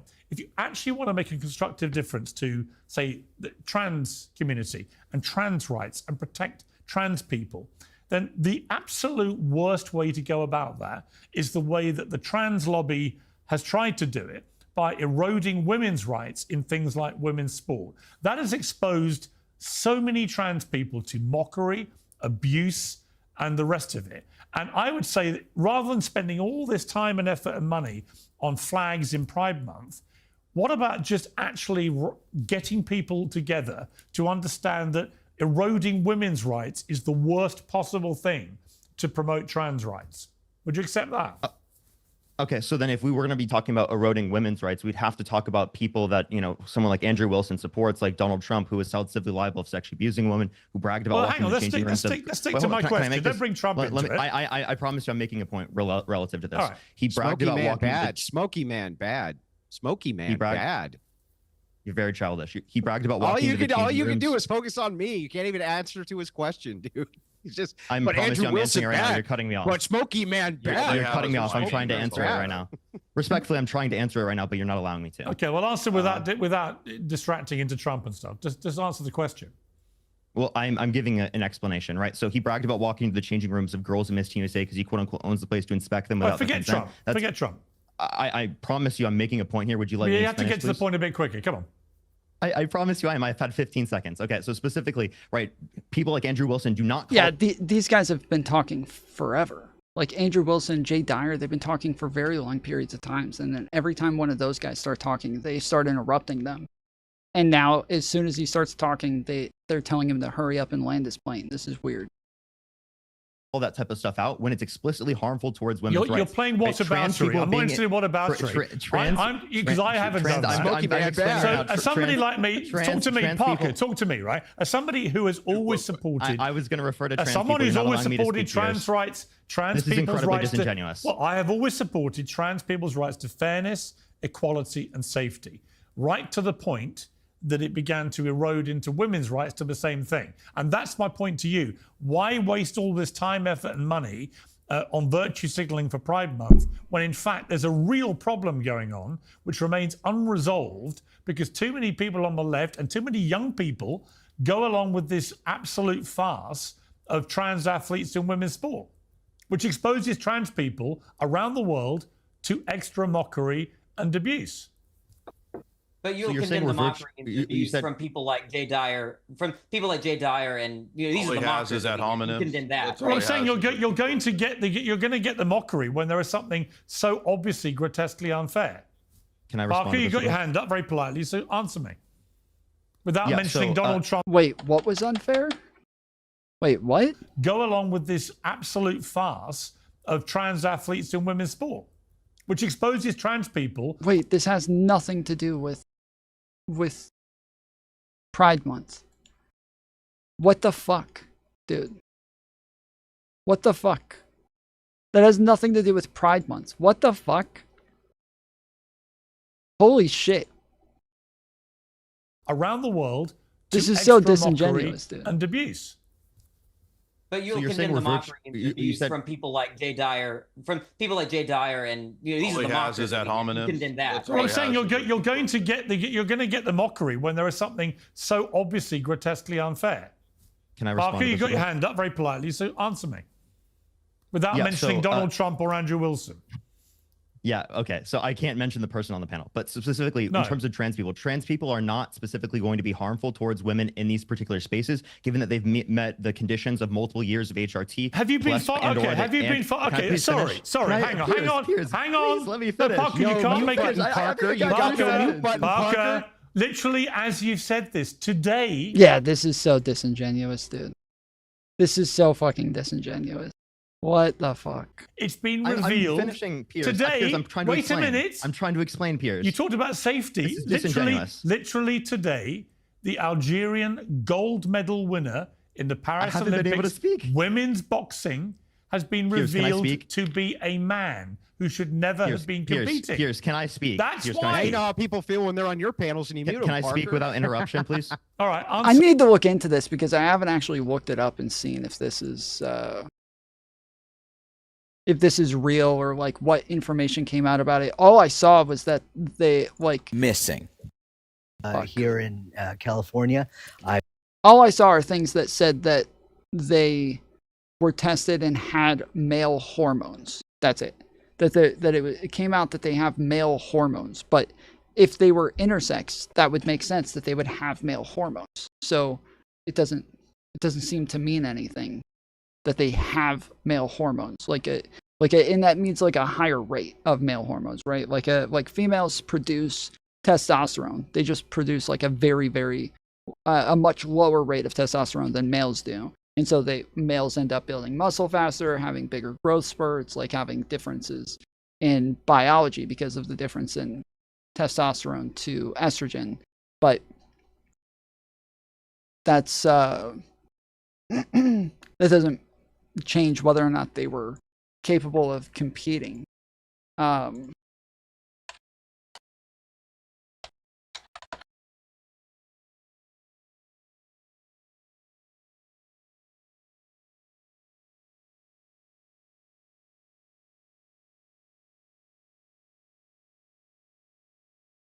Boxer Iman Khalif skips event after mandatory sex testing rule. God Morgan Fran Vacris Verga. Huh. True. Thank you, Short Stack Goblin, for the $5 donut. Let's get some W's in chat. Oops. I don't know if you're still watching, LOL. I am. Did you go on? I've turned it on a couple of times, but he's still talking to the same person on my end, so.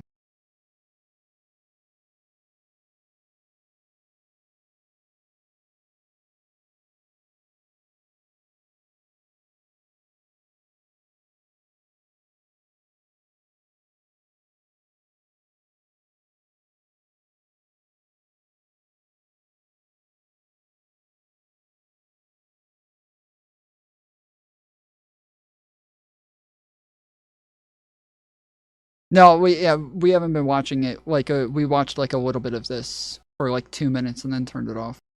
But every time we've tuned in, it's been the same person that he's talking to.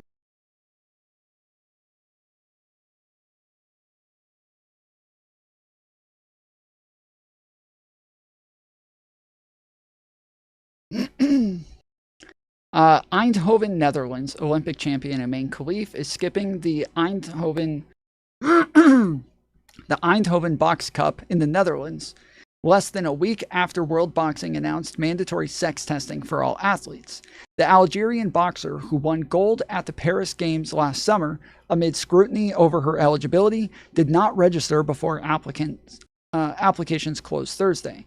The decision of Iman's exclusion is not ours. We regret it, our tournament media director, Dirk Renders, told the Associated Press. Khalif had intended to return to international competition at the tournament in Hotel Eindhoven before World Boxing announced its new sex testing policy last Friday. The governing body specifically mentioned Khalif, saying she'd have to be screened It says she'd have to screened to be approved. Yeah, I think she'd have to be screened to be approved to fight at any upcoming events, including the Eindhoven Box Cup. Eindhoven Mayor Jeroen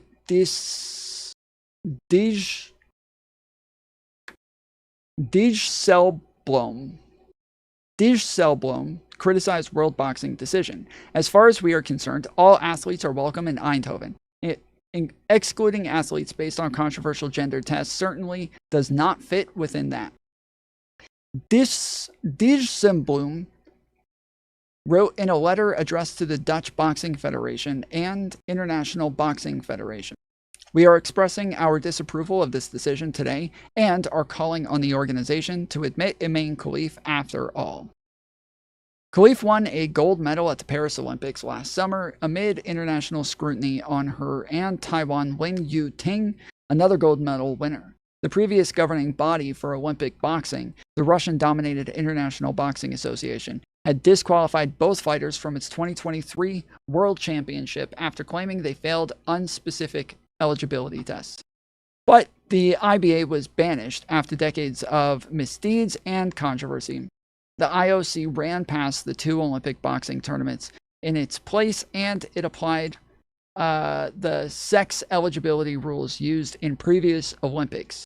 Khalif and Lin were eligible to compete under those standards. World Boxing has since been provisionally approved as the boxing organizer at the 2028 Los Angeles Games and has faced pressure from boxers and their federations to create sex eligibility standards.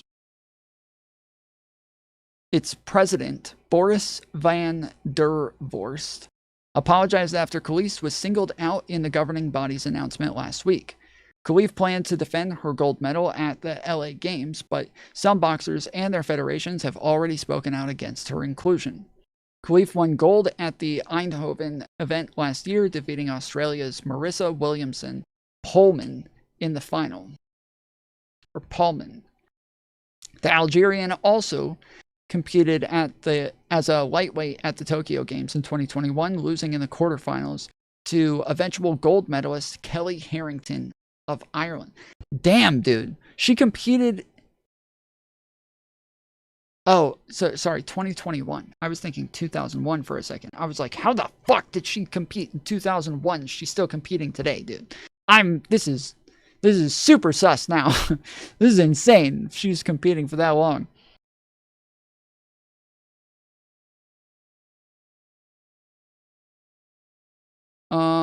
Okay.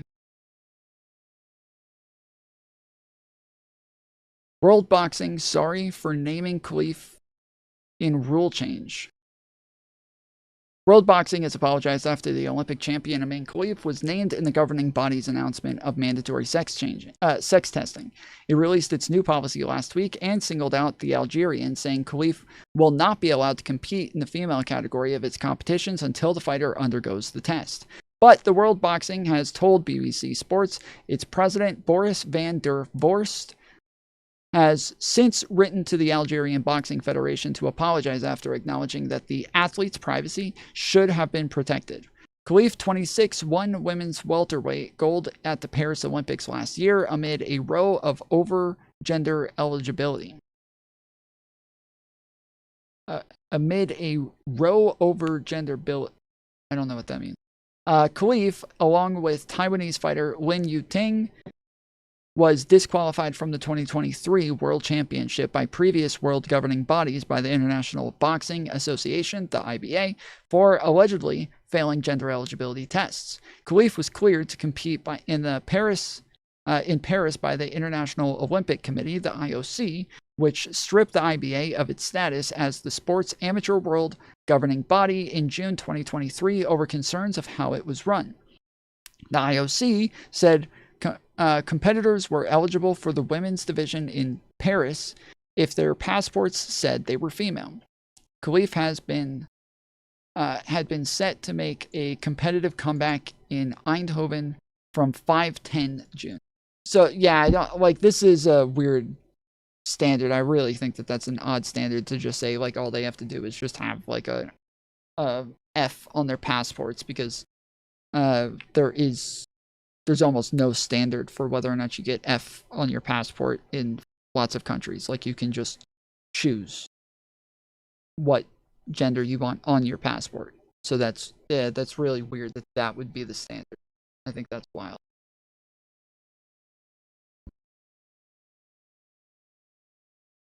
But on Friday, World Boxing said mandatory sex testing would be introduced next month to ensure the safety of all participants and deliver a competitive level playing field for men and women. It added, in light of plans to introduce this policy and the particular circumstances surrounding some boxers that competed at the Paris 2024 Olympic Games, World Boxing has written to the Algerian Boxing Federation to inform that Iman Khalif will not be allowed to participate in the female category at the Eindhoven Box Cup or any... Okay, so that's what it was. That's why they said that she would not be able to compete. So everybody took that as she failed the test. That's what happened. So all of these fucking conservative outlets ran with this story saying that she failed the test, and that was a lie.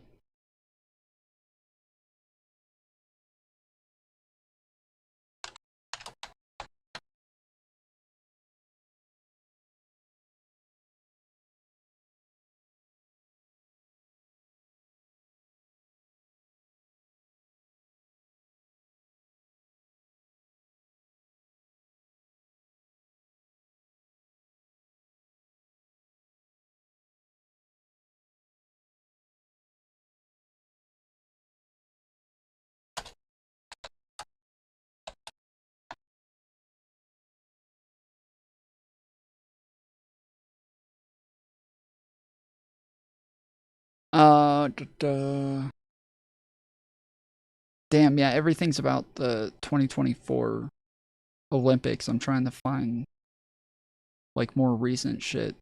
Because, yeah, I know, like, a week ago, everybody was saying that she failed sex testing. World Boxing apologizes to Iman Khalif after announcing new sex testing policy.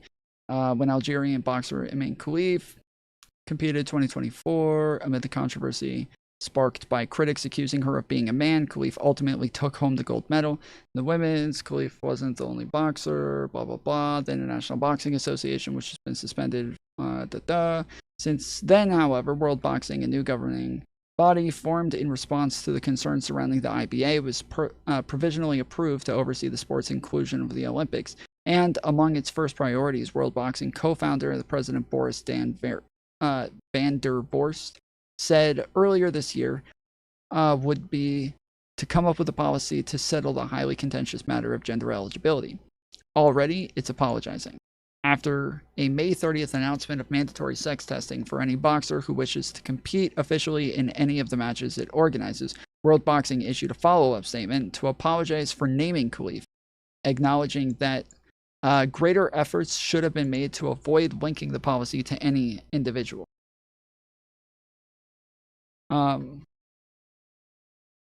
So yeah, so she never actually failed the sex testing stuff. She dropped out, which you can assume that she dropped out because she thought that she was going to fail the sex testing. That's totally fine. But she didn't fail the sex testing. There's no evidence to this, and the organization said that she's not in the event because she chose not to be in the event. They are not excluding her. So everybody running around saying that she failed the sex testing, there is no evidence for this. The initial announcement outlining the new sex change and weight policy designed to ensure safety to all participants and deliver a competitive level playing field for men and women said that Khalif would be barred from competing in female category of the Eindhoven Box Cup, which runs from June 5th to June 10th, as well as any other World Boxing event, until she undergoes mandatory sex testing, which is not specifically for her. This is something that everybody has to go through. So it was weird that they specifically mentioned her when everybody has to go through the sex testing. Tom, how familiar are you with 5ARD2? I have no idea what that is.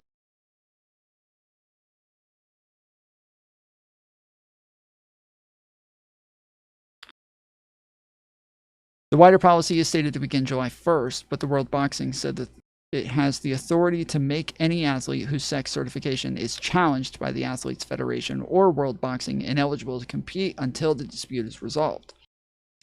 The announcement said its decision to ban Khalif, who hasn't officially competed in the ring since Paris, from fighting until she undergoes testing, reflects concerns over the safety and well-being of all boxers, including Amin Khalif, and aims to protect the mental and physical health of all participants in light of some of the reactions that have been expressed in relation to the boxers' potential participation. It added that the decision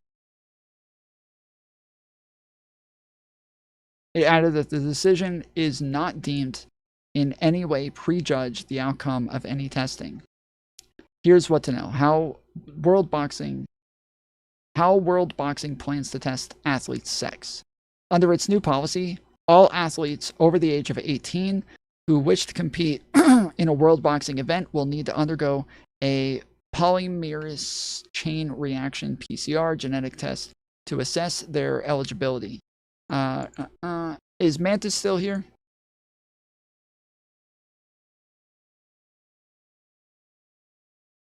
She said earlier that she was going to go on the Good Troubles and argue with him, and so I'm wondering if I should still be checking in on this or not, because at Aryan Queen. Yeah, TikTok is fucking up, dude. What the fuck?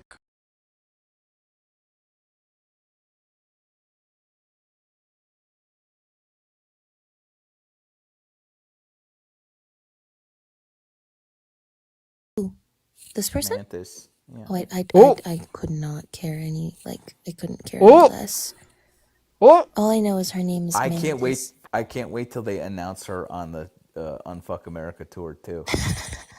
No, I don't think she is on the Unfuck America tour, but she is besties with all of those different people. And her friend Tom Foolery did say he was pro P3DO corn. Oh, bro. As long as it is an adult woman who pretends to look like a minor to quench the thirst of P3DOs. Also said he was attracted to minors. We're just not going to talk about this anymore. Yeah, so it was very interesting that she tried to. She's not a fun person. Also, I mean, these people are like cannot regulate their fucking emotions. It's crazy. I mean, neo-Yahtzees are not really fun people, you know. What's her at? Can somebody find Mantis? When you search Mantis, it's like 90 trillion things that come up. Anyway, we're gonna try and get some more opposition in here. Friend. Want me to drop? I can drop. So, thank you for having me. Come back later. Bye. Bye. Okay.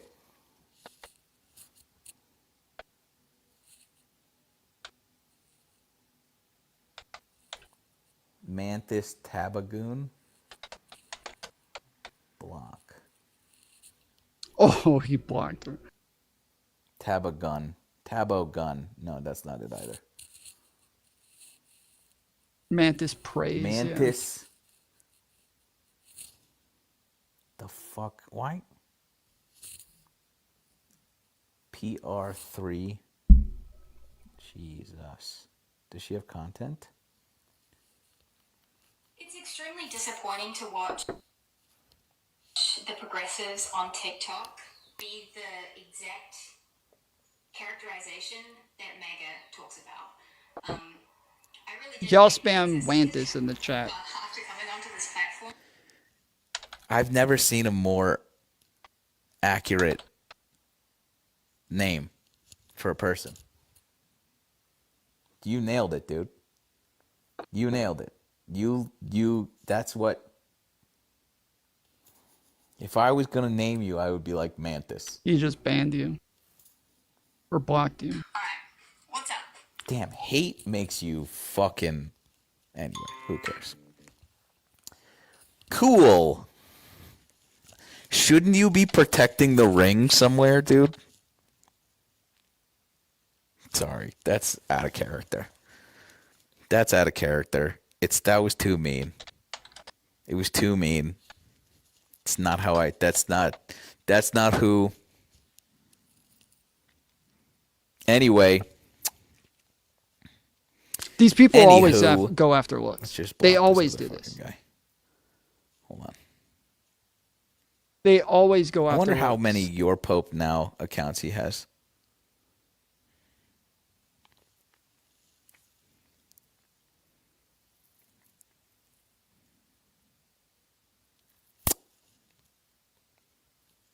Be mean to yacht. Yeah, but you know, there's a way to do that.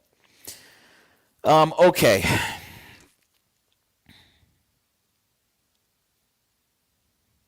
Again, Covey is the chick who was just on there with him. Covey is the chick who calls brown people the N-word with the fucking hard R. Calls them sand N-words over Hello, and over Christopher. and over. Hello. Like, platforming people like that in a friendly manner and then calling What's up? Mantis a Yahtzee, dude. These people are so backwards. They are the most backwards fucking pieces of shit of all time. It's insane. This chick over and over and over screamed at an Afghani man, calling him a sand N-word with the hard fucking R, over and over and over. And this dude will just sit there and have like friendly conversations with her while calling Mantis a Nazi. So stupid, dude. They're like fucking children. And they always go after looks for everybody. This is the first thing they all go after. Every single fucking time. They all just start talking about people's looks, or they're always with the fucking hat.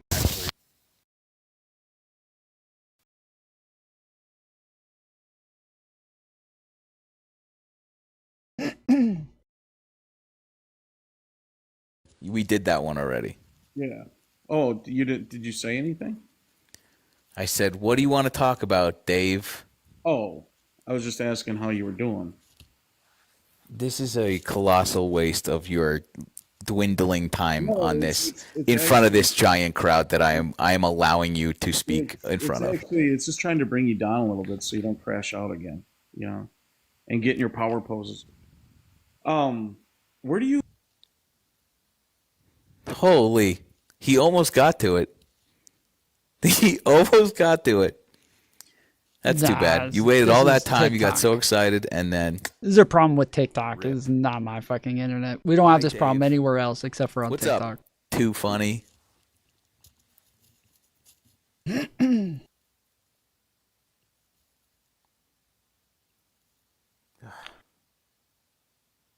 What's going on?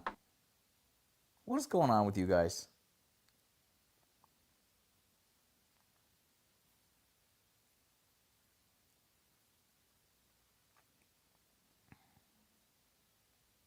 Tom, it's your internet. You just cut your stream out too. Dave Wisco back in the requests. You're next, Dave.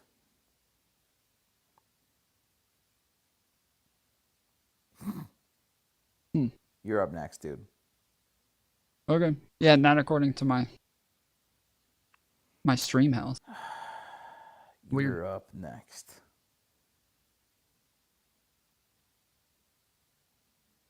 Yeah, if it cut out, Bloodworth. everybody again, take a second and speed up your stream. Put it at 1.25 to get up to the...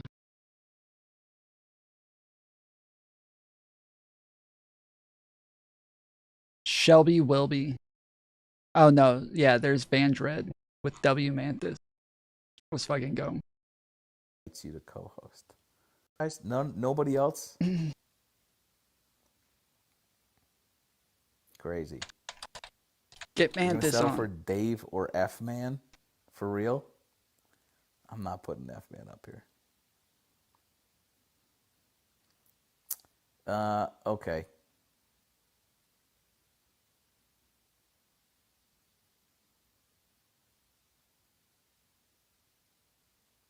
Bummer.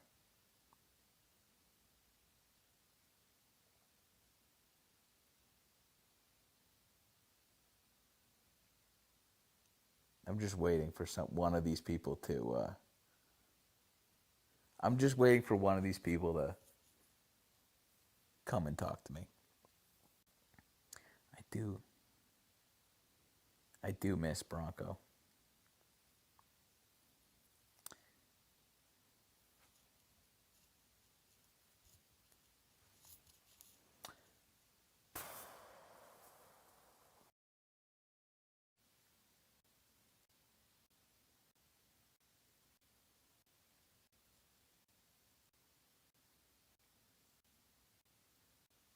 Okay. Never mind.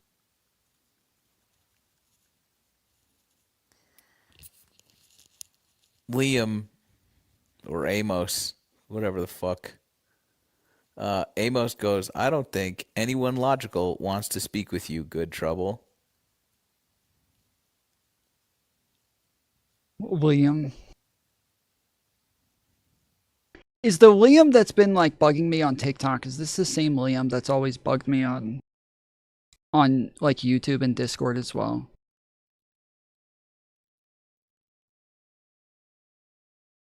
Is it the same Liam? Because it's weird as fuck that there's a Liam that's just been totally schizo on like Twitter, on Discord, and YouTube. He keeps making account after account after account after account after account. Every time I ignore him or block him, he just makes another. He already has another account set up to just go. But then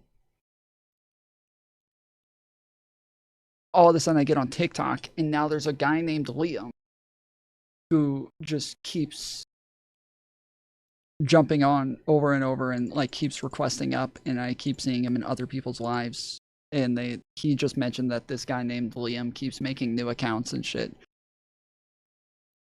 He doesn't want to be challenged. If challenged, has to admit that he's justifying the violence, and then I get to expose him for contributing negatively.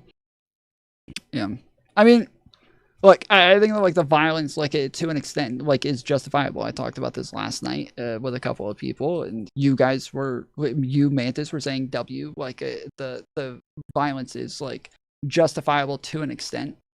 But yeah, like you want to use violence as a means to an end, or you want to use it in a you want to use it as a utility. You want it to be beneficial, and obviously damaging like public property, government property, things like that is going to be a way to actually like push government to actually take you seriously or feel like there's something to lose in these scenarios. Because outside of that, if it's just a bunch of people standing around holding up signs, it's good that you're like making your voice heard. It's good that like people can see that a lot of people care about these issues, and that they want that they're that a lot of people take it seriously. They're willing to take time out of their day to go out and protest. But yeah, when you're just like setting like Wayfair cars on fire, or like, burning random people's dumpsters and graffitiing private businesses and shit like that, like that's when it doesn't make sense. It seems so fucking futile and useless. And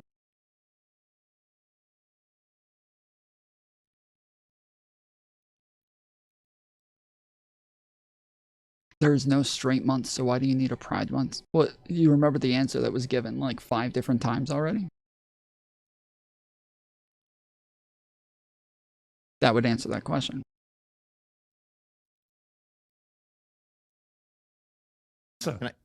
I've been incredibly nice on this panel. I would love to be able to speak without interruption. Is that okay, Piers? Yes, but answer my question. Yeah, I was trying to answer the question. You cut me off. So specifically, I don't think trans people in these spaces would be harmful after multiple years of HRT and or not going through a male puberty, as I've seen no good evidence from any scientific studies that indicate that there would be an unfair biological advantage at that point. What are you talking about, man? Amon Khalif was not trans. Oh my goodness. He is so fucking stupid. He is so stupid. Amon Khalif was not trans. Amon Khalif was intersex. They literally, on their fucking birth certificate, it says female. Like, this is insane. I'm still explaining. Parker, you're talking complete gibberish, Can man. I please finish? Imam Khalif has literally just been exposed as a biological male who won Olympic gold in women's boxing and beat up an Italian woman, so badly she quit in 43 seconds and said she thought she was going to die in the ring. So the whole argument you just put forward is literally disproved by a news story today. That's not true. The news story just said that she had to take a test and that this was mandatory testing for everybody. They specifically singled her out and apologized later for singling her out. But they didn't say that she tested positive for male hormones. And she chose not to participate this year. And they came out with a statement saying that they did not exclude her from the event, that she chose to exclude herself. So there is still no evidence to anything that he's saying, and he's totally misstating all of this. Amon Khalif was likely intersex, not trans. No, she's biologically male. You missed the news this month? No, I didn't. We just spent the last fucking 10 minutes going over it. We just spent the last 10 minutes going over it. There's nothing that actually says that like we know. So the one statement that came out was that she has male hormones, but that doesn't mean anything. An intersex person would have male hormones, so that doesn't mean that she's trans. Like, it doesn't. And that was the same thing that the fucking, what was it, the international boxing federation said as well. They said the same exact thing.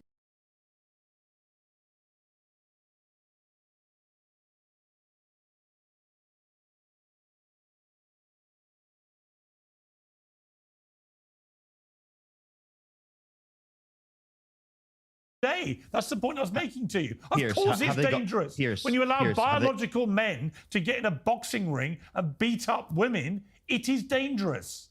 Pierce, has that person been through multiple years of HRT?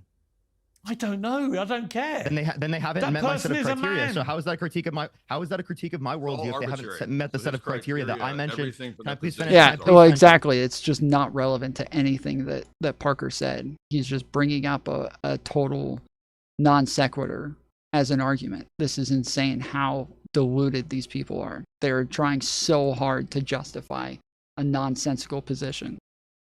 Can I please mention? Right. So again, let me please finish. Right. I am saying, what if they meet this set of criteria, then they can play, and there's nothing unfair biologically speaking that you can identify. This is where you're so scientifically deluded. Speaking. You're so deluded because even if you have all the treatment, you still retain the body mass, the muscle mass, the lung capacity. You retain all the biological advantages of being born not after multiple man. years of HRT. That's not so. So it is true that after multiple years of HRT, that is true. It's not the case if you get transitioning surgery before puberty. You do not maintain those things. When you go through puberty blockers and HRT, and you never go through a male puberty, then yeah, you do not maintain those things because you never had them in the first place. But if you go through a male puberty, yes, there are, like, you do maintain lung capacity, bone density, things like that. Not after multiple years of HRT. Yes, you Wait, do. you want to bet, Piers? Piers, put money on it. You said you retain every biological advantage. Muscle given mass, that you have gone through multiple years lung of HRT. capacity. You don't think muscle mass You want to and bet lung your capacity goes entire down? savings of your entire life Let's that bet I'm right? Yeah, you do not retain all muscle mass, but you do retain some muscle mass.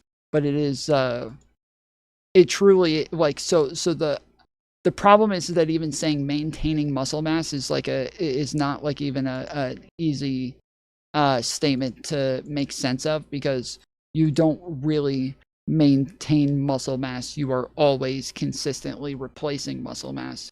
And somebody who goes through HRT, the majority of studies show that they end up being like weaker than the average female. Like, they end up having more of a disadvantage than average females, especially females that are training the entire time. You end up with a huge disadvantage versus them, and you have to do more to get back to the same spot. But like, it is true that yes, if you go through a male puberty, there is going to be some level of muscle mass that you maintain. Piers, And you're wrong. Piers, let's bet $1,000 right now that there are lower biological advantages that would specifically exist given that someone goes through multiple years of HRT, right, relative to estrogen. No, you're missing my point. Take that bet. No, you're Take that missing bet. No, you're missing my point. Are you going to accept the bet? Yes or no? You can have yes or no? all the HRT treatment you $1,000, like. Piers. You can have all the $1,000. testosterone. But hang He's not on. going to accept it. Let He me won't do answer. it. Let me answer. Crashing I'll out. tell you the bet I'll make. If you want to bet the $1,000, if you want to bet the $1,000 that if you go through testosterone reduction treatment and the rest of it, that you come out of it with a reduced muscle mass or lung capacity or the other things that give men an advantage, take that bet for me. Yeah. So yeah, you 100%. Yes, it is reduced. Yes, 100% it is reduced. 100%. Yes, it is definitely reduced. How the fuck can you take the position that it's not even reduced? What the fuck? How the fuck can you say that it's not even reduced? How the fuck can you say it's not even reduced? What the fuck? He has not even looked into this. He has no idea what this is when he's saying it's not even reduced. It is definitely reduced. It is, when I say 100% reduced, I don't mean it reduces by 100%. I'm saying it is 100% a fact that it is reduced. It is being reduced. I will bet after multiple years of HRT specifically relating to estrogen, right, there is a reduction in muscle mass. You want to take that bet, Pierce? Yeah, it's bullshit. Andrew Wilson. Okay, let's take that bet. You Andrew want to take it, Wilson. yes or no? Andrew Wilson. Yes or no? Do you want to take the bet? I'm letting Andrew respond to you. Yeah. So when you're talking specifically about the whole LGBTQ thing has backfired greatly. And it's because the whole LGBTQ thing has backfired greatly. What the fuck does that even mean? This is a nonsensical statement, dude. That doesn't even mean anything. The whole thing has backfired? What the fuck does that even mean? What is that? This is what I'm talking about. This is the way that these people talk about issues. They talk about like problems as these overall, total overarching issues, and they can't explain what the fuck they're talking about, because anybody with just a bit of sense would never even make a statement like this whole LGBTQ thing, XYZ. Like that is a complete nonsensical statement to make in the first place. What is a whole LGBTQ thing? What is that? That like they exist? That like there's a large group of people out there who are LGBTQ, that like there's a lot of people who stigmatize being LGBTQ, and that there's been a lot of work done that has destigmatized them greatly. That doesn't sound like a failure. It sounds like it's worked pretty well. It sounds like they've done a pretty good job at destigmatizing a group of people that shouldn't have been stigmatized in the first place, and that they have become more and more welcome within society. You know what Pride Month is, so it doesn't sound like it's failed. You know what the LGBTQ is, whereas like 10 years ago, none of us had ever heard of LGBT or anything like that, but now we all know what LGBTQ is. We all know what this shit is, because it has done very well and has been a great movement at destigmatizing these groups of people and making it to where they're more accepted within society. It's been a W from top to bottom. Now, again, obviously there's problems with like the way that some people interact at Pride Month, and the way that some people who are trans or some people who are gay act, but that's not a problem with all trans people. That's not a problem with all of Pride Month. It's not a condemnation of all people who are LGBTQ, unless you're just unless you're just bigoted and you're insanely illogical, because it's totally fallacious to take those things and apply it to all people who are LGBTQ. This whole thing, Pride, is astroturfed. It's literally astroturfed. You just showed us how. I mean, you have a massive corporation putting out propaganda for a children's TV show, showing a bunch of hands in a rainbow, this and that. It's very clear. It's wild. They did the same thing when black people were overly stigmatized. They had a bunch of shit like this that was meant to be some sort of propaganda to make them less stigmatized, to make it to where people were less hateful towards them, where they were less likely to treat them differently. That is exactly what happened with black people. This is not a totally different thing or a totally different process. This is same exact thing. That this is backfiring. And by the way, the trans movement set the gay rights movement back 20 years or more. You can't. The gay people know rainbow capitalism is BS and the merch is trash. So, of course, it's not profitable. First off, it is profitable. Secondly, even rainbow capitalism is beneficial to Pride. Like, rainbow capitalism is definitely something that benefits Pride and Pride months. Like, it is part of the normalization. It is part of like these things, and it's part of the it's part of the swing back and forth where like some things, as they become normalized, the people go overboard with like the pride and like, you know, overboard. Like there's a episode of South Park where the parents find out that their son is straight and they're really upset about it. So what? You're straight? This is so disappointing. And it's like it's the opposite of like the way that you would imagine parents acted in the 90s when they found out that their kid was gay. They're acting the same way about their kid turning out to be straight, you know, and they're like, well, do you at least like, you know, are you at least trans or like femme presenting, or like do you at least have like, you know, identify as an animal or with an animal, like something, give me something here. Like, and it's funny because it's just that it swings pretty hard in the other direction, and they people make too big of a deal about it, and then it kind of evens out a little bit. It'll end up where I have been the entire time. So, you know, rational people will finally realize that Tom is always right. Can't convince us, Parker, even if you're attracted to men who you call women, that the rest of us need to call them women or you know, men. Like they either are or they aren't. Is this not changing the topic? You have been trying to convince people forever. I don't think that has anything to do with the topic. There's no way to distinguish these things. It's like, look, the average normal person, they can tell that these guys who go out and go, hey, how you doing? My name is Chuck, with long hair, are clearly not women, Parker. Like, we know this. And so what happens is you guys gaslight everybody and try to pretend that, hey, you just can't really know. It's too vague. You hear how long Andrew gets to just yap on for? You hear how long he gets to go on for just saying nothing? It doesn't even apply to the argument. He's not answering a question. He's not saying anything. He is just yapping right now. And every single time that Parker is asked a question, he has like 5 seconds to answer. It's, you know, we can't really get to the meat potatoes here. It's like, you know, we do know, Parker, and you have not been able to successfully, with your TikTok brain, convince people that men can be women and women can be men. You haven't done that. And that's one of the reasons that you see Pride falling behind, is because of all of this gaslighting. People are rejecting it. Tax day has passed, but for millions of Americans, that's where the trouble. Too late to.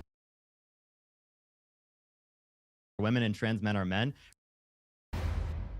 Let's move on to another subject. Can I respond? Can I respond? Well, very quickly, yeah. So one, I'm not saying that men can be women. We're making the claim that trans women are women and trans men are men, right? That's a separate claim from the original claim about Pride. I do want to address the claim specifically about Pride and how we're addressing like how people are negatively impacted. And as a society, we want to address this in terms of this so that we can reduce the likelihood of people being harmed or negatively impacted or not accepted in these communities. That's the point of Pride in these conditions, right? Just because it is the case that issues have existed to a greater extent in the past doesn't mean that we don't have an issue to address today.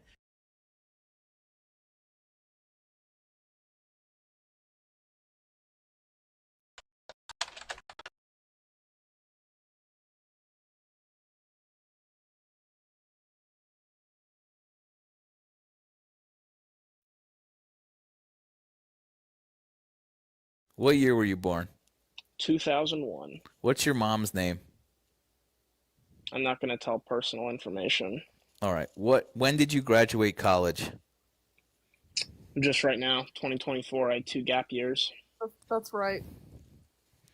2024. Right, you had 2 gap years? Well, 2025. Yeah, 2025. What year is it right now? It's 2025. Okay, got it. He's right. He's right. Well, we don't know. He sounds like a child. Gaps, that's correct, because that's about where I am. He's a year older than me. Or he says he is. He doesn't know what year it is. Apparently Mantis went on and we missed it.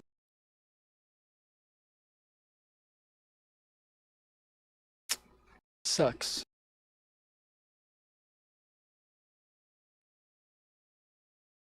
This is why people don't trust You the said fake that. news media. What do you mean? What do you mean? What words in your mouth? You said all those words. This is fake news media. I mean, you're taking clips and then you're saying that's what I said. What That's why clips? people don't We're all trust- listening to you.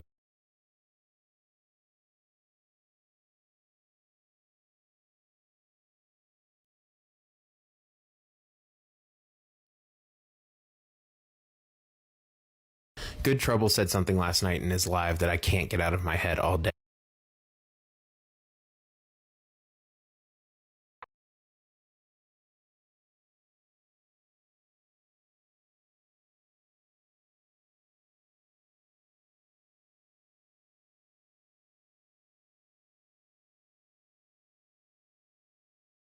Right, in terms of pride, right, like addressing that we should have acceptance of gay people, we should have acceptance of people in the LGBTQ plus community.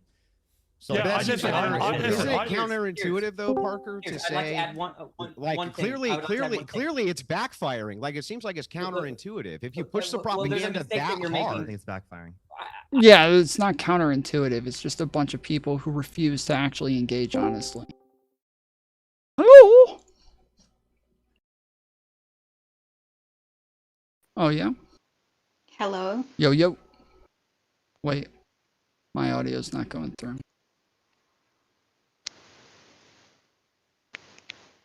I can't hear you if you're talking.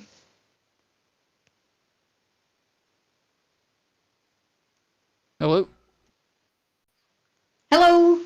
What up? What up? So yeah, I was asking. I was like, is Mantis still here? Hello, and you weren't saying anything. And since TikTok is fucking up, I just X'd out The of problem is I can't, when you're on TikTok, I'm on my Yeah, I know. phone. So if I'm going in between TikTok and my phone and I'm on a live and I'm guest requesting Yeah, I and they know. get me up there, I can't go out and get in a YouTube chat and alert all of you. Yeah, I know. I Yeah. wasn't saying that. I was just saying that you were in chat, and he was saying that he was blocking you. And so I was thinking, okay, well, I'm assuming like she's giving up then, and I didn't know if anybody else was trying to go on or trying to talk, and so I was trying to find out if there was any reason to keep listening to that shit. But yeah, so what happened? So he pulled me on after that other guy who was speaking to him for a while, and then, well, he was on and he pulled me on, and then he got rid of that other guy, finished that convo, and so I just said to him, I was like, hey, he's like, hey, and then I said, so I just don't want to straw man you or anything, but I just want to check, are you justifying the violence at the protests? And he was like, what violence? I was like, oh, well, I'm talking about from the protesters, like the cars burning, the throwing stuff at the police, blah, blah, blah, like all that stuff. And he wouldn't answer me. He goes, wait, what violence? And I was like, wait, what, can you not, the ones from the protesters? And he was like, there were guns there, because I said something about, like, I'm not saying it's like Yeah, he's gonna hyperbolic, there keep was trying guns to and they're make it shooting at sound like cops. the police are the ones doing all the violence and not acknowledge anything else.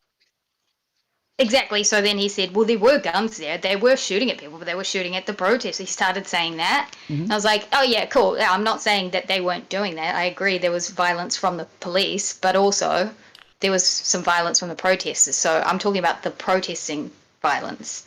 And then he kind of said, huh? Like, he wouldn't answer me. And I said, dude, it's a very simple question. I'm just asking so that I get your position, like, right. So I'm not thinking you're saying something you're not. Like, do you justify the violence from the protesters? And then he pulled on Kobe. Yeah. And Kobe started like, I didn't even let her really speak, but she tried to bring up the fact that, like, I've said the N-word or who am I? And she said, they do this whole, like, who character assassination thing. Yeah, I told So her I to just pull it kept up. saying over and over. Yeah, so I just kept saying over and over and over, like, aren't you the chick who called, like, what's your problem with Afghanis? What's your problem with Afghan men? Why do you call them sand N-word? Why do you keep calling them sand N-word? Aren't you the person who called him sand N-word? And she kept trying to get in with, like, you and the pedo stuff and, like, N-word stuff, and I just kept, like, unmuting because he kept muting me over and over and over again. Yeah. And then he was getting annoyed because I was like, I'm not here to have a conversation with Kobe. I'm here to have a conversation with you, GT. Why are you being a pussy? Why are you being a pussy? And I just kept saying that. He got really pissed off. Yeah. And I said, yeah, well, it's weird you need to bring up your little, like, female friend to, like, defend you. I don't know why you're bringing on, like, a helper. Why can't you just answer a simple question? Why are you being such a pussy? And then eventually, yeah, he kicked me. Yep. They're all this way. And I got They're all this way. I got about 10 followers out of it, so. Nice. Yeah, they're all this way. They're all scared as fuck. They refuse to actually engage. They can't like justify their position, so they just troll instead. And then they'll talk to obviously they'll talk to dumb Trumpers, and because that's always the easiest shit in the world. But when people who are actually rational and can justify positions or challenge them on things come by, they have to just turn it into a big troll because they're not ever going to be able to engage with those people in his fucking dreams. It's like, yeah, it's frustrating because I didn't come in hot or anything. I was just genuinely being like, trying not, like I was being, but yeah, it's just frustrating that they can't engage in any kind of conversation or just stand on their shit. Like, if he is justifying the violence, why doesn't he just say yes and explain why he's justifying it, and then we can go from there? Yeah, but he's a Jordan instead, Peterson. it's this emotional, it's this emotional manipulation thing where he's like forcing you to reckon with like the empathetic side of things and like why they're doing it. And the point that I wanted to get to was, look, it's okay to understand why they would feel that way and understand why they might commit violence. That's fine. I don't think anyone disagrees. Anyone with a fucking heart doesn't disagree with this. But most people just don't take the next step and justify it. Like they say, we can understand it, we don't condone it. And that's like, why can't you just be, what's wrong with the nuance like that? But these people are just black and white. It's either, because the next person he brought on, he was like, that person said the same thing about violence and blah, blah, blah. And he's like, so why are you justifying the police being, oh my god, the National Guard being called in? And it's like, why do you need to like, it's just so disingenuous. Yeah. And he's a fucking problem, dude. I really want to highlight how big of a problem he is. Yep. To everybody, because his community is fucking massive, full of leftists, and if he's sitting there like just rationalizing violence because Trump is that bad, it's like, well, this is the problem this is why the left is always going to get fucking rickrolled. Yep. Like, it's just pussy shit. Yep. This is exactly why those people will never have any political power. They will never actually be able to get the votes. They will never actually be able to defeat the Dems or defeat the Libs, is because they're just grifting. They're just out there just saying shit just to say it. They're just doing this for followers. And when it comes time to like actually engage in logical thought processes or justify their positions or make sense. Yeah, see, oh yeah, it looks people like in the chat are saying you have been effing up like a few times on this stream. Like you've been completely just lagging and buffering out and then coming back like minutes later or seconds later. Weird. Yeah, no, it's disappointing. Like, I just wish there were more people who. I guess there are. I'm saying that, but I think there are more people coming out and being like, yeah, this is fucked up. Yeah, there's more people willing to talk about it and stand up against it and say that this is not like good and you guys suck. It's just on TikTok. There's a lot of them, and there's not a lot of other people who can be fucked with TikTok because they're logical, rational, normal people who don't need dopamine hits the way they do. Yep. Anyway, well, that's what happened. It would have been not that entertaining. It would have been pretty typical. Typical leftists. Well, that sucks. Yeah, it'd be nice to actually get dumb fucks like that to engage once in a while, but when they're friends with somebody like Covey, it's not much hope of that happening. She's like their little fucking lapdog who every time you get anyone who they consider problematic on, she has to come with her little fucking book of receipts. It's so fucking cringe. Mm-hmm. Like, no wonder people like Mercedes and stuff like give up and just don't want to stick around. No wonder the ecosystem over there is so slanted. If that's the shit that they do, like, I just don't give a fuck. I'm gonna keep saying like the R word and shit. I'm gonna keep retarding out. Like, but people who actually have a platform and who actually have a brand to worry about and who are actually in politics, I can understand why they just fuck off and don't engage and don't want to have a bar of it. Because if you're just going to be slandered and lied about, and all of your receipts are going to be pulled up every single time you get on a panel with these people or speak with any of these people, who the fuck would stick around? Yep. Except me, I'm insane. Yep. Yeah. Well, that's why I keep saying I think it's important that people actually do just kind of stick it out and create at least like another community that's there with real rational people. And I mean, you said that Destiny was saying the other day that he's not doing TikTok anymore, and like that's kind of the problem, is that it's just hard for it's hard for anybody who actually wants to engage in intellectual conversations to stick around in a place where it's a norm to kind of stigmatize real, meaningful discourse. Yeah. Well, also, he did say that. I think he said that like in jest. I think he is going to get on TikTok, but yeah. Okay. But yeah, I wouldn't blame him for like not even wanting to or not even being bothered. Like, how many conversations have you had on TikTok that are actually worth the trouble of TikTok? Like, the app itself is so hard to even use. And then when you finally get on panels and speak to anybody, even the smartest ones, like even the ones who apparently have degrees and who should have critical thinking skills, and you realize it wasn't worth it at all because they're just fucking brain rotted retards. Mm-hmm. Like, I don't see, like, Destiny has zero tolerance at like the best of times. I find it hard to believe he's going to have much tolerance, but whatever. Like, yep, it is.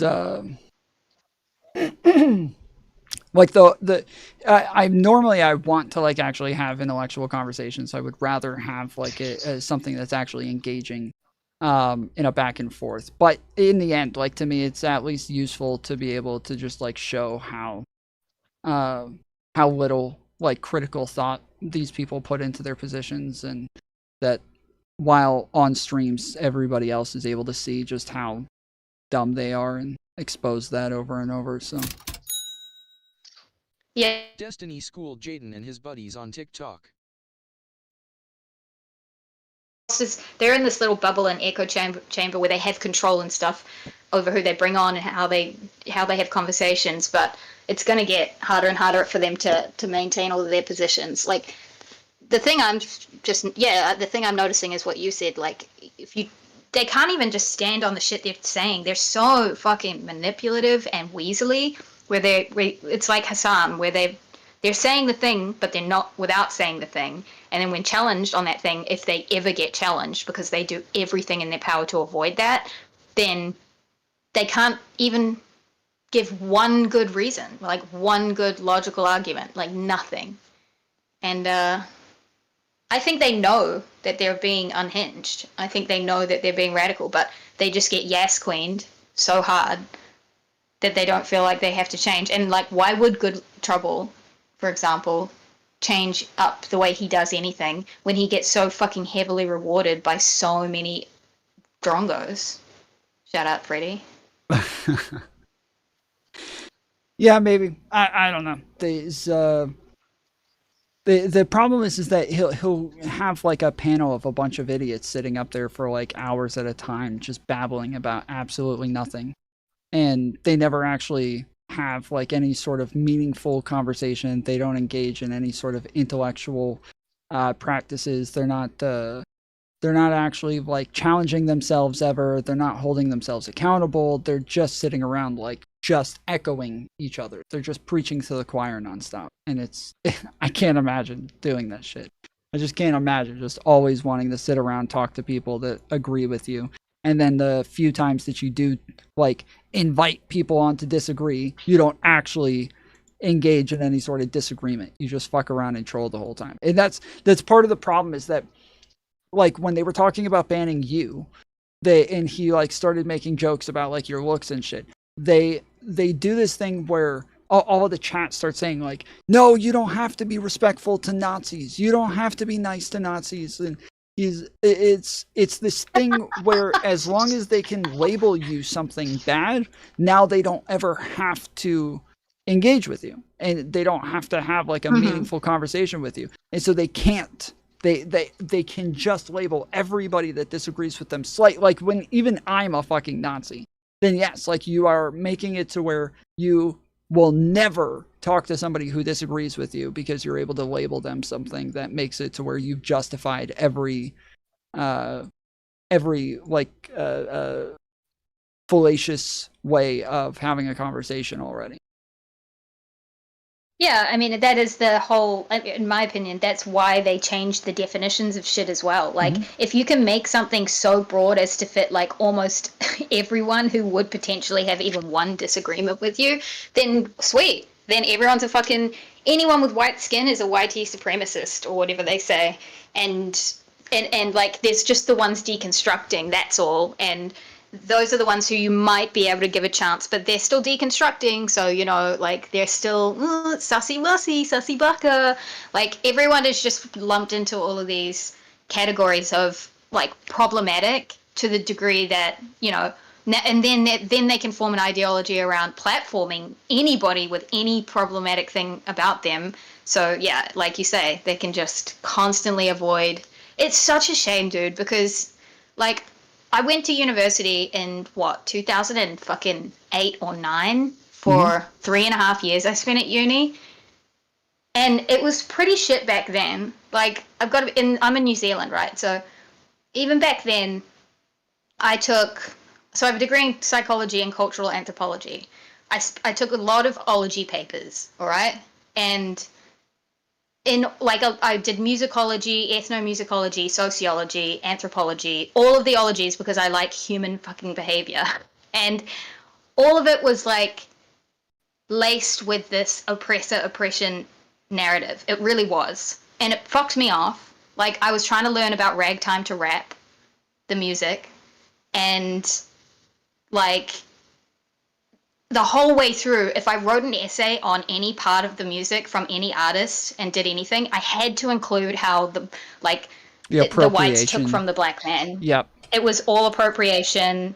Like everything was all about like the struggle and blah blah blah blah blah, which is true. Like that. The thing is, it is true. That is like real and it exists and it's important to like recognize it, right? But I can see if that was fucking in 2009, 10, 11, and I'm like, if that's been happening for this long and it's gone to this point, and I don't know if it is the universities, but I do think that these highly educated people are being taught all of this stuff and they fully embrace and internalize it so that you can't have a fucking conversation with them, then yeah, like it's disappointing because I was fucked off with it back then. Yeah, I mean, these are important away aspects, but there's other things to talk about. There's other parts of it that are important as well. There's other parts where you can actually like show appreciation for the music and the culture and like other achievements that have existed. But when all you do is only talk about the oppression or the appropriation or the colonization or like other things, it just makes it to where there's no room there anymore. And these are more like political aspects of these things where universities should be more like just descriptive in the way that they talk about things, but they get very prescriptive in their language a lot. And when the other day Kobe was talking about the fact that like even issues like universities don't use dictionaries because dictionaries are descriptive, not prescriptive. It's like that's why universities do use dictionaries, is because universities are meant to be descriptive. They're meant to teach you about things. They're meant to explain how things are. They're not supposed to tell you how things ought to be or what, ways that we ought to use words. And so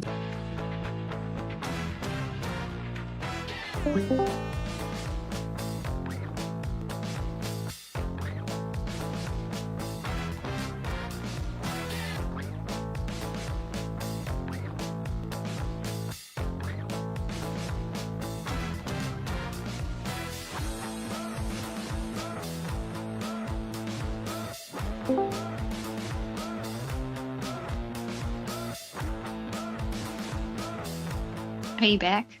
Yeah, can you hear me? Yeah, I can hear you. Okay. All right, everybody take a second. Again, make sure you hit the speed up button on your stream. I just checked my phone. I was 3 to 4 minutes. I think it was about 3.5 minutes behind. So make sure you actually speed up, because even when it says that you're live, you are not live. The more it lags, the more the live puts you farther and farther behind. So make sure you actually speed up. But yeah, so you were saying that you're actually going to flex your degrees, and then what were you saying?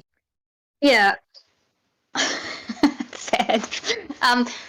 So I think I understand what happens with people like Covey, who they go to university, they spend a long time there, and they're in academia for a long time. She's not wrong that, like, the way that you talk about things and the definitions you use potentially for assignments or for like in-depth research into topics, especially if you're like, I'm going to look into racism and I'm going to do a full fucking thesis on it. Like, it's true. You're not just going to go to the dictionary and get that and start your thesis from there. You're going to get a bunch of different people's like thoughts on it, like their thesis, their arguments, what they You're think trying to racism is, and engage then in you're going to like build from there. concepts, and so you're trying to like Yes. go over a full-fledged idea that involves all of the different aspects of the concept. And so if you talk about something like what a cult is, you can't just get like a definition for a cult. You have to actually like break down all of the different aspects that make up a cult. Yeah, exactly. Like, but then it's the thing that frustrates me is when you would think that academics would have the critical thinking skills or like some capacity for self-reflection or something. Like, the brain should be firing on a lot of cylinders, right? To come out into the world and realize that what you've spent time fucking potentially 7 years or more learning about isn't like going to compute with the average person or normies, and that isn't how language is going to be used outside of the academic institutions or outside of like your little research lab or whatever the fuck. And the problem is they're coming out and they're like, let me educate you, this is how you should be talking about this and should be talking about that.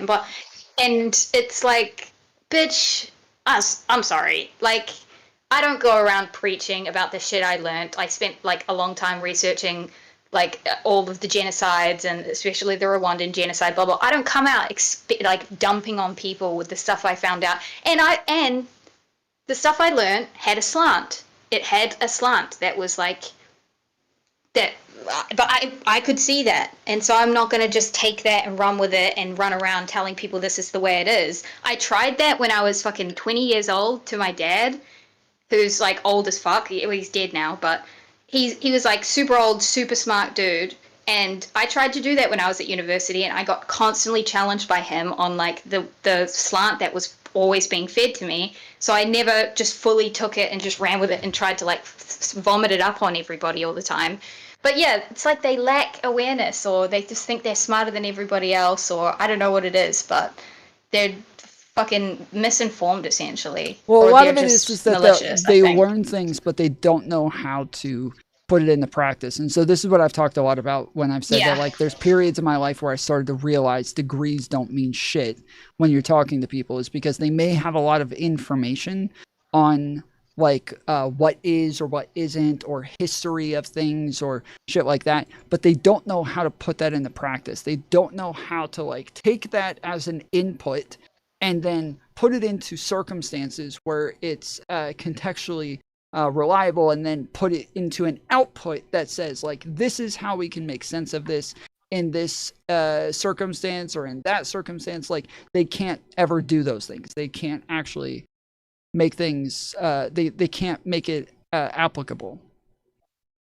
Yeah, I mean, they're trying really hard with this whole like movement, which I think that is what like progressive movement has become. It's just like a whole bunch of academics who have learned like historical fucking shit, and they're just trying to like force it on everybody else or something to try and change the world for the better, but it's actually making everyone fucking annoyed. It would be like me sitting in a car, someone turns on Elvis and is like rocking out to Elvis because it's fucking badass, and I'm like, actually, Elvis appropriated the music from the black man, and I don't know if you should be like dancing along to this Yep. because it's not actually based. It was based before Elvis stole it. Okay, like, can you fucking kill yourself in a video game? Yeah, Like, the problem is what that are you like fucking talking lots of about? times when you talk to people about this though, like it can sound like really dumb. Like if you say like, you know, you're just gonna make people annoyed with you, and they'll be like, okay, like, you know, racists were annoyed with people fighting for civil rights for black people. Like, should we care? And it's like, yes, actually, yeah, that is like how change came. Is that like there were groups that were actually willing to be, you know, that were willing to like worry about optics and worry about like the right ways of convincing people and the right ways of like humanizing themselves to people. And that we know that like one of the easiest ways for people to find a new group like black people or trans people or gay people is that they spend time around them, and then their idea of those people start to change. But if all of those people, if all the black people, if all the gay people and trans people all just refused to be around anybody that was the least bit bigoted or used like some sort of microaggression, then that change would just never come. It would never happen. And so we have to like both understand, yes, those things are wrong. These people are wrong. We shouldn't engage that way. But that doesn't mean that we just can't engage with any of those people. And you might say, oh, well, so now you're telling black people that it's their responsibility, blah, blah, blah. They don't have to do it, but if they want change and if they want better things for future generations, if they want their kids to be better off and their grandkids and all these things, like, yeah, it takes actual people actually stepping up and doing the work and doing the things that are going to actually bring forth a different world. And if all we do is just shame everybody, it's not, you're just going to keep getting more and more pushback. Yeah, it's just so counterproductive. Like, I think they're figuring out how counterproductive they are, and they will, like, more and more and more. The problem is they've been lulled into a false sense of security on TikTok, and they feel like they're gaining ground and shit because they have brainwashing so many fucking young retards on that app. And so, yeah, like, but I think, and also, actually, I'm not going to lie, it's not even like necessarily a false sense of security because the Democrats are useless at just calling out how fucking stupid they are. So hopefully, if they self-reflect at all and they have gain any insight, then Dems will get better and better and better at calling out like how stupid they are. Like this protest shit, if people aren't going to say that what Good Trouble is saying is insane and unhinged, like stuff like this is what you're just handing it to conservatives at this point. And I'm not gonna lie, if they keep doing this shit, it's like tempting to just fully go center right, because I'm on the fucking border. All right, I'm right there, I'm on the precipice. I could easily go more socially conservative, easily. I'm in my 30s now. I'm only gonna get more conservative. So you're fucking pushing real liberals away from this stupid fucking party. So, yeah, I don't know. We'll see. We'll see what happens. Yeah, It's frustrating. Like I said, I think like the important part is just to keep clarifying that they're not liberals and that they don't have anything to do with the Democrat Party. Like I saw in a chat earlier, I forget whose it was, but they were going off saying like, stop calling these people liberals. They don't even vote for Democrats. They have nothing to do with us. Like. And I was like, based, yeah, dude, yeah. based as fuck. Like, let's fucking go. We're starting to get this across. Like, this is actually making a difference. Yeah, exactly. So. Yeah, damn. I wish you could like I wish we had evidence of all the people who said pre-election like not to vote or didn't like support Kamala or whatever, because now they're all hiding and they're not gonna. We can't know. But I would assume like. Good Trouble's audience or these people's audiences are like the ones who kind of said they both suck and the system's rigged anyway and blah blah blah, all that shit. Like, but I don't know. I wish we could know so we could freaking. Yeah, maybe he did. But I'm talking about his audience. Yeah, maybe. I don't know. It's super frustrating. Yep. Anyway, rant over. I just get so furious on TikTok. I wish I had like a bajillion followers just so that I could go. Yeah. Because I'm like, so I can't be bothered I can't be bothered making videos and making content. I don't know how anyone does that shit. It's like it's so lame. But I would have panels. I would like just go live immediately and try and get everyone on there. But Yep. I can't be bothered. So okay, Okay. I'll go. Appreciate it. Later, dude. Bye. Bye.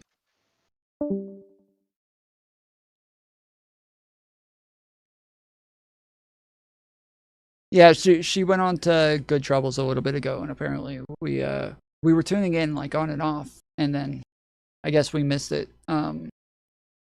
I don't know what the issue is with the stream, because every time it's gone out and you guys are saying F in chat, I've checked my internet connection every time and it's perfect. I've checked my speeds every time and it's perfect. Like, there hasn't been a single issue with my internet the entire time. And so yeah, it just feels like it might be YouTube or something, because I keep checking. And OBS does say that there's like not a connection to YouTube. And then I check YouTube, and YouTube says there's not a connection to OBS. But then when I go and actually check my internet, it's perfectly fine. There's no issues. So I have no idea what the fuck is going on.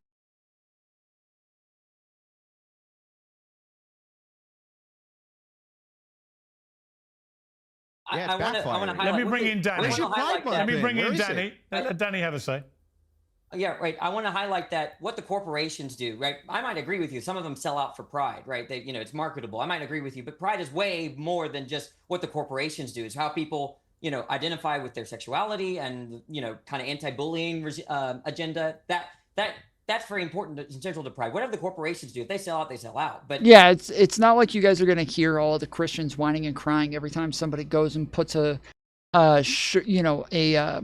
cross on a shirt, or whenever Trump goes and makes the Trump Bible and uses Christianity for his fucking marketing campaign and shit. Like, if you want to whine and cry about LGBTQ and pride being turned into a capitalistic event for 1 month a year, then what about all of Christianity for all of the other 11 months of the year? Like, what is happening there? Is Christianity completely astroturfed when you have a bunch of content creators who go out and just use their Christian status to try to win debates and shame women and talk down to everybody and just make a bunch of money on the internet? Like, is Christianity completely astroturfed now? No, of course not. Like, that would just be a dumb argument to make, but whatever.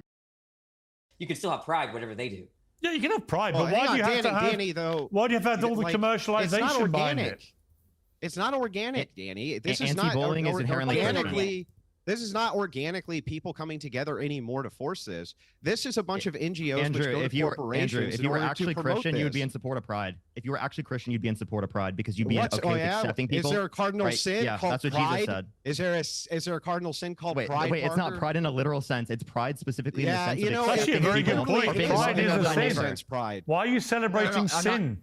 It's not. Yeah, pride you're in a literal celebrating sense. sin. Literally, what are you talking You're about? misunderstanding. Yeah, when the Bible talks about pride, it's not talking about this type of pride. It's not saying like the Bible does want you to. The Bible does say that you should be proud of like being a Christian, and that you shouldn't you shouldn't hide it, and that, like, people who hide their Christianity are less than. Like, that is the type of pride that they're talking about. So this is a dumb statement.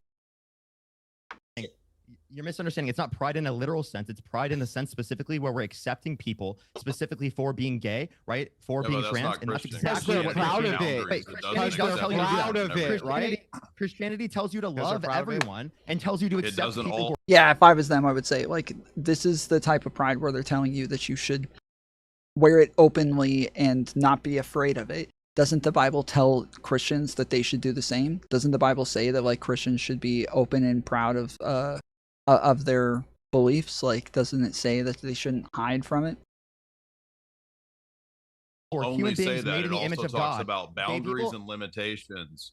You But have to gay have a people and trans basis people- for virtue versus vice. Christianity is a virtue vice ethic, and your whole ethos is to defend your own. The problem with Pride is it puts gay people on a pedestal like they're these poor bullied babies. Well, the problem is that as long as people like Jay Dyer and Andrew Wilson continue to exist, where they talk about gay people in the way that they do, and they talk about them being disgusting and deviants and use like being gay as an insult all the time. Not like, I don't mean as an insult as in they say like, oh, that's gay, like, you know, to say that that's bad, but they like say like, dude, you're gay, bro.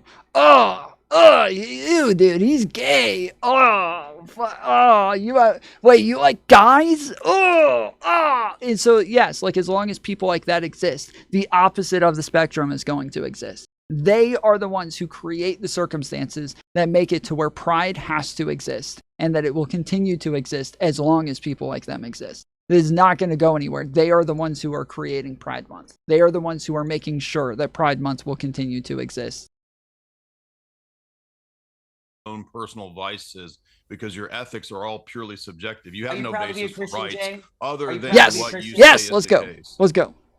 Jay, are you proud to be a Christian? Sure. Oh! That's Oh! Whoa! Wait, there's a cardinal sin! Oh no! That's a sin! Why are you celebrating sin, bro? Oh! sin, That's pride. an equivocation. Oh, I didn't make get him. the argument. I didn't make the I mean, argument. look, That's an look, equivocation. We're not talking about the cardinal What's sin. an We're talking about equivocation the sense of fallacy? pride.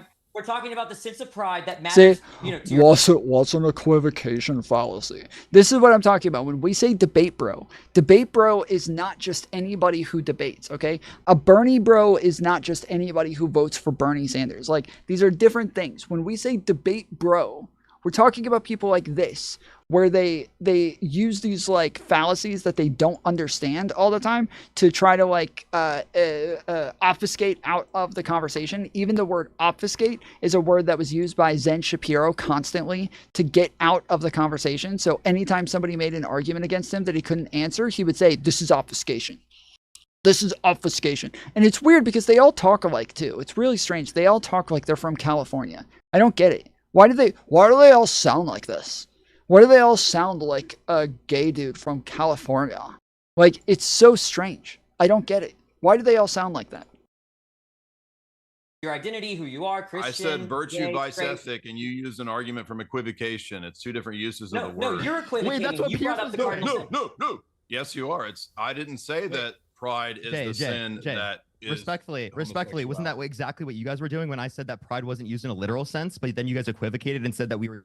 I didn't make that argument, Andrew. Okay, hold on. I'm almost positive he chimed in there and said it's a sin.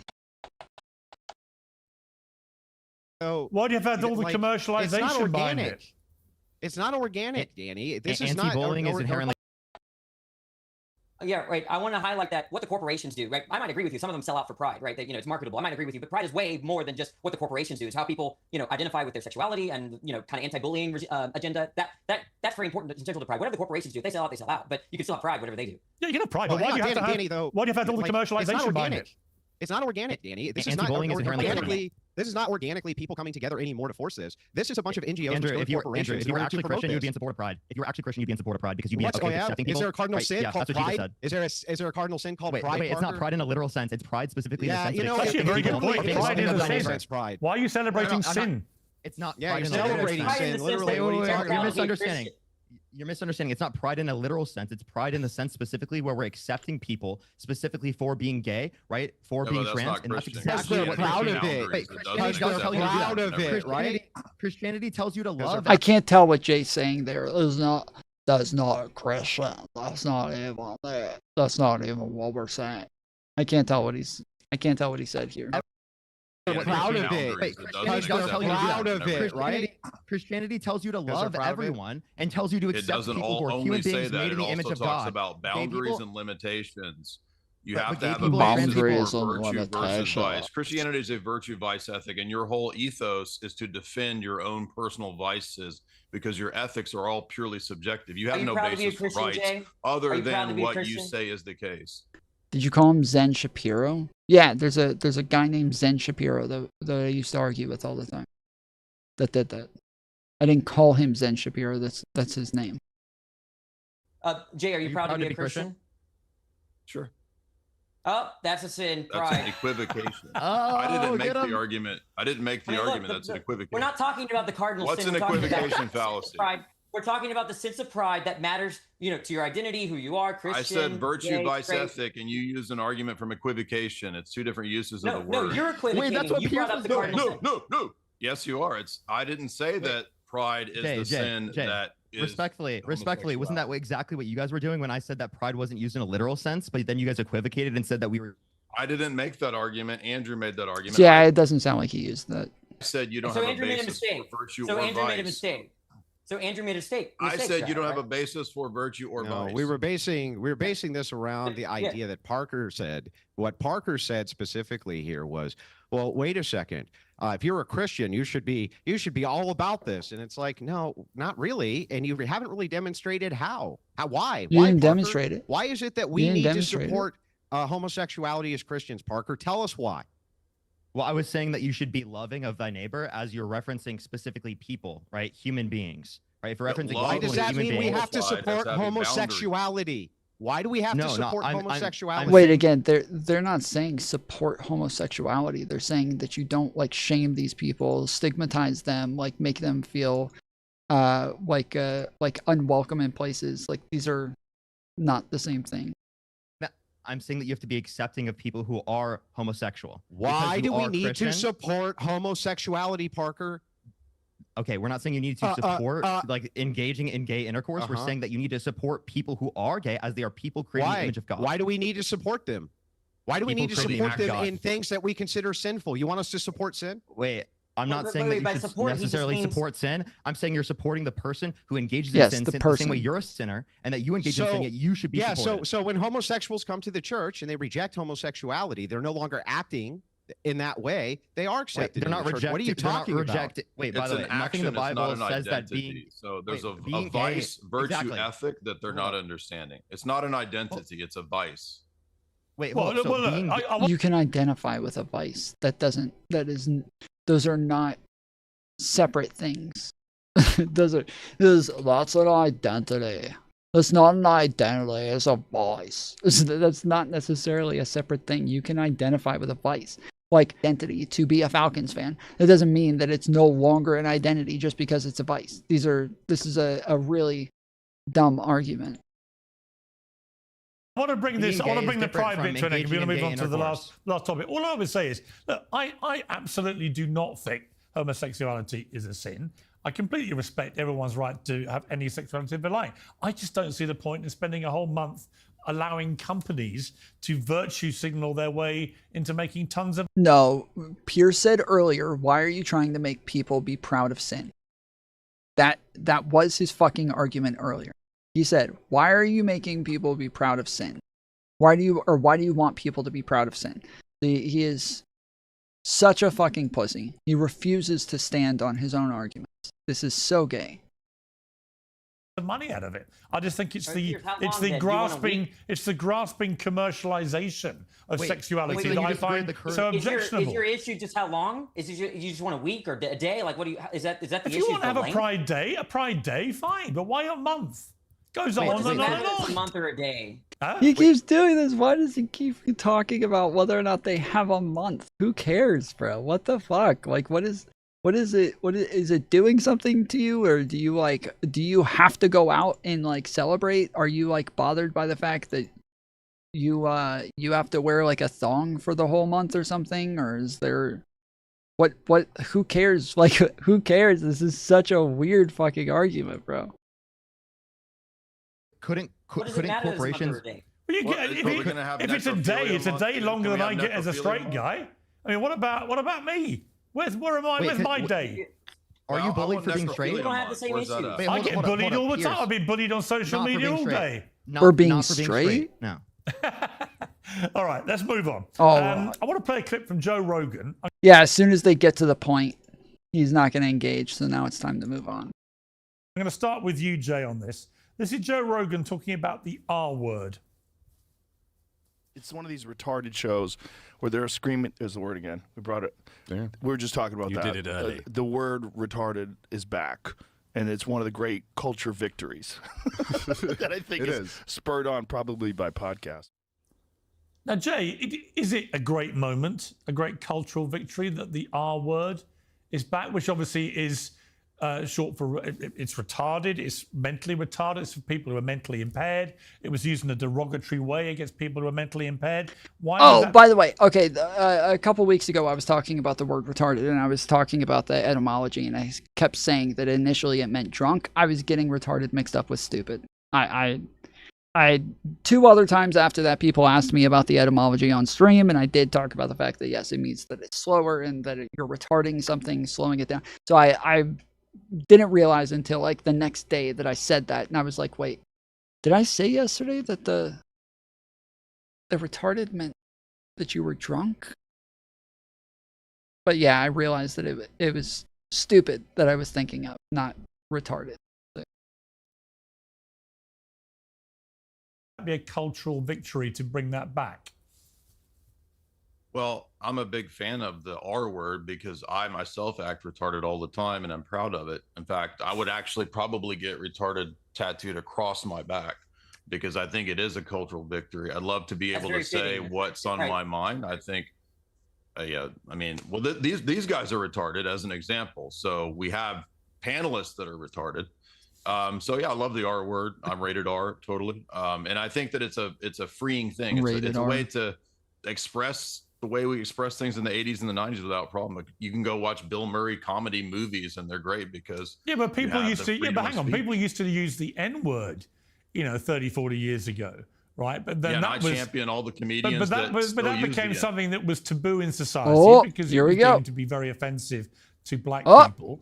The virtue signal time. The use of the R word is deemed to be very offensive to people who are genuinely mentally impaired, and they don't like it. He's making a soy face, like he's like freaking out over there. Yeah, but I'm sorry, you just said it's justified there's a for difference white people between to say the N-word? taboo and what's wrong, morally wrong. I don't equate the two. All right, Taboos are Parker, not equated. your response. I don't equate the two. So here's my question: do you think that Jesus would say the N-word, and do you think Jesus would say the R slur?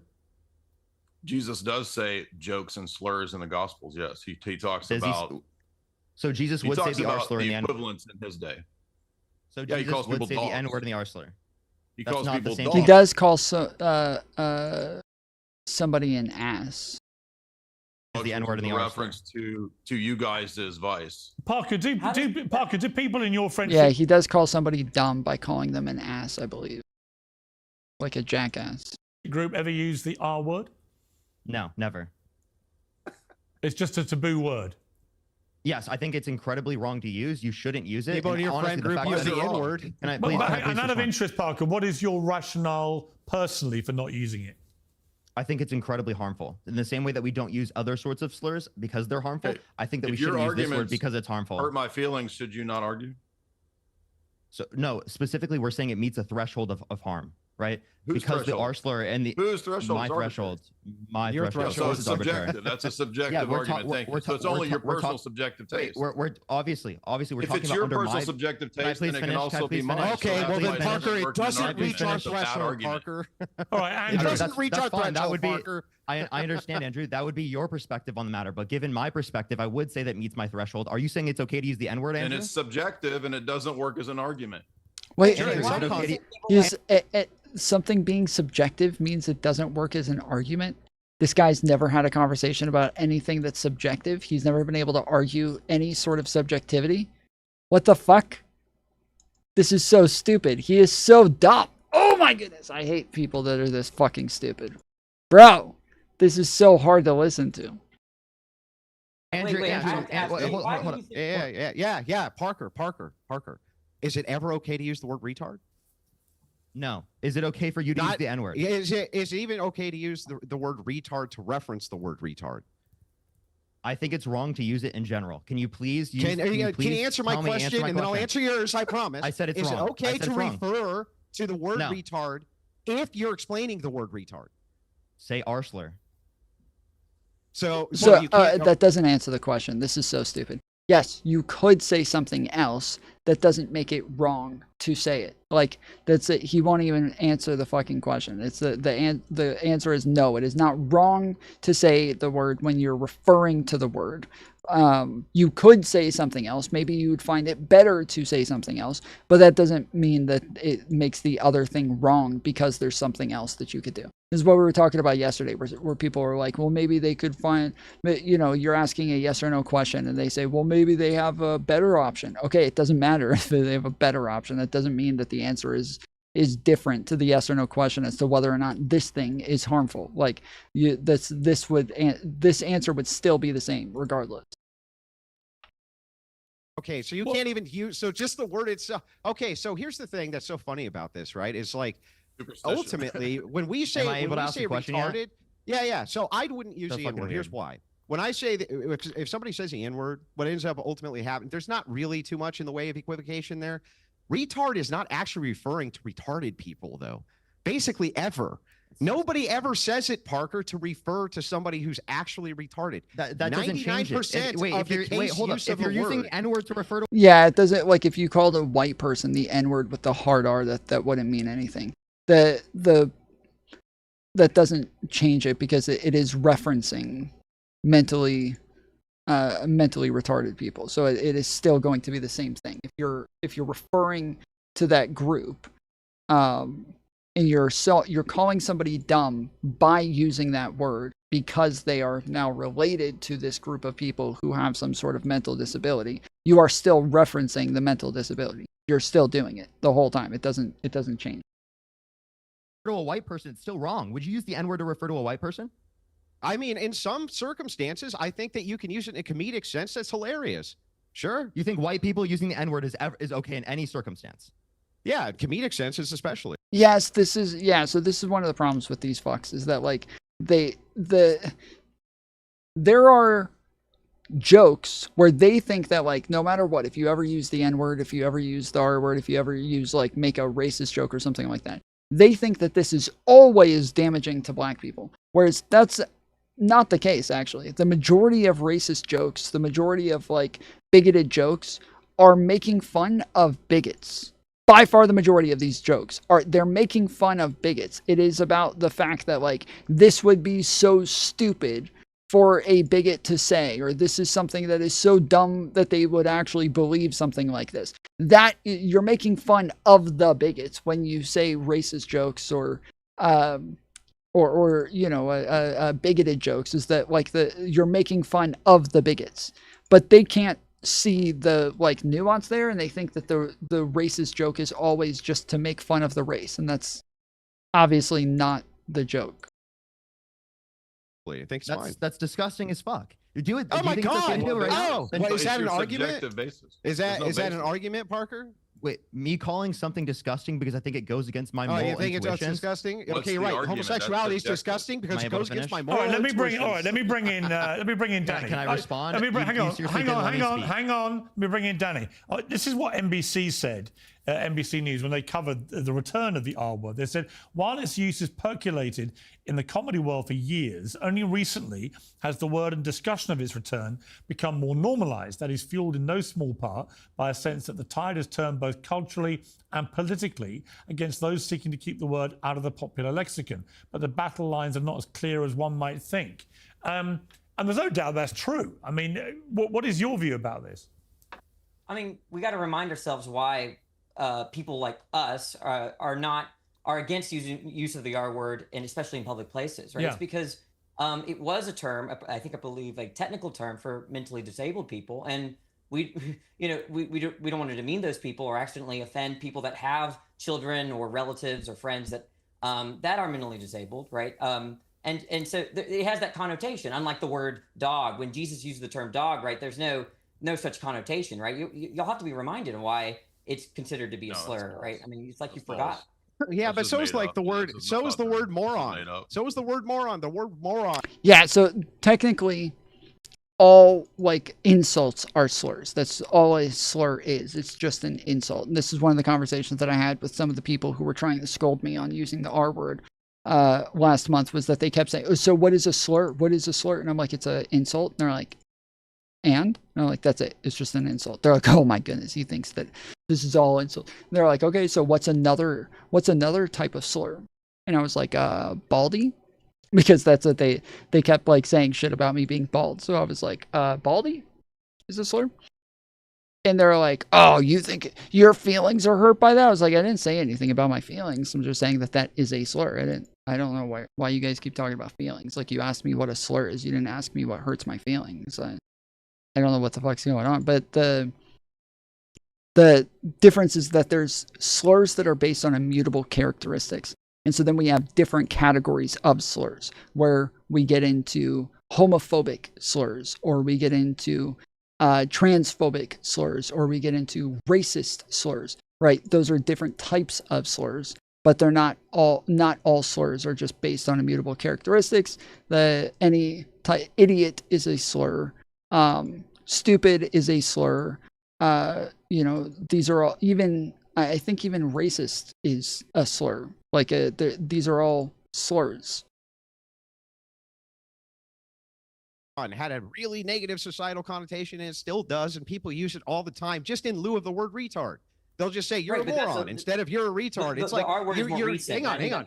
You're begging, you're picking and choosing. Yeah, you're picking and choosing which thing to be selectively offended by. You're not. I don't. So, like, let me ask you guys say anything this, about offense. honestly. I want you guys to answer me fucking honestly. Does the word retard actually offend you? Yes. I think it's fucked up for you to use. I've been very clear. See, this is a stupid argument. Parker shouldn't even respond to that. He should say it has nothing to do with offense. I'm not talking about offense here. We're talking about whether or not it's right or wrong to use the word. We didn't say anything about offense. Does it offend you, Danny, when somebody says the word retard? Yeah, it does. So with Zach especially in public places and professional places. So Zach Galifianakis does some when he does comedy and he does a movie and he makes a joke and says retort. Is that also bad? Retard. I'm confused the context of what you're referencing. Is he specifically trying to refer to the arslur? If he is, then yes. He says, he's trying to allude to. He said a retard. Why did he say retort? He didn't say retort. He said a retard. What the fuck is he? He's even fucking up his own point.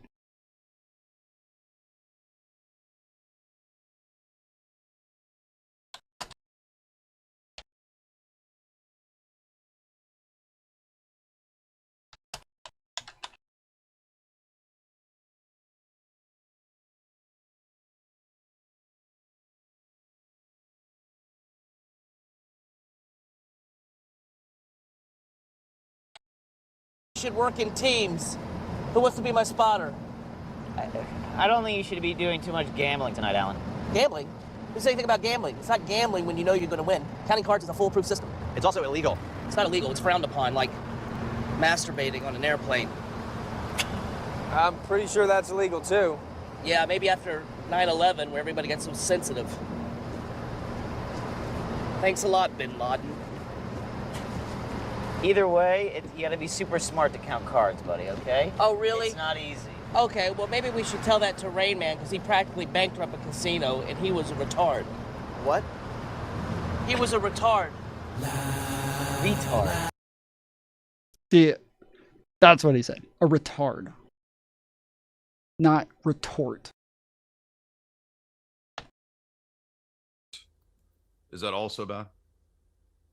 And he makes a joke and says retort. Is that also bad?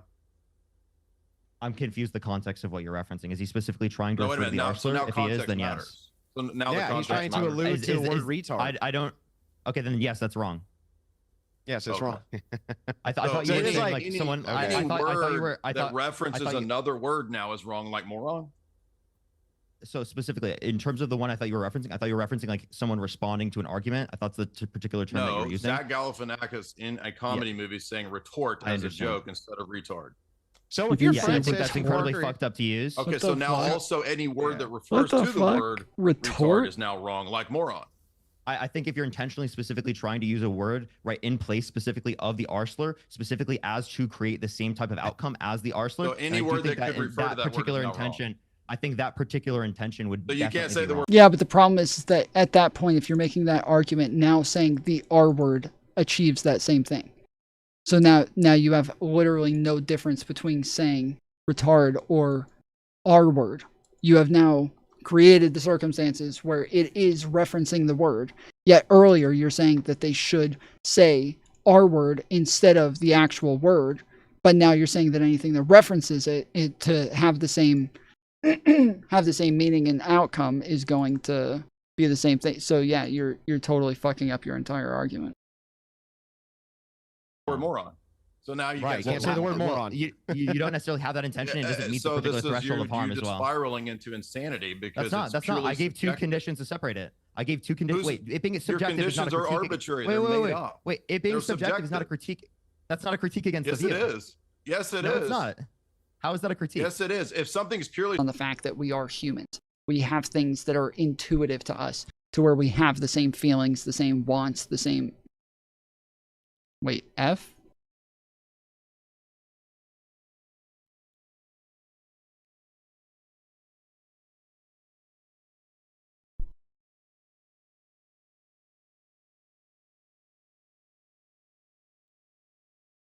Okay, we're back. Yeah, I my computer restarted when my power went out 3 or 4 times. It restarted, came on and off, on and off, on and off, and then eventually it just wouldn't turn on. And so then I had to do a hard reboot to get it to start over. But yeah, it's not my computer. Again, like my internet is perfectly fine. I just checked my speed again. It's still 439 down and 30 up. So yes, this is perfectly fine. Nothing wrong with this whatsoever. It is latency is at 15 milliseconds, which is yeah, it's not horrible. But yeah, it says that my connection is very fast right now, so I have business class broadband. There's nothing wrong with my internet. It is just seems like it's YouTube right now, but yeah, anyway, so Andrew Wilson used to make these arguments as well, that just because something was subjective, that meant that it was kind of meaningless. And this is something that only like the far left really engages in, and it's weird to hear right-wingers do this, but there's an idea that because something is subjective, it doesn't really have any meaning to it, and you can just throw it out as though it means nothing. And so he's making this argument that just because something's subjective, there is nothing that is better than another. Things can be subjective while some being better, you can make arguments for why some things are still better than others. That doesn't mean that all things now being subjective are meaningless. So whether or not drinking poison is bad, people can have a subjective opinion that poison is bad. And then if I say, okay, well, I say that like poison can sometimes be okay. And they're like, wait, but it's poison. Like, how can poison ever be okay? Like, it's poison. It's like, well, yeah, but like, there's different types of poison. Like beer, alcohol can be considered a type of poison, right? Mushrooms, magic mushrooms, pretty much all drugs are a type of poison. Even like medicine and the things that we take, like a lot of these are types of poisons because they're changing your body chemistry in a way that it's not meant to be changed, but we still take them because these are types of poison that we would consider to be beneficial. And so when we find a benefit to it or something that we like about it, we can make arguments for why this is okay. But that doesn't mean that now, because I can argue that some things that are poisonous are good, or that I can like argue a subjective reasoning as to why I could take this, that doesn't mean that now all poisons are good, and now I need to like make it to where we all need to be drinking cyanide and shit, because yeah, that's just, we can reason, we can inductively or deductively, we can deductively reason as to which ones are and are not beneficial. But to just say, oh, it's subjective, therefore it's not an argument, that is insanely stupid. That is an insanely stupid thing to say. This is so fucking dumb, because even the language that you're using is subjective in and of itself. None of the words that you're using to communicate these ideas are objective in and of themselves. You're using so much subjectivity to even communicate something that you find to be objective. And even when you say something is objective, whether or not that means the same thing to another person when they say, you know, if they think that objective means something very different than what you think, you're going to have to go through some rational, logical argument to make it make sense as to what, you know, what objective means or which definition is better. That this is, but it's going to be subjective in the end. It will all be subjective. So this is really, really stupid statement from Jay Dyer. It's one of the dumbest things I've ever heard. No way to resolve the two. That's why purely subjective arguments fail. Wait, there not being a resolution, particularly between the moral disagreement of me and you, isn't a critique particularly of my perspective. Then you can't say anything is morally wrong. There's no ought from an is.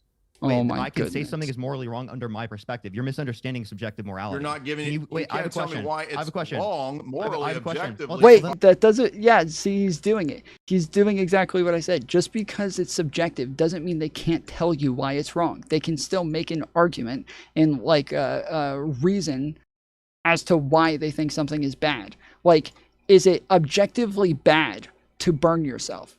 Well, first, we would have to know, what do you mean by bad? And then, even once we get bad, which in this case is probably going to have to do with some sort of harm, even the harm is going to be subjective to a level to where we find out, like, well, at what point do we consider something harm? Because if I cut my fingernails, like, is that a harm to an extent? Sure, that's probably some type of harm, but is it a harm that we like need to avoid? No, probably not. It's probably a way, like a type of harm that nobody really cares about. And so the fact that, like, yes, when you put your hand on a hot stove and that it's going to hurt, like, is this a type of harm? Yeah, probably that's a type of harm. But does that mean that we ought not do it? Well, it depends. What is the goal? Like, is the goal to avoid the harm? Then if it's to avoid the harm, then yeah, you ought not do it. But it's all goal oriented. From top to bottom, you would have to have the same goal in order to even get to an ought. I I'll can ask you this also question. counter it. Can I ask you this question? Do you think that morality is true dependent upon God's stance or independent of God's stance? Ultimately, it's grounded in God. Okay, so Right, it's and God subjective. is a subject. Yeah, God is a subject. No, that's so. not a subjective argument. The argument. Wait, God is a the argument is subject. that it's objective. God's the a fact that a subjective. He's saying it's objective once God has said it, but God is the subject. It is subjective upon God's whim. person makes an argument doesn't make the argument subjective. Your argument God is is a pure subject. subjectivism. Is God a Two subject? different things. It's a category error. Is God a How's that a subject? category error? It's two different categories. A subjective argument for We're ethics we're is two different people too, right? different How's it than a relevant, person right? who's a subject making an argument. Oh Those my are two goodness. The different point is that God is a categories. subject; He's not an object, right? We're subjects, right? We understand morality in terms of God. In fact, anybody should You're understand, right? equivocating again. Look, can we bring this? He is, back to that God is here? not equivocating. That is literally subjective. They are talking about the subject in the subject's whim. That is what he's talking about. He just has. I'm blown away that he's somehow engaged in apologetics for this long and doesn't have an answer to that. That is insane. How the fuck has this dude engaged in apologetics for more than like a month and not come across this argument? That is embarrassing, dude. Wait, hold on. No, you want to run away? No, you can't. Wait, God having his particular view on morality is no different than me having my view because we're both subjects. The Can you tell me argument what a is that subject it's an What is it, Jay? objective What is a morality. subject? Jay, what is a subject? Yeah, Jay doesn't even know what they're saying. He has no fucking idea what subjective means. He doesn't even know what the fuck it means. This is embarrassing, dude. Equivocating on the fact What that is a a subject? subject is making an argument versus the do you argument think being object subjective. No, you said That's what it is! Category error. Jay, I This asked is you if like it's talking true. to children. I asked you. It's a category error, you idiot. I gave you. It's not a category error. That's what subjective means. It means that it is based on the subject's whim. That's what it means. It means that it is based on the subject, that like subjective, meaning that it can be different from one subject to another. That is based on the subject. It is subjective. It is that it is not a category error.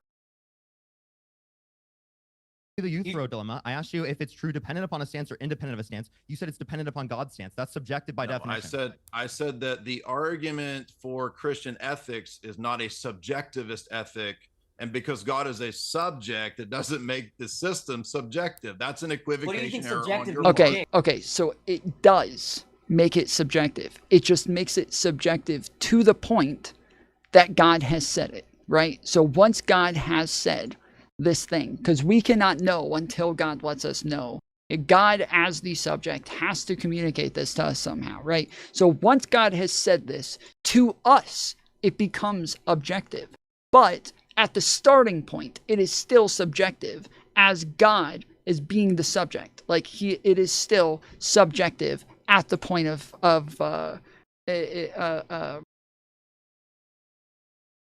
fuck.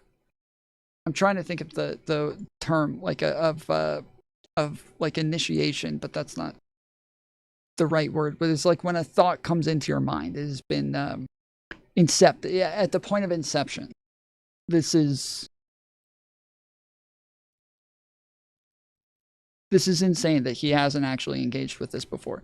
God is the subject in this manner. Like, and this is why that I was talking about at the very beginning of this, that when they argue that like other moral systems are less than because they are subjective, they are ignoring the fact that even them choosing to like engage in that sort of moral process is subjective in and of itself. Even though they believe that their morals are objective, they are only objective at the point that they receive them, but they are not objective from top to bottom, because even God has to decide what is or is not good, right? So even if we believe that all things that God does are good, we believe that because God has communicated this to us, that he is goodness. And so once he is communicated to us that he is goodness, now we know that according to God, nothing he does can be anything but good. And so now we are using God as the subject to communicate to us what is or is not good. And now we are going to base all goodness based on his subjective reasoning. That is how it starts, is with the subjective, giving us the statement so that it is now objective to us. Even if under Christianity is subjective morality, it's not, this doesn't help their point at all. The point is Dyer can point to a moral system better than theirs, and they can't. Wait, that's, fuck. It's not better. It's not. That is a subjective reasoning to say that because he calls it objective, that makes it better. That is subjective. To believe that better is not subjective, like it just is. Everything that they're going to say, every argument that they're going to use, every explanation that they'll give will all be limited based on the subjectivity that's within their argument. That is the point. Hey, what does subjective mean? What is subjective Purely mean, relative to the individual. Okay, is God an individual? True dependent upon a stance. Is God an individual? That doesn't mean that the ethic is subjective. It's Just an answer the objective question. ethic. You're Is just God an rephrasing. individual? You're substituting the word individual for subject.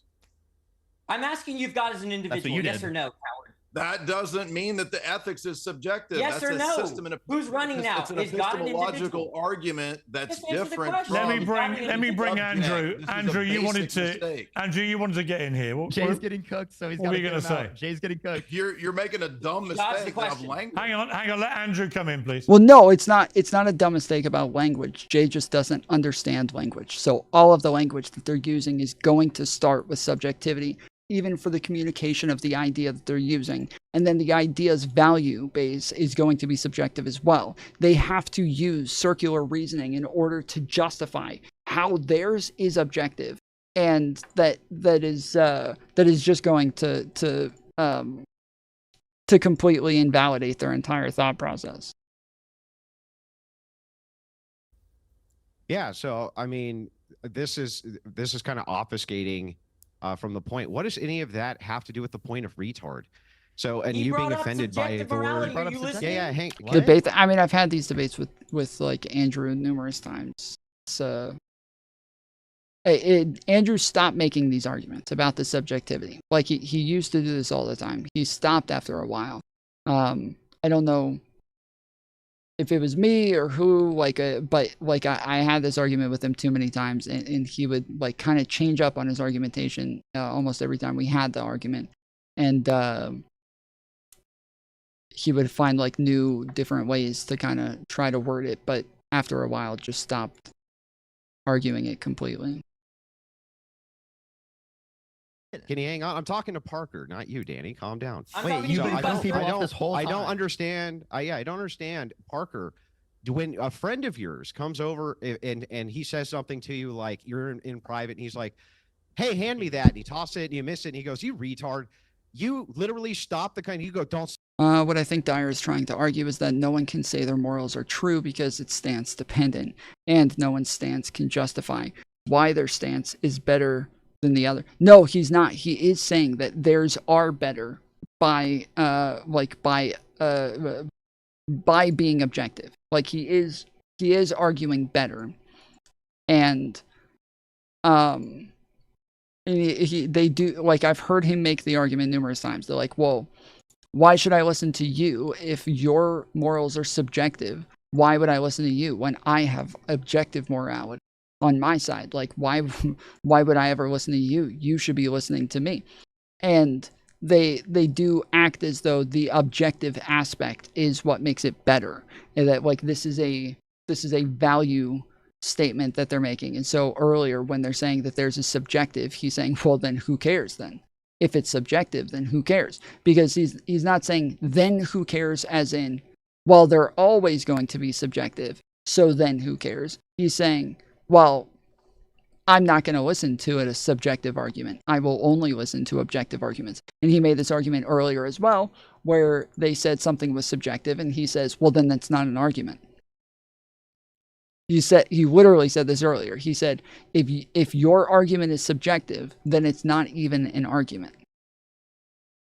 And so even at the point of subjectivity, you're still, this is what I was talking about before, that even at the point of subjectivity, you're able to argue what is better in some sort of way. Like you're able to use intuition to use and engage in inductive reasoning to no, sorry, I did say it right. Deductive reasoning to have a conversation about this, but they won't. Like they're not going to do that. They're just going to keep acting like objective means better. I've listened to it 1,000 times. Do you say that? It's very offensive. I really don't like it when you say, do you dress him down, Parker? If you have someone to call Yeah, see, they need to move away from offensive. Like the problem earlier they were talking about the harm, and the harm is not about offense. It has nothing to do with it being offensive. I'm sorry, my mic cut out, so I couldn't hear you. I want to post something to Andrew. If you have a friend, shut up, Danny. If you have a friend, Parker, and your buddy comes over and he like tosses you something and you drop it and he's like, you retard, you dress him down? Do you go, I can't believe it, you called me a retard? Why? Yes, that's hurting other people's feelings. But who's around, Parker? Who's around to be offended except you? Who's around to be offended but you? That doesn't change whether or not I think it's wrong. Yeah, so I don't understand. Let Danny respond. Danny? I want to give Andrew a hypothetical. Suppose there's this unknown society where if you show this signal, everyone's extremely offended. They'll get very angry, like people get angry at typical slurs like the N-word, right? Would you go around just doing this? Logic? The Vulcan sign for logic. Do you understand the hypothetical? What are you posing a hypothetical? So imagine you go to a can you use really small words, bro? Okay, imagine a hypothetical, right, where you're going to a society you don't know about, but all you know is if you do this. I'm imagining a hypothetical. Let me finish. You didn't understand hypothetical, so I'm having to repeat it. So let me finish. Yeah, repeat it. Use small words. Let's say this signal is extremely offensive in that society, really offends people. Would you go around just doing this to troll people, or would you not do it? I would definitely tell them to live long and prosper, bro.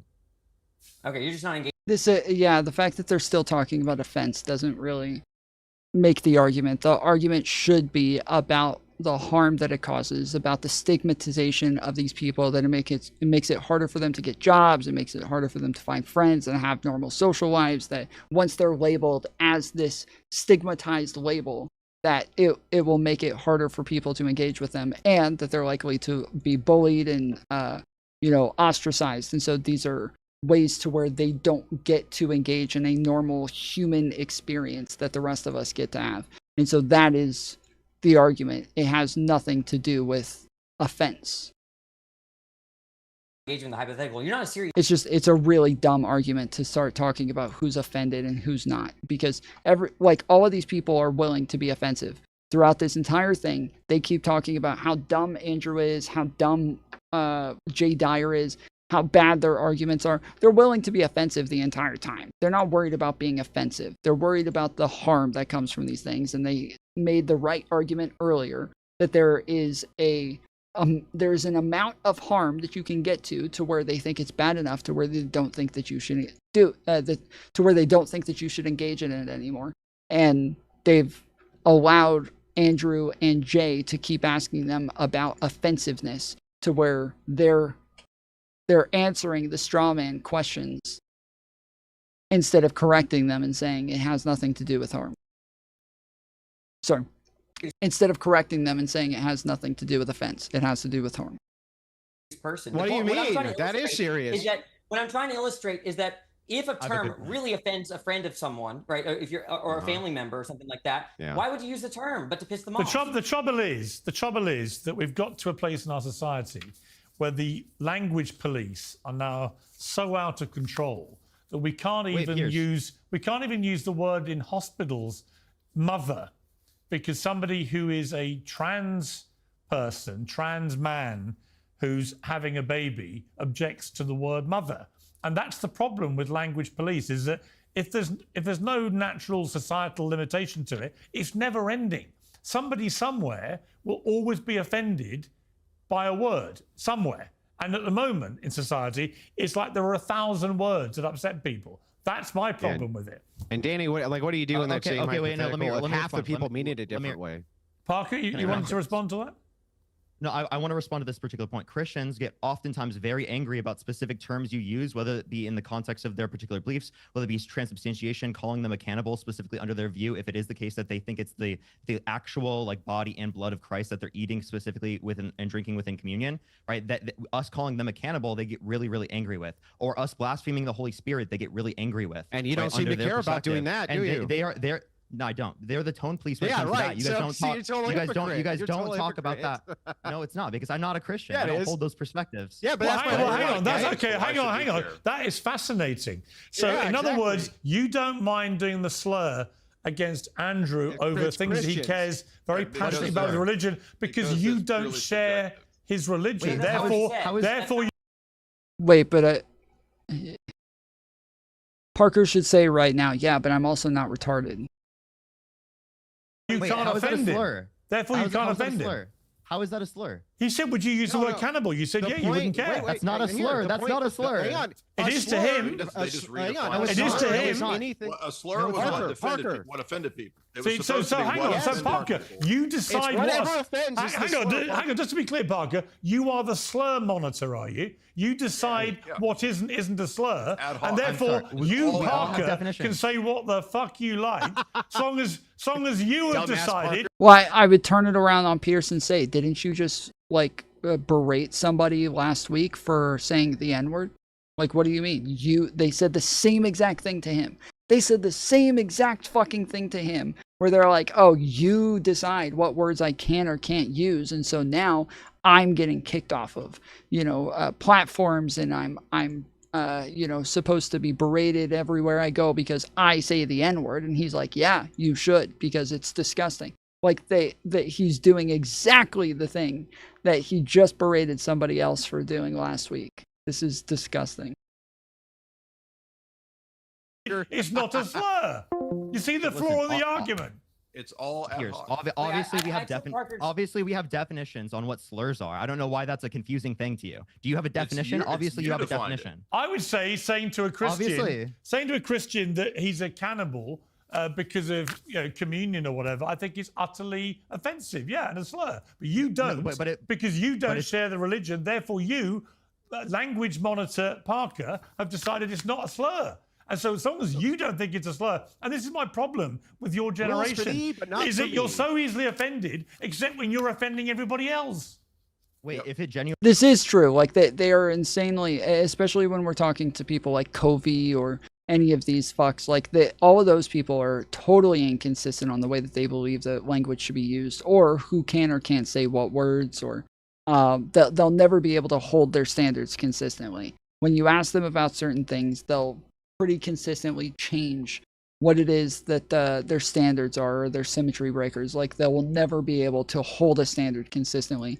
And then they're going to go so hard. So where we have people like Covey running around whining and crying that I said the R word, or that calling me a Nazi and shit. Yet this chick is literally running around calling brown people sand N-words over and over. Like, these people cannot justify this shit. There's no way to make this make sense. They're just going to subjectively make their decisions based on who they do or don't like. That's all it is. They're just going to say, oh, well, I like this person, so I don't think that you should use slurs against them. I don't like this person, so I think you can use slurs against them. That's all they're ever going to do. They're going to keep making up new rules as they go. Only is the case that it leads to a particular level of harm that I would say meets my particular threshold of harm, I would say we shouldn't use that term. All I was doing is describing specifically there are terms and words Christians think are very harmful to them. Well, cannibalism is a criminal offense. Listen. Hang well, on. Parker, there's a lot more Christians than cannibalism is a crime. You're accusing it of him of being a criminal. No, actually, you're equivocating because I'm using their own definition of the term cannibal specifically because it is the case that you're equivocating, because that's not, I don't think it's actually like the body and blood of Christ. So they didn't actually, in a meaningful sense, violate any laws. Does that make sense? And I don't think I'm actually calling somebody mentally, slow when I say retard either, Parker. So what? It still meets a particular threshold of harm that I would consider. Okay, well, it meets the threshold of harm to me when you call them. Yeah. All right, we've got to leave it there. It's been a fascinating clash of... Andrew. Hang on, no, we've got to leave it there. It's been a great clash of cultures. I think we should do this again. Yeah, so the point is that all of these things will be subjective to some extent, no matter what. There's no way around that. But we do have to appeal to social norms to some extent. We always do. And even for us to communicate the ideas or even have a conversation about that, we are only appealing to social norms that are all subjective anyways. Even the language that we're using is going to be subjective. So for somebody like Jay Dyer to keep saying shit like, you can't have an argument that's subjective. It's not an argument if it's subjective. It literally, every word that you're using to communicate that argument is subjective. And the meanings that you'll have behind it, the intent behind it, like all of these things are subjective from top to bottom. And you're trying to communicate something that you believe is objective, but nobody else does. And so when you're engaging with them and they're saying, well, yes, I believe this is harmful, and you're saying, well, that's subjective, but that, by the way, I have this God that I believe in, that I think is real, and that I think has communicated this based on my interpretation of the Bible and what I think he means when he tries to say X, Y, and Z. And so now I have this objective morality at the end of it. It's like, okay, like, well, I don't believe in your objective morality. I don't believe that is a God. I don't believe that any of those things. Your belief is subjective. Your interpretation of the Bible is subjective. Your interpretation of the communication is subjective. All of these things, top to bottom, subjectivity for you to get to something that you call objective, but there's no way for you to actually prove the objectivity of it. There's no way for you to actually go through any sort of reasoning, any sort of scientific process. There's no way for you to make this even remotely objective in any way whatsoever. And so yeah, it's just it's a dumb argument to make ever. And it's something that people within apologetics generally don't do. It's not like a good argument within apologetics to try to say, like, because my arguments or my beliefs are objective from my subjective point of view, now mine are better.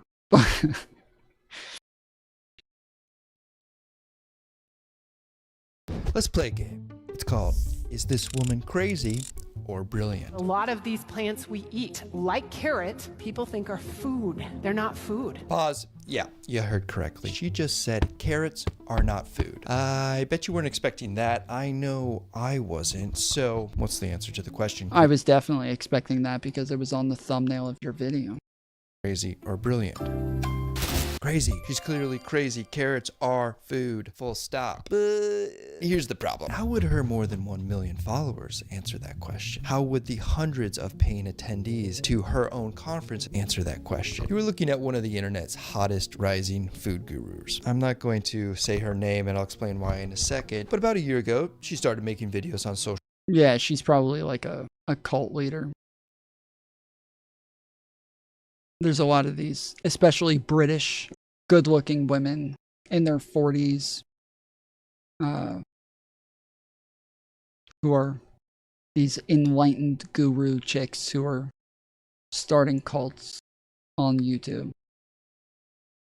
Social media, they blew up, got tens of millions of views, big profits, yada yada. You've heard the story before. What makes her unique is not her fast rise, but how she did it. Let's review. This woman is taking reasonable people, telling them carrots are not food, and these reasonable people are responding with, oh yeah, I believe you.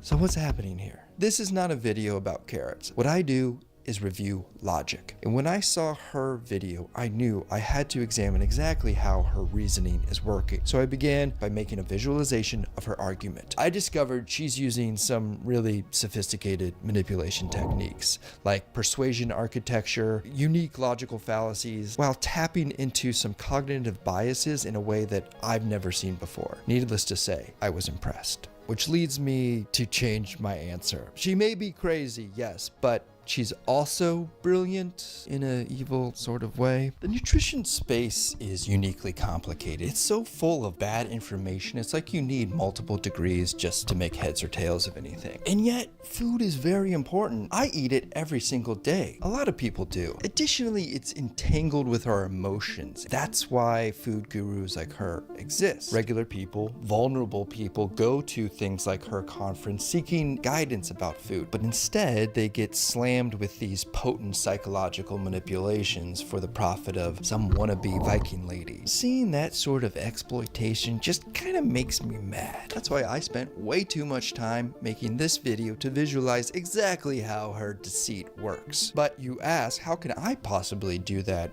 I don't have multiple degrees in nutrition science, if that isn't already clear. In this video, I am going to prove unequivocally that this woman is a master manipulator, and I'm going to do so using nothing but her own words and the science of logic. I'm going to go through her argument point by point, putting names to her manipulation techniques and visualizing how they work. So you can then take that and build your own mental model of understanding and fortify yourself against manipulators like this lady. And after we've collected this data, we'll calculate her own personal logic score and finally rank her on the bad logic hall of shame. And quick tease, this bedazzled barbarian lady, well, she's a special one. So let's examine the logic.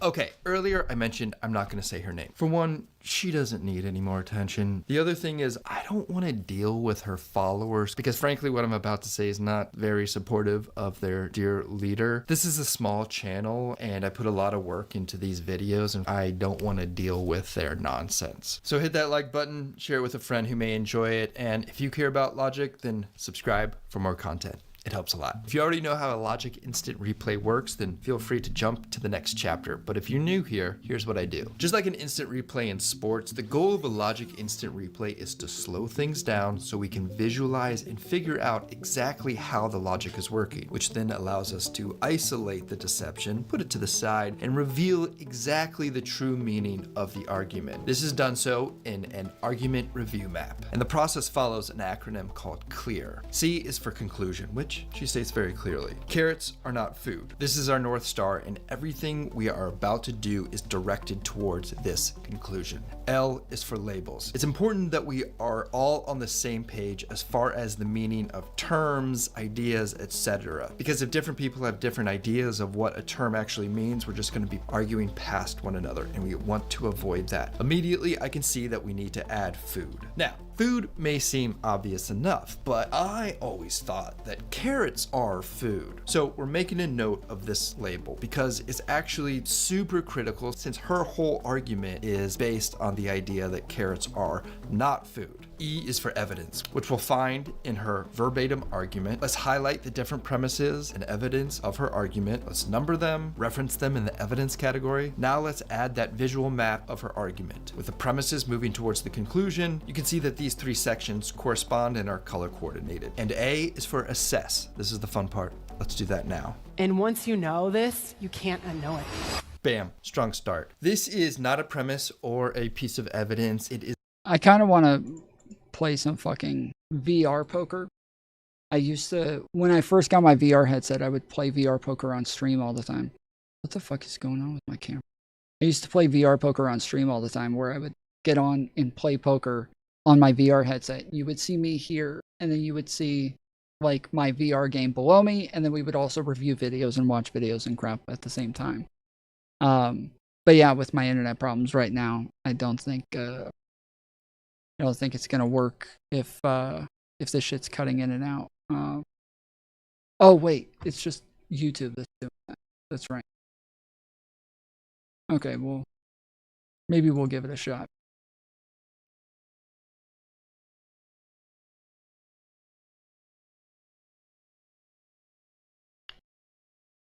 My dogs eat carrots, of course they aren't food. Is a really clever framing device. It's the very first thing that she says, so it affects everything that comes after it, including the conclusion. And I'm going to put it in the argument map like this. Basically, what it does is it primes the audience in one brilliant way, and that is it disarms their critical thinking. It politely says, hey, don't question what I'm about to tell you, just believe it. This is exactly what a manipulator wants to accomplish. You know, not to mention that it has this like youthful meme quality to it. Once you know, you can't not know. It's brilliant.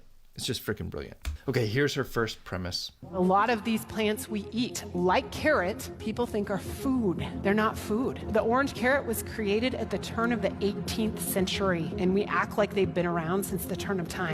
You know what? I'm going to give her that one. I do act like that. I mean, just ask my friends. I'm like a broken record. Carrots have been around since the turn of time. She uses the word create. Yeah, dude, I was just about to say, how do you act like carrots have been around since the turn of time? Even carrots that we eat today, like almost every vegetable and fruit, don't actually look that way naturally. I'm pretty sure almost every single fruit and vegetable that we eat today are totally changed from how they looked in the beginning. Just as like the animals that we eat the most, like pigs, cows, like most sheep, like almost all chickens, all of these animals have been like genetically mutated into these things that are perfect for what it is that we're looking to get from them. And the same with our fruits and vegetables. I'm pretty sure all of them are totally different.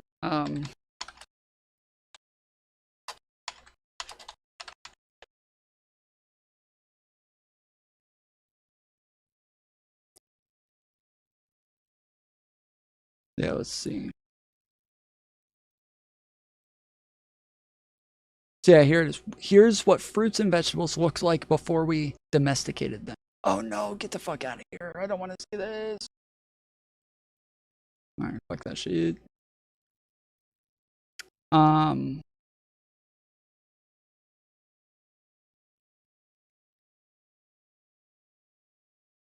we'll find a video for this.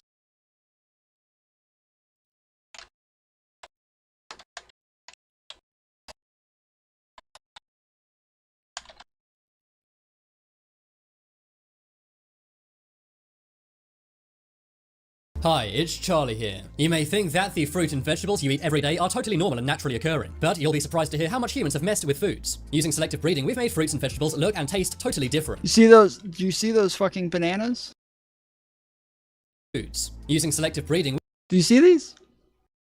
They like we have bred the like fruits and vegetables to be way bigger, to get rid of like seeds and you know, the stems and shit like that, to have a lot more taste, like to be sweeter, to be sugarier.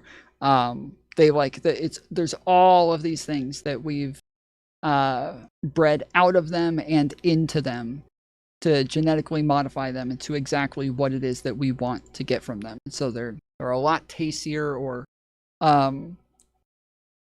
though there's people who argue that like the natural ones and the original ones were actually better, that they tasted better, but I don't know, who knows? I have no fucking idea.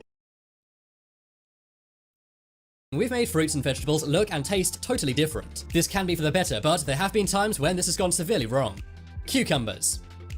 If you saw a classic wild cucumber, you would be forgiven for thinking it was a cactus. That's because cucumbers used to look like this. They were more circular and had big spikes on them. But the spikes would be very big, usually around 2 inches in diameter. Some have even been up to 8 inches long. The interior of old cucumbers is even more amazing. Inside, there were 4 large seeds. And if you're thinking this does not look edible, that's because it isn't. These old cucumbers are actually incredibly toxic, and eating one is enough to take out a human being. But they were actually used where they were first grown, in India. People would use these ancient cucumbers for medical purposes.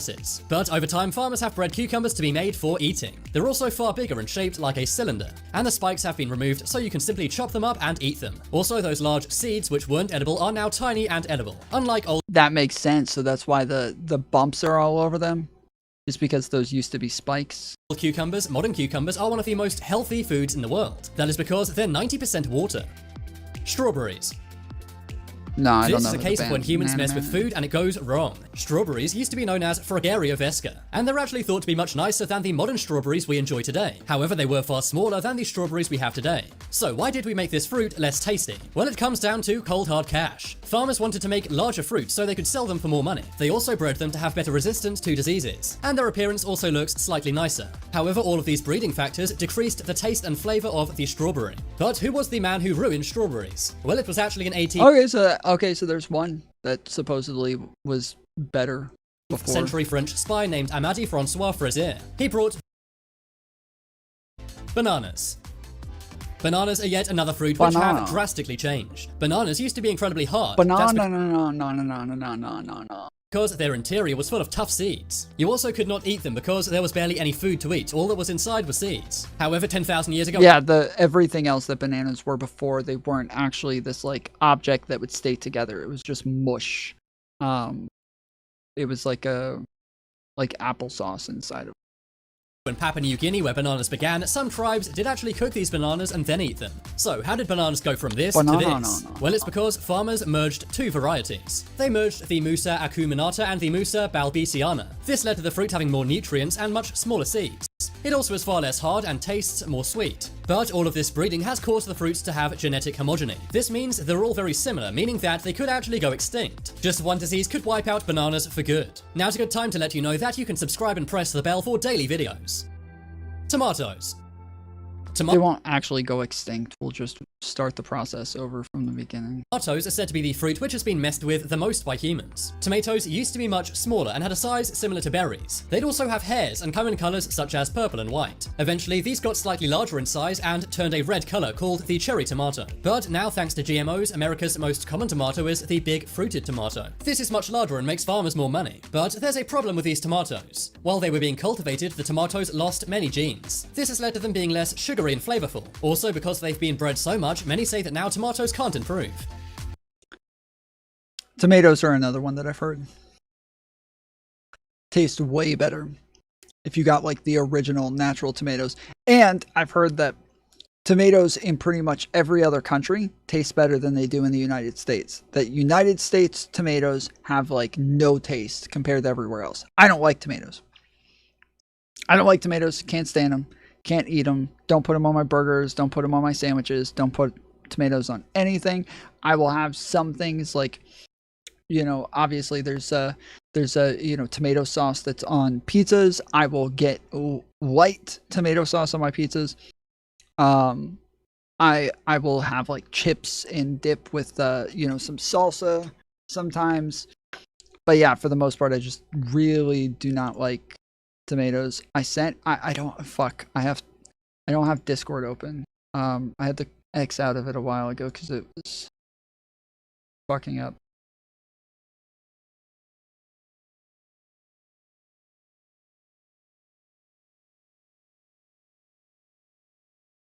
Eggplants.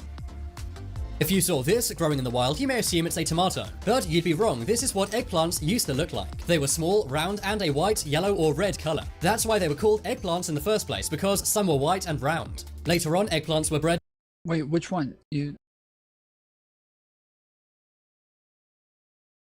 sent me 2.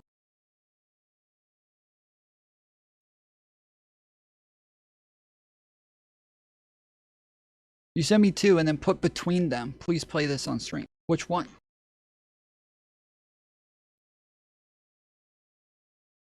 to have a blue color. They also had large spines which connected to their flowers. They also used to taste very nasty. They would have a very bitter aftertaste and no one would eat them. But they were still used by the people of countries like India, China, and Thailand. However, only for medical reasons. But thanks to selective breeding, eggplants are now a lot larger. And that old bitter aftertaste is gone and they're now delicious. Carrots.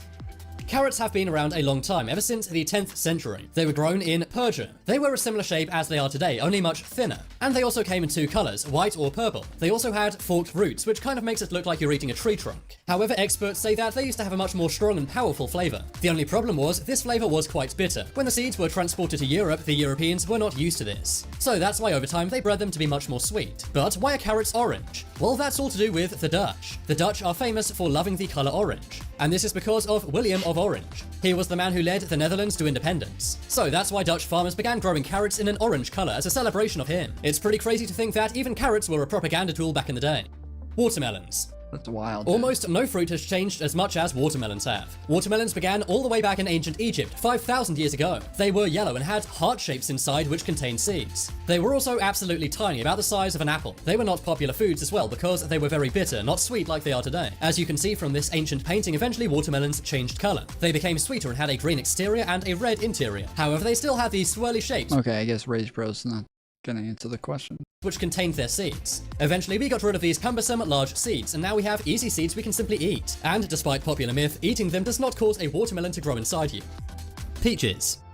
Peaches have been bred for thousands of years. It's believed that they were first farmed by the Chinese in 4000 BC. They used to be red and tiny in size, kind of like a cherry. The stone inside was absolutely massive, meaning you couldn't get much fruit. And even the skin was quite waxy and not very tasty. The inside also tasted salty. But thousands of years later, we've grown the perfect peach. It's around 65 times larger than it used to be. It's much more juicy and the stone is much smaller too. That salty taste is also gone and now it's very sweet. Actually, I remember even when I was a kid, I used to eat apples and apples had seeds in them.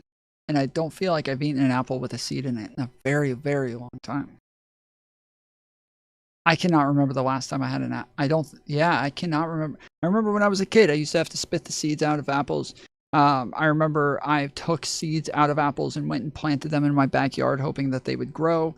The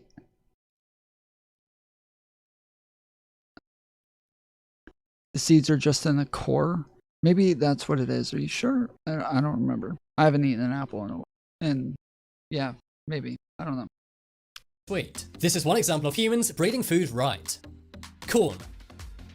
Everyone knows corn is descended from Mexico, but where does it really come from? Well, corn used to be known as Tesenti, which is a grass grown in Mexico. However, it's very small, skinny, and has barely any kernels.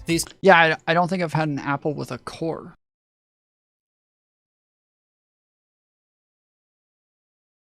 In a while.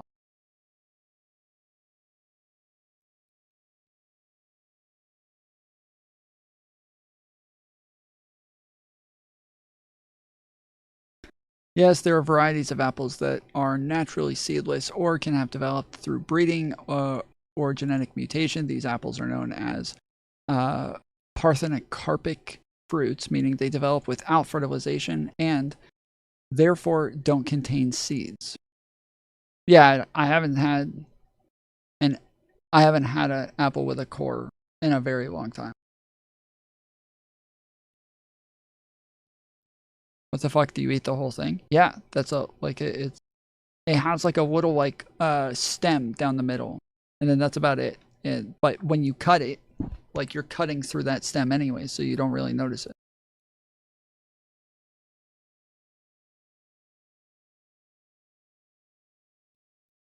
These kernels were encased by a shell, meaning that they were very hard to farm. It was so difficult, farmers would use rocks to get this open. It also tasted very bland, like a potato. But over the years, corn farmers selectively bred the best Tesenti plants. Over time, these evolved and improved, and now we have modern-day corn. The corn we have today is much larger and has more natural sugars. There's no hard shell, and there are rows and rows of kernels. If you think movie theater popcorn is expensive now,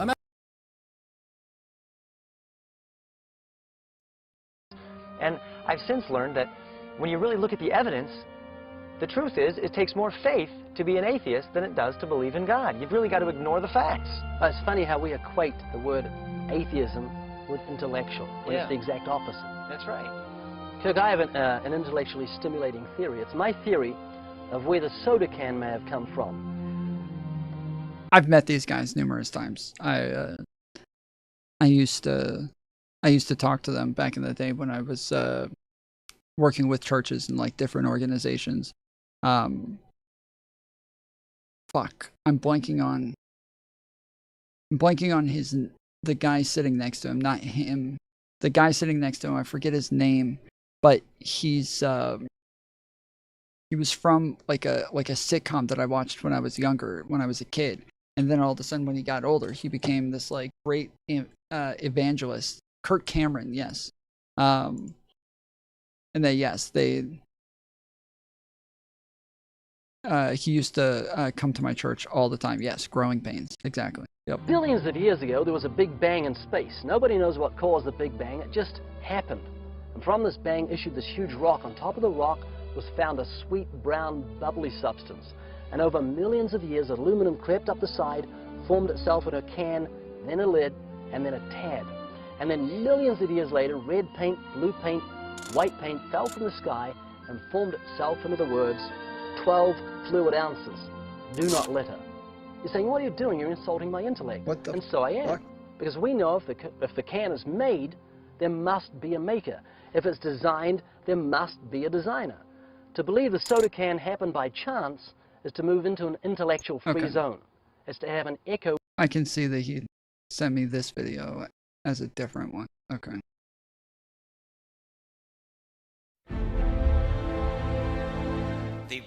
The Banana Man's partner. The Banana Man. And they explained that he was the Banana Man's sidekick. You study a well-made banana? If you study a well-made banana, It's got a tab at the top for ease of opening. you may know him as the Banana Man. This pair, Ray Comfort. If you study a well-made banana, you'll notice. By Ray Comfort, who will be known to many people as the Banana Man. Aha! What do you say now, atheist boy? You shaking in your knickers, huh? Actually, I'd love a banana. But your color code is telling me this one isn't quite right. Whatever, the point is... Okay, so, I think that he's going to make the argument in this one. When you think, it's to have brain liposuction. Hold this, Kirk. Behold the atheist's nightmare. Now, if you study a well-made banana, you'll find on the far side there are 3 ridges. On the close side, 2 ridges.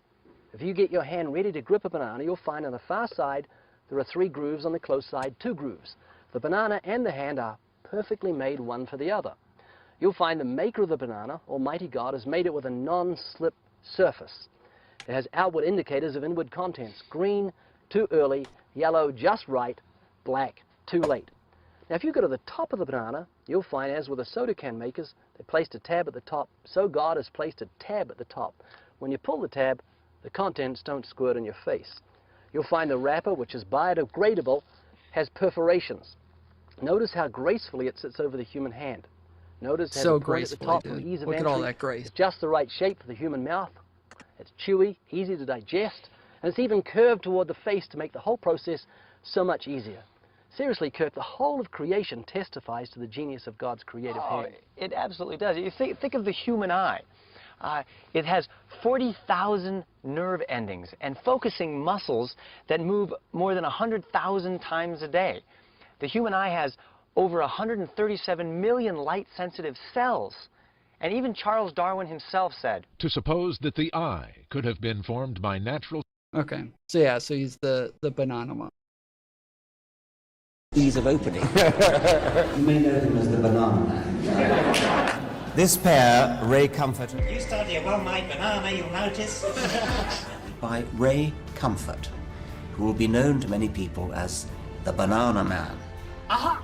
What do you say now, atheist boy? You shaking in your knickers, huh? Actually, I'd love a banana. But your color code is telling me this one isn't quite right. Whatever, the point is... What the... Plants we eat, like carrot, people think are food. They're not food. The orange carrot was created at the turn of the 18th century, and we act like they've been around since the turn of time. You know what? I'm going to give her that one. I do act like that. Yeah, so that's why we went down that whole fucking line, is because she says we act like they've been around since the turn of time. I don't know how you can act like it's been around since, the beginning of time, but the the fact that like it is true though, like yeah, almost all of these fruits and vegetables have not been around for very long and are all just genetically mutated or genetically I can't think of the right term, but like they're genetically changed to just be whatever the fuck we want them to. I mean, just ask my friends. I'm like a broken record. Carrots have been around since the turn of time. She uses the word create. So she implies this is bad. Why is it bad? She doesn't say now or later, so she's keeping it ambiguous. There's this effectiveness in ambiguity. Don't explain yourself if you don't have to. Plant a seed of fear and doubt. Also, don't explain something that has no explanation. This is like everything he's doing right now is he's explaining like exactly all of the shit that Trump does every single time he talks.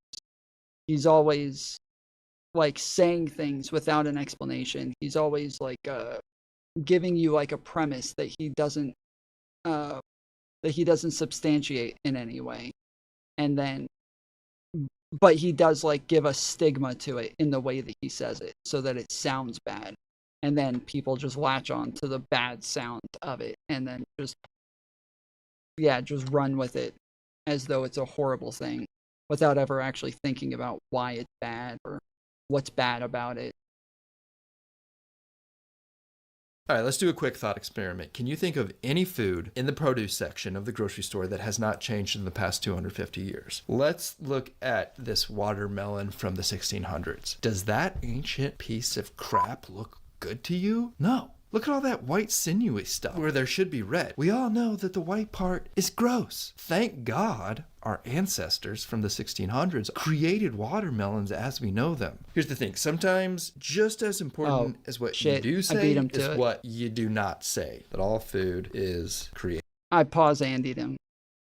He was getting to it and I fucked him up. Speaking of ancestors, her premise here is tapping into a cognitive bias we all have that in logic we call the wisdom of the ancients, where people assume that ideas from the past are inherently superior. This cognitive bias is written in our cultural DNA and is basically that we're programmed to trust the people that came before us. Most cognitive biases have Hear that, guys? This is why you shouldn't trust your fucking elders. They're a bunch of fucking bitches. That's why when I go on the panels and they tell me to respect my elders, I say, fuck off. I'm a fucking Navy SEAL. Prove me otherwise.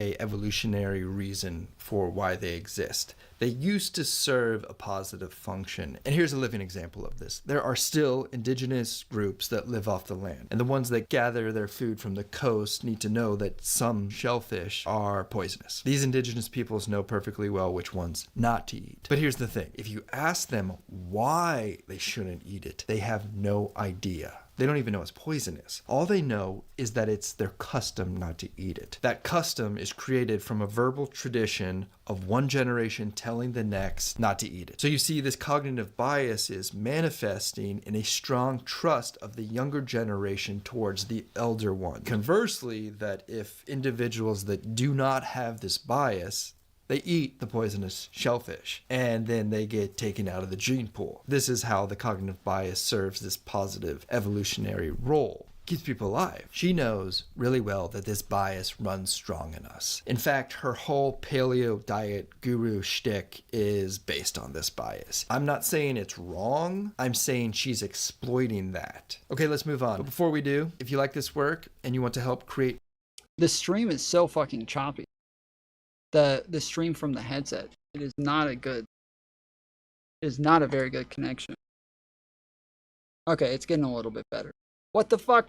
Now my camera's fucked up.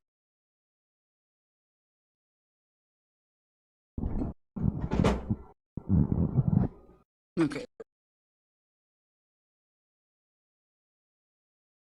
more Logic Instant Replays, then you can become a paid member on the Patreon. Link for that is below in the description. Turn of time. This is a wild carrot, also known as Queen Anne's lace. They're far from the sweet and tender carrots we're used to. Through selective breeding practices that began in the 18th century, agronomists transformed these wild roots into the big orange carrots we see today. Much of her argument comes from this documentary telling us the story of carrots. Made in the 18th century, bred from Queen Anne's lace. Carrots used to be something else, and now we've changed them through selective breeding. Again, what's wrong with selective breeding? So I see a logical fallacy here. This is circular reasoning. The orange carrot is bad because it's young, and it's young because it's been transformed. I'm going to add that in. It's unclear to me what this is saying. Like, the wording is weird. I wouldn't call carrots tender. As I went down a rabbit hole to find more on this documentary, I was about to do a reverse image search for this weird JPEG. And then I thought, why is this weird JPEG in this documentary? And then it hit me. The narrator is an AI voice. This is a wild carrot. You see what she's done here? She's made her own fake documentary to support her baseless argument. Like, wow. I don't think I have ever seen that before. I mean, her premises and evidence suck, so she needs it. You know, there's this idea of weasel authority. We see it in the form of researchers have found, experts believe. It's an empty way to create credibility. I think she's actually extending this weasel authority into weasel logic. And in doing this, she has created a new bias, which I've never seen before. And I would have to call this the English accent bias. And I have to hand it to her. It's an innovative way to sell a lifestyle. Good for her. But true. I have a YouTube short on the British accent bias. The fact that, like, because somebody has a British accent, and I think it's because of, like, documentaries. A lot of times documentaries have a British narrator. So, like, I can't think of his name, but the guy who does the all of the animal documentaries. Fuck, what is his name? Who am I thinking?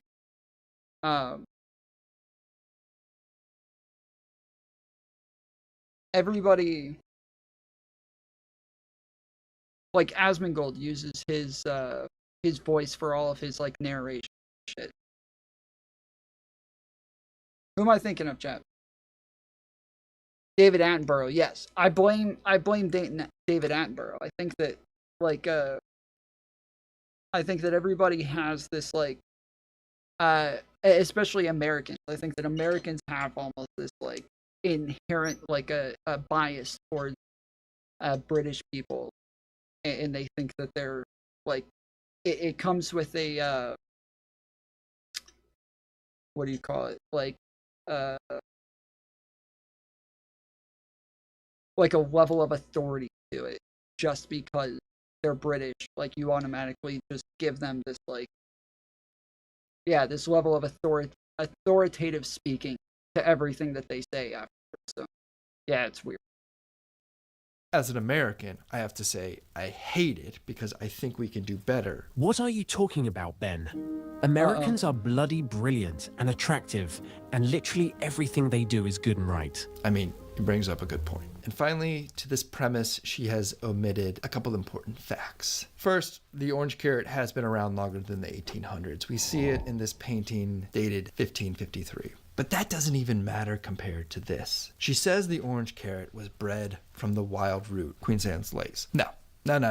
It was bred from the yellow carrot, which has been around for thousands of years. She left that out because it would be very, very inconvenient to this argument that she's trying to create. And that's why I act like it's been around since the turn of time, because it has. What most people don't know is that Queen Anne's lace, the root itself, was used as a morning after pill. It is so toxic.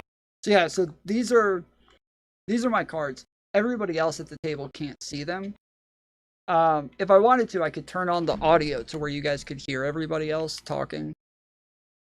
But it would be really loud, and they're all going to be obnoxious, and you can hear. But yes, these are my cards. They can't see them, so I'll set them here. And then I have 25s, 100s, and 500s here. And so, yeah, I have king on the board, so I'm muted, right? Yes, okay, good. And so, yeah, this is...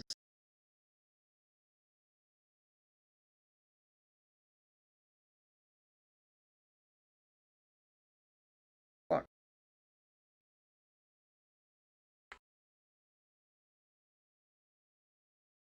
It will abort a fetus. Wait, what? Isn't it thrilling to learn something that overturns what you thought you knew? And now you know better? This is not one of those times. What she just said is got a not carrot. true on several levels. He's got a carrot. Add some terminology. Her premise is carrot is toxic. And her evidence is root will cause abortion. Yikes. So this actually has the elements of a solid premise because it gives us something that supports the conclusion, which did not happen in the last premise. But in order to visualize this BS, I first need to tell a story. In the course of human history, it appears that some ancient peoples, like the ancient Greeks, would take Queen Anne's lace, grind it up into a paste to prevent a pregnancy. Did it work?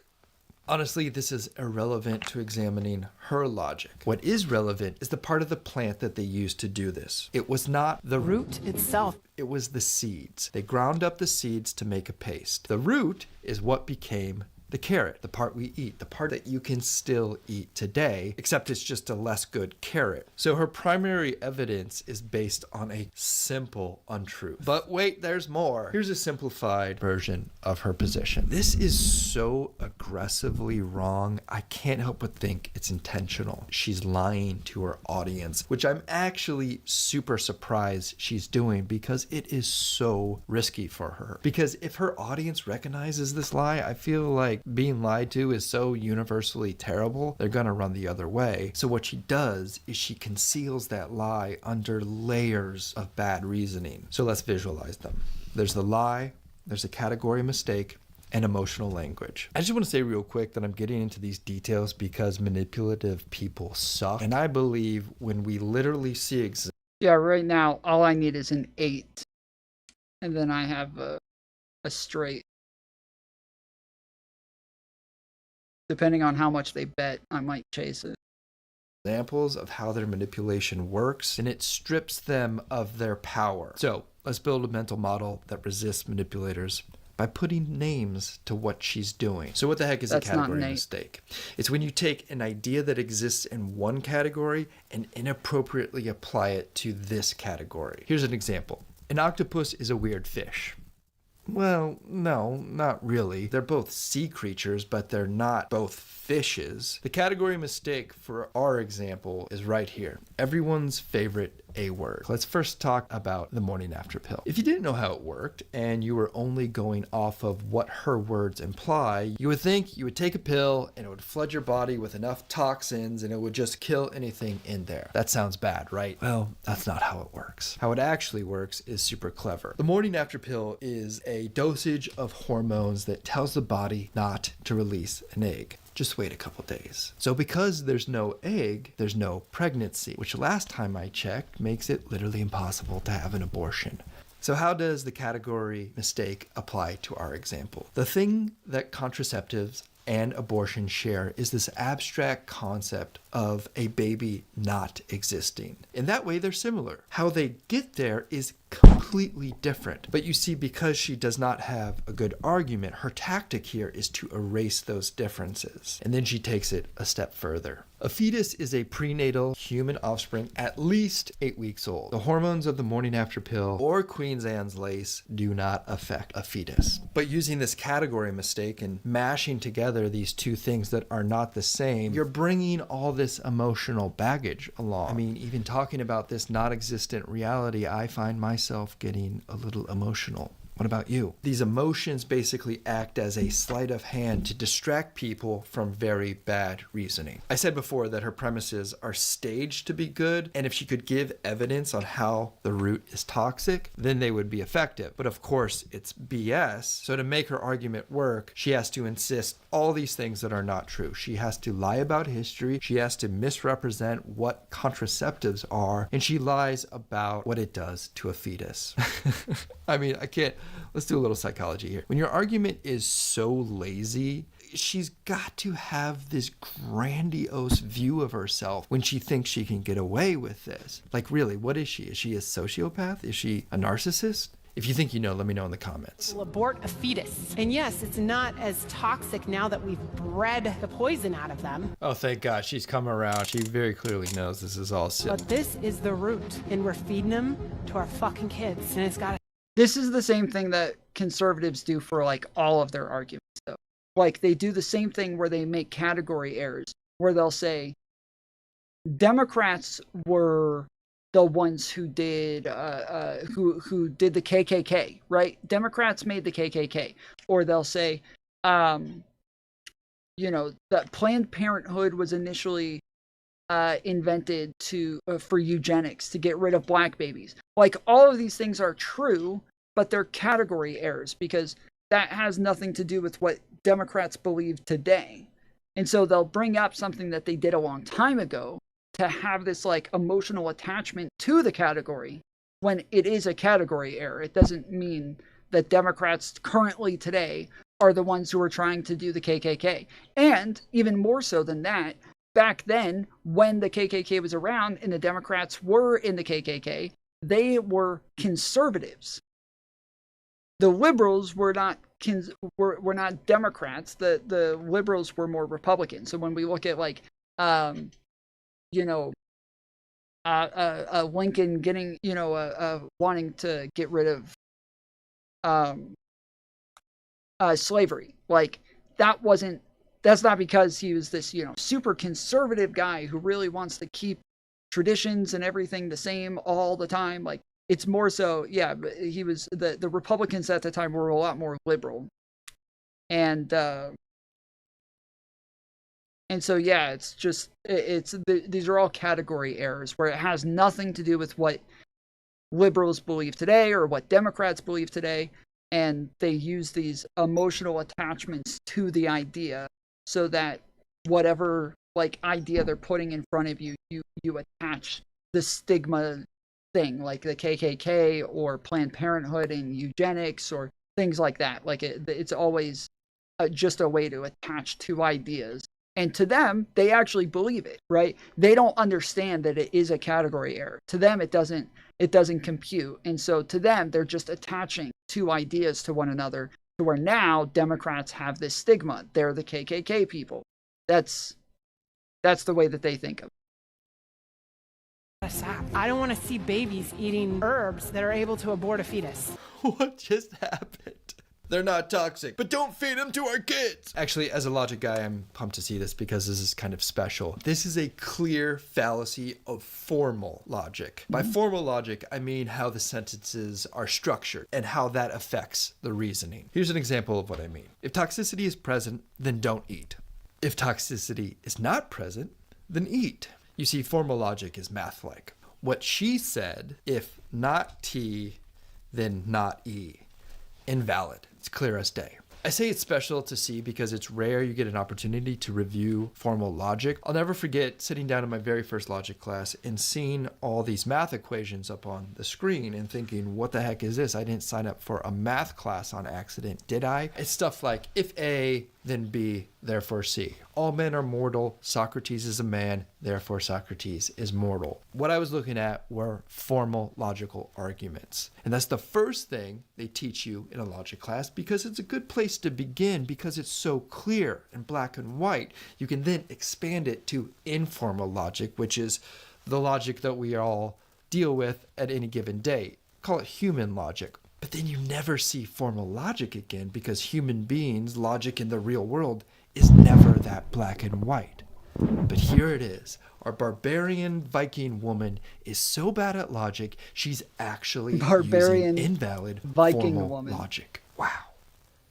She's special. In fact, she is so special, we should also examine her logic in an informal sense. So what she's doing here is presenting an argument that is basically smashing together two opposing positions. I call this rhetorical deception sandwiching. It's safe, but we can't risk it with our kids. It's actually really brilliant, rhetorically speaking. She finally levels with us. She says, I'll give it to you guys. We all know carrots are not actually toxic. It disarms us. We think, oh, thank God she's reasonable. But then she pulls a rug out from us. She follows immediately with the threat of the greatest stakes. We can't give it to our kids, the baby's safety. So she creates this disorienting, unspecified fear. We don't know what to think, so we just have to go with the safe choice and believe her. Whatever you say, lady, I just don't want my baby having a fetus.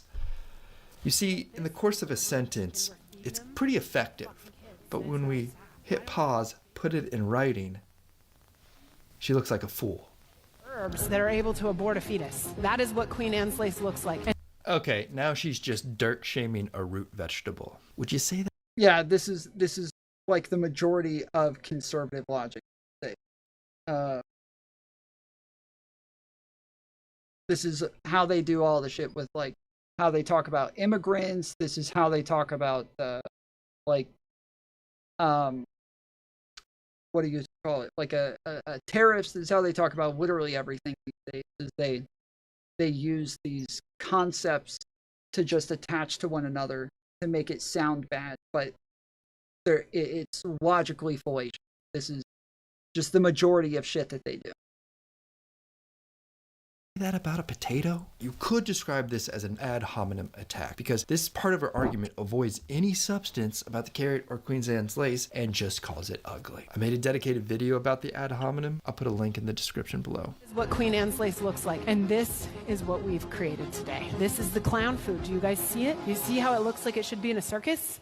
Oh, I get it. She's confusing circuses with a farmer's market. This entire part of the argument is a logical fallacy called begging the question. It's a form of circular reasoning where she's taking the conclusion, using it as a premise, and just assuming people will take it as truth. This is one of the most empty, silly premises I have ever heard, and this is why she thinks she can get away with it. Because she has created this authority image of herself. The optics, the stage, the theatrics, the lights, the screens, the hair, the dumb rat skin scarf she's wearing. All of this has added up to this image of an authority that is its own form of argumentation. Yet again, she's tapping into this really strong cognitive bias that in logic we call an appeal to authority or an authority bias. She thinks she can get away with it, saying ridiculous bullshit, factual inaccuracies. She's getting people to doubt basic reality. And if you look at her comments, the vast majority of them are super supportive. What can critical thinking do about that?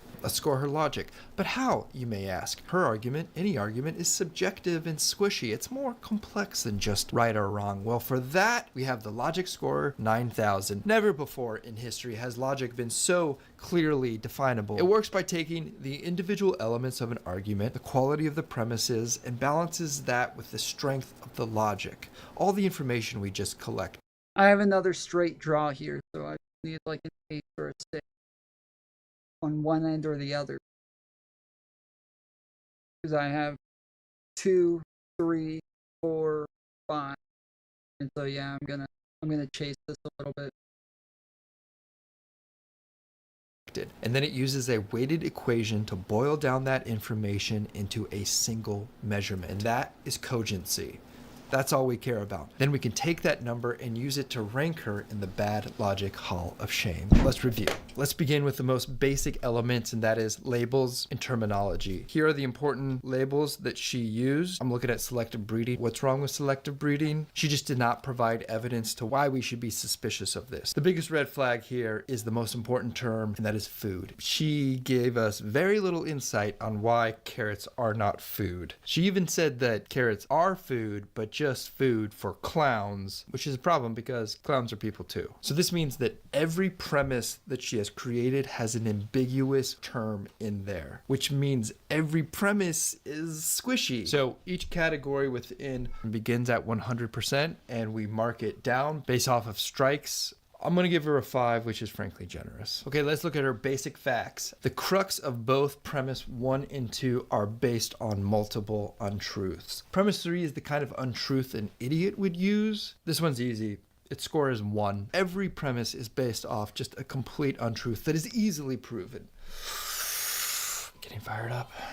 Next, let's talk about omissions. Sometimes the only thing more important than what you do say is what you do not say. Every beat of premise 1 is comprised by important information that is left out. Orange carrots existed in the 1500s. We have a painting of that. Yellow and purple carrots existed for thousands of years. She's not going to put this stuff in that hurts her BS argument. I am going to give her a score of 3, which I also think is generous. Next, let's look at the contamination of her premises. When I check for contamination, I use another acronym called FROFSCUM. There are 4 big logical fallacies I'm seeing, not to mention the formal fallacy. The rhetorical devices, I'm seeing about 5. She hits the classic of killing babies rhetorical device. You know, using emotion isn't wrong per se. When you use it to cover up bad logic, then it is a BS rhetorical device. This is not normal how densely these are packed. So let's check out the cognitive biases. I'm seeing 3 big ones. Let's not forget about the English accent cognitive bias used in a fake documentary. Just embarrassing. And then everything is just overarching authority bias, which again, I think she thinks she can get away with this because of this perception she has of herself. Not on my watch, lady. And then everything begins with this framing device. Once you see this, you just cannot unsee how bad this logic is. Premise 3 is actually pure contamination. 10, clearly. It'd be 11 if I could, but I can't. Okay, really important part of cogency is the quality of the premises. I think we've already decided that the premises are terrible. Big part of that is how well grounded they are. How well are they based in provable support? She uses history, but it's really cherry picked and also just completely fabricated. She made a fake documentary that doesn't support her conclusion. Wow. I guess technically P2 does support the conclusion even though it's baseless. So I'm going to give her a 3. All right, finally, let's talk about strength of argument. This is the whole dang point. Let's do a thought experiment about premise 1. Suppose everything in premise 1 is true. Does that information support the conclusion? No, it does not. That makes premise 1 a non sequitur. Premise 3, also a complete non sequitur. Argument strength 3. Okay, this is the moment of truth. It's taken a lot to get here. I'm kind of exhausted. Logic score 9,000. Do your thing.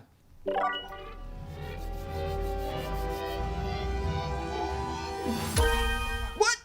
0? Is this thing working? Yes. It is working probably. Yeah, this is pure bullshit. Her BS is so densely packed you could bounce a quarter off of it. You know, and let's not forget that she is making money off of this reel. And she's finding so much success that in the course of editing this video, she decided to raise her prices more than 30%.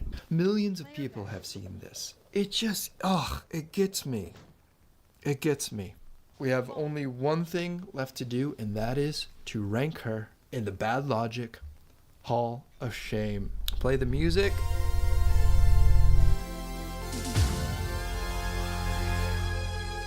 She's number 1, obviously, for a couple of reasons, one of which she's the first one I'm doing, but I picked her first. I just knew she was so special. Her logic is just so atrocious. This is obviously part of a series. I have a lot of other really interesting people to review. Can they beat her?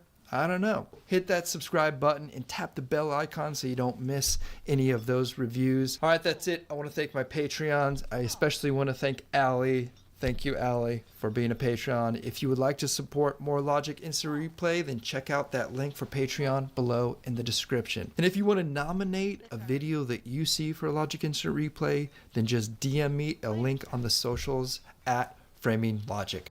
Check. Player check. Got 2 pairs. Oh, I'm echoing.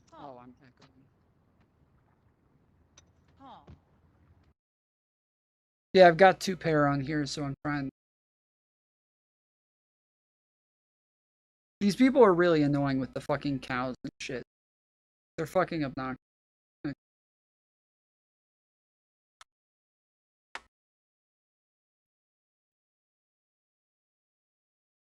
Oh shit, I got a boat. I got a boat. 2s over jacks.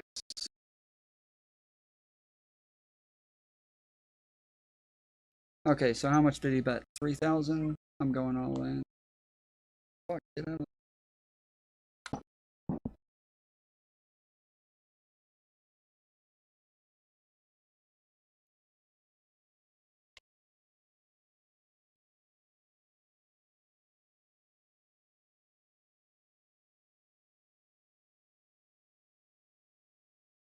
Yeah, I do. Damn. Damn, it sucks that it's all this blurry. That really sucks. That's freaking dumb.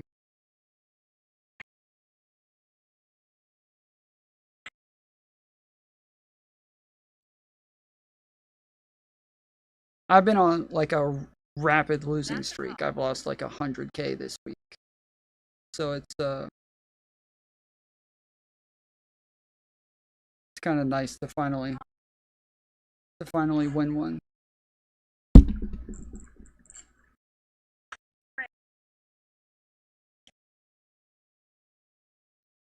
All right, what was the other thing? Ah, crap, the rest of it's in Discord.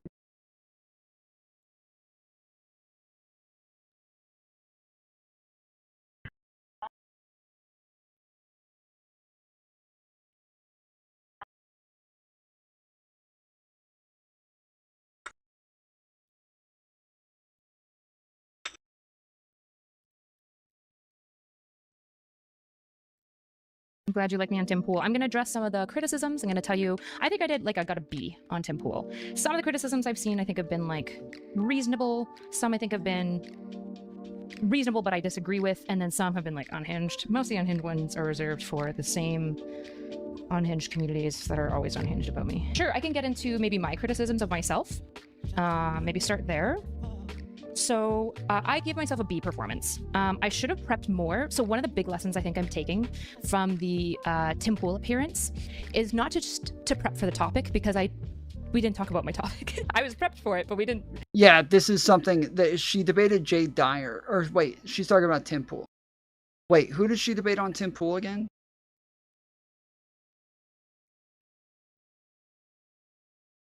I'm trying to remember. Who did she debate on Tim Pool?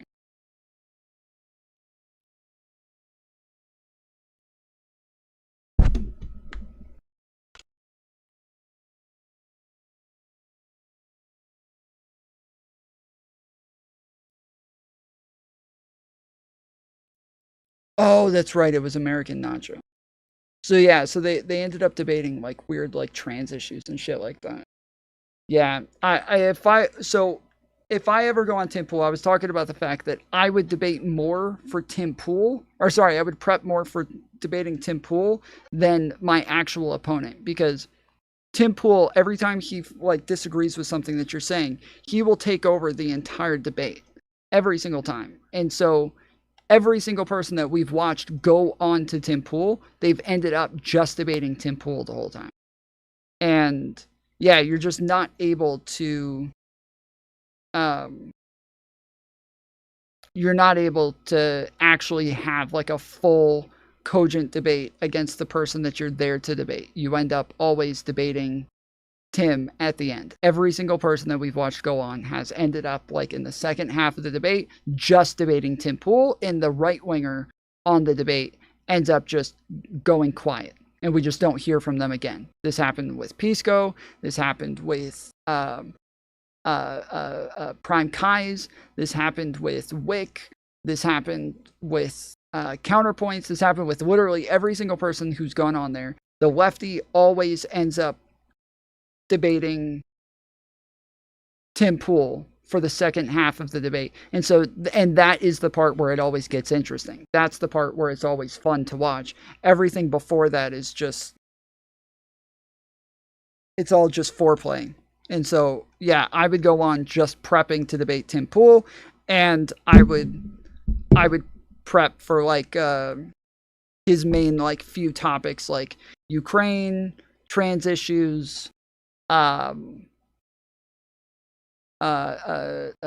is it, and crime probably is probably like the three that he'll just kind of always end up getting into.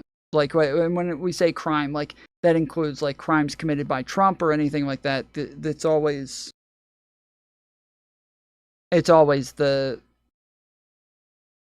way it goes. It's obnoxious, but he only has like a couple of topics that he's actually willing to defend. We didn't really talk about men leaving the left. Like, I think we spent maybe 30 minutes on it. The rest was on completely other stuff. And I prepped to talk to American NATO, not to Tim Pool. Yep. I was expecting that if Tim Pool interjected, it wouldn't be too often and it would always be on topic. I wasn't expecting to be like completely derailed the whole time. And I think if I had watched more Tim Pool, particularly, I don't watch Tim Pool, like ever. Surprise, surprise. So I think I assumed that after the Russia stuff, he would like not just obsessive post about it all the time. I obviously. Yeah, I same thing. After the Russia stuff, I expected him to like really, really try to stay away from subjects about like Ukraine or like especially conspiracy theories, blaming like, you know, Biden for the Ukraine war and the Russia stuff, and just like straight up just continuing to run with Russian propaganda. I thought that he was going to like veer away from this shit as hard as possible. And yeah, I was totally wrong. He has stayed the course and just still kept pushing the same Russian fucking talking points. So it's kind of amazing.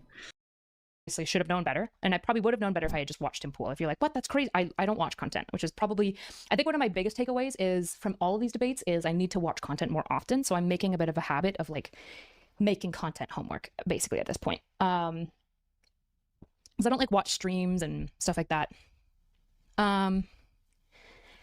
Yeah, so if I had prepared for the person, specifically Tim Pool, I would have watched his stuff more, known how often he still talks about Russia and Ukraine, and then I could have been prepped on Russia, Ukraine.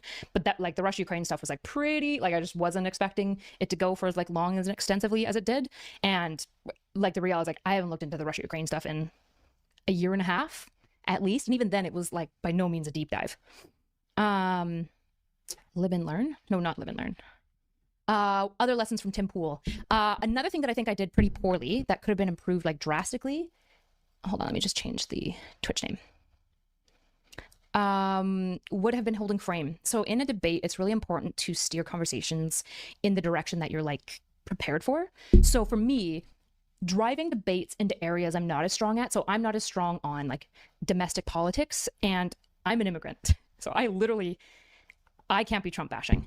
So there was a number of areas where I wanted to push back on him about Trump that I probably shouldn't be and erred not to. My lawyer's mad that I'm still doing any politics. And I was like, look, I'm not gonna like Trump bash. It was like that was the compromise. Okay, lessons from Tim Pool. Let's recite them. Prepare for the person, not just for the topic. In this case, prepare for Tim Pool and prepare for Ukraine. When she says her lawyer, is she talking about like an immigration lawyer? Because yeah, I would assume that that's probably going to make it harder to get into the United States if you're sitting around talking about politics all the time and like bashing the current administration. Diatribes. Number 2, hold frame. And if frame is lost, try to steer the direction into pre-prepared strengths. So I would want to ask him about some cool predictions, like when is the Civil War starting and there's another 49 state landslide on the way. Yeah, he denies that he ever said that it was going to be a landslide. He denies that he ever said that there was going to be a civil war. He denies these things like across the board every time he says that he never said this. That like he's like, no, what I said was if Democrats keep doing X, Y, and Z, then there's going to be a civil war. What I said was if Democrats kept with the same talking points, there would be a landslide. He keeps doing this shit where he doesn't actually like own up to his own positions. It's obnoxious. Prepared strengths would be areas like Israel-Palestine and psychology generally. Anything psychology and gender related, I do a lot of reading on. Israel-Palestine just because it's fresh, because of being in Israel and learning a lot while I was there. I'm going to be a lot more comfortable. And then psychology is just obviously a strength, or the theory of science generally. Those are my strengths. So hold frame. The third one is move off of passports sooner. I think I got lost in the plot because what he'll do is he'll derail you, and then he'll make the derailment about something else, and you'll kind of forget that the derailment was a derailment, and it's not the point. Like, I didn't need to fight about passports. The passports were just evidence of Trump not being pro-trans. Yeah, so this is what I kept saying when I was watching it, is that it was really frustrating because she had already won the argument, but he started making the whole argument as though it was about something else, and like was kind of like claiming a win that he hadn't actually won. And so she was stuck in like because she didn't remember where they started or why they were having the conversation in the first place. And so, yeah, she just ended up getting stuck defending something that she was never defending in the first place. I should have just gone back and been like, hold on, we don't need to get into all of the passport shit. It's just my evidence that he's not very pro-trans. What's your evidence that he is pro-trans? That's just what I should have moved to. With Tim, it doesn't matter how well prepared you are. He'll drown you in nonsense so he can come out in his mind as looking as good as possible. It's all just gish galloping. I've debated tougher opponents before and come out pretty strongly. I was just like way more prepared for them. Like I had prepped better. So I think those are my main 3 takeaways. The criticisms I am aware of that people have made of me from my own side is that I wasn't aggressive enough and didn't push back enough. On the pushback, I would grant to some degree. I think most of the people saying that probably are forgetting or aren't thinking about the fact that I'm an immigrant. And the areas I probably wanted to push back the most would be Trump stuff. And I don't know if that's a good idea, especially on a Tim Pool podcast. I just doesn't feel like a super wise idea. Yeah, I would guess as an immigrant, that makes sense. Because yeah, she's like with everything going on with Trump, being worried about losing your status, being worried about not being able to get status that you're currently applying for. That totally makes sense. Yeah, I didn't even think about that. I'm an immigrant. Yeah, that's just not a good idea. What I should have done instead is re-rail into an area that I can talk about. Another criticism is that just in general, I need to be more aggressive. Basically, my feedback to this is men and women don't get to exist identically in a hostile debate space. If I'm like an eighth as aggressive as I think people wanted me to be, I probably won't get invited back. And Tim Pool is, first of all, it's my first date on the Timcast, okay? Gotta hide some of my yellow flag, some of my Libby strength, so that I can come back. I also think that in general, having rapport and then putting out criticism is a better strategy. It's a strategy that I like more, and it works more to my strengths. So I'm not saying that people who are hyper... Yeah, I've said this a bunch of times. The first time I talk to somebody, especially if it's like a popular content creator, somebody with a big platform, and then especially if it's somebody who has a big platform and like would be beneficial to talk to in the future, but they are very sensitive to criticism and stuff like that, then yeah, the first time that I talk to them, I will be overly generous. I will mostly just try to have a conversation. I will try to like hardcore virtue signal that like I'm willing to be good faith, I'm willing to listen, I'm willing to like hear them out and everything. And so that like normally in my first couple of conversations, I will be way easier on people so that in the future I'm able to have like a rapport with them. And now if I go hard, they don't take it as this like thing that they need to be like super defensive against. They don't feel like they have to like start insulting me and burn the bridge or anything like that. They'll take it as just what it is. Hyper aggro are wrong necessarily. They just probably have a different goal in mind. My goal is to be able to talk to the left and the right effectively and to build enough rapport that when I offer pushback, it might have a little bit more bite and purchase because the rapport and respect is there. I understand that some people disagree with this model. That's fine. You're totally allowed to say, I totally agree with the model. I think that it's necessary, and I think that a lot of people get annoyed where they only have like one style that they like to engage with. The problem is that like in politics, you need all of them. You need some people who are going to do all of the things. And so you need different people in different areas of politics who are having different types of conversations or doing different types of content, who are willing to engage in different ways. And so, yeah, I get really annoyed where there's a video of me talking to Lav where I said, I was like, next time I have to be more aggressive so that you don't get over on me and manipulate me. And she's like, wait, do you really think that's what happened? And I'm like, no. I was like, I think that people are terminally online where they get stuck with like one type of conversation style. And then they don't ever actually watch real humans have real human interactions and conversations, to where now everything has to be this like super aggressive, hardcore debate where you're shoving everything down their throat and backing them into a corner and demanding answers. And I was like, I don't watch that sort of shit. I don't like that sort of content. So I'm definitely not going to do that sort of content myself. And yeah, it's just kind of the way that I've always been. It's frustrating to always get like criticisms like that, but I'm sure Not So Erudite has always gotten them as well, talking to people like Lav or Brittany Simon, Mr. Girl, like all the same people, probably gets all the same criticism. I think that that's ineffective. I would just say to you, I think being super aggro, won't work for me as a woman at all. Even for more liberal viewers, if you're like a screeching harpy, people hate you. I'm a mean, aggressive woman. Every time I'm super mean and aggressive, I get blocked, I never get invited back, and I also collect some of the most schizophrenic haters. Yeah.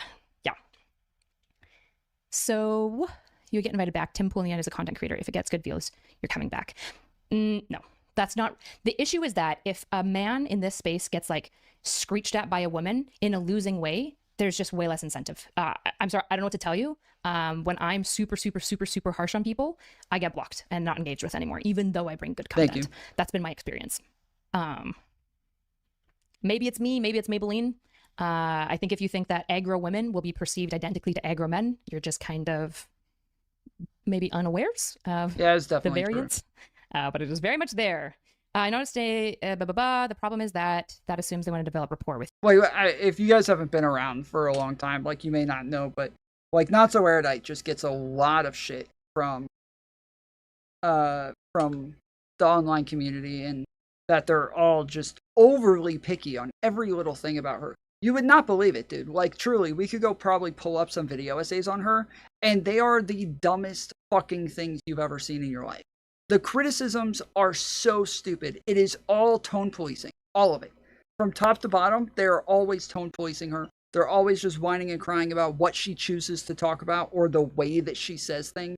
It's so obnoxious. Like, I can't imagine being this petty to where you're gonna whine and cry about shit like this. It is ridiculous.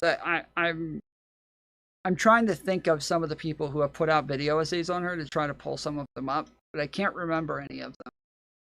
But yes, like they just give her the dumbest criticism. Shit. This person just went all in. I have 2 pairs, king 6. There's a straight. I'm assuming they have the straight. Fuck. I'm gonna call it.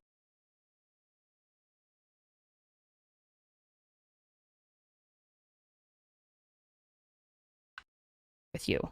No, it doesn't. Like, I've worked with high-risk, angry youth males who definitely don't want to build rapport with me. Building rapport has nothing to do necessarily with how the other person feels about you.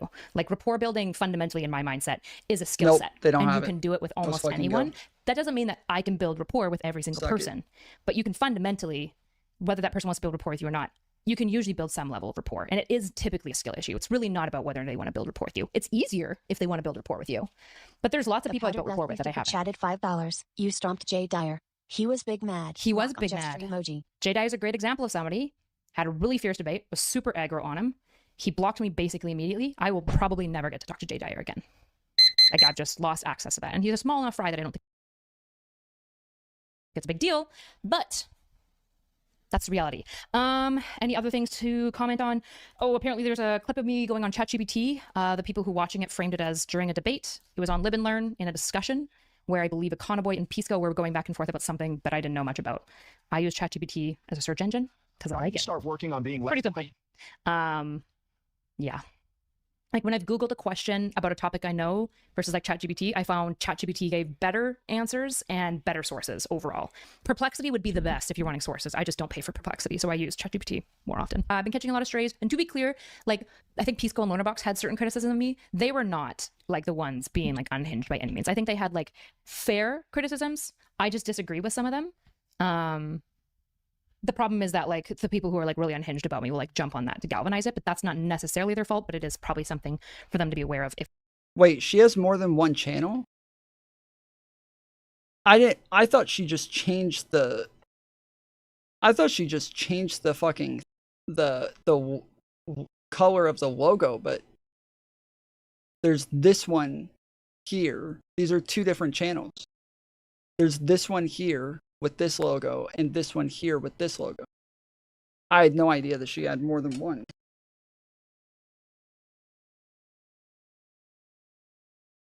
Damn. If they care about that type of thing. Shall we bring some people in to chat today? It's debate day. It's debate day. Debate day. I tried to farm Matt Christensen's community. I was there recently. I also tried to strike a better balance in my conversation with Matt Christensen last night. It was only 30 minutes, so I didn't stream it, but it'll be on my channel today or tomorrow. So I'm curious for people who don't think that I was aggressive enough on Tim Pool. I tried to up it a little bit more. I've been on Matt's show, I think, once before already. So we've got a little bit of built rapport. We've talked now twice because we talked once privately before I went on a show. So I'm curious if people feel that the pushback there was a little bit more in the direction that they're looking for. Just so it's clear, though, I kind of disagree that you have to go on and like provide an adequate amount of pushback.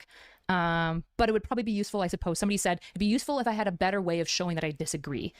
I think the key thing for me would be a verbal way of showing that I disagree, because there's a lot of moments I was watching back where they're like, oh, why is she not disagreeing with this? But I don't know if it even shows my face, because a lot of times when I disagree with things, I'll be like I'll just make a crazy, like pretty intense face. So maybe there's a verbal way to do it. But also, how do you do that verbally without being annoying? Because you don't want it to be the case that when you're on somebody's show, like a conservative show, that every time they like make a statement, you're like, I disagree. Especially if you don't want to have to go into litigating every single little topic, which I don't want to. That's not my style of debating. I'm not interested. I want to talk about like the biggest, most important things to me. Hi, how's it going? Hey, good. Yourself? I am good. What are we debating today? Well, I got farmed from Matt's show, so I'm here for Awesome. Matt. Hello, Erudite. I got farmed from Matt. He's going good. You know who this is? Yeah. Okay. I wanted to talk about how liberalism and its rebranding, abundance liberalism, is only aiding and abetting the far right, and how liberals' refusal to deal with the destructive nature of capitalism is what's emboldening the far right and like helping them win, basically. So, for instance, well, I'll stop there. Hold on, I'm writing this down. So capitalism is bad, abundance aids capitalism, and liberals are pro-capitalism, which is bad. Yeah? Does that seem like I know it's like really reductive, but essentially? Yeah, essentially. Okay. Is there any more that you want to add to that? Like any extra context, or is there a question that you want to pose? Also, critiquing leftward does nothing to help the liberal movement. Critiquing what? Yeah, this is a guy that I was trying to listen to the other day, and we didn't make it like 5 minutes into his argument before everybody started calling in to argue with me, but I'm glad this is the one they put up, because yeah, this is the one that I wanted to listen to. Though I don't really have time to listen to the whole thing, so.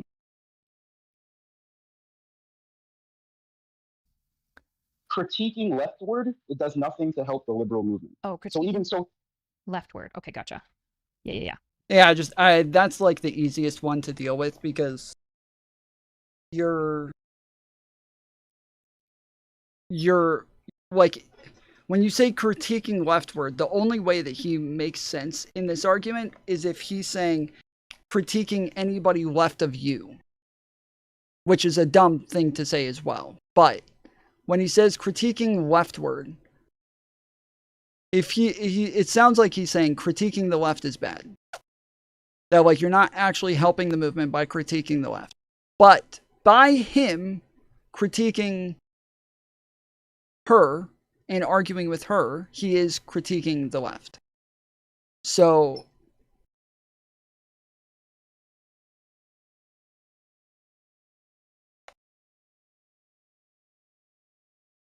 Yeah, it seems like that argument is really dumb, especially if you're saying you just can't critique anybody left of you, because that doesn't make sense.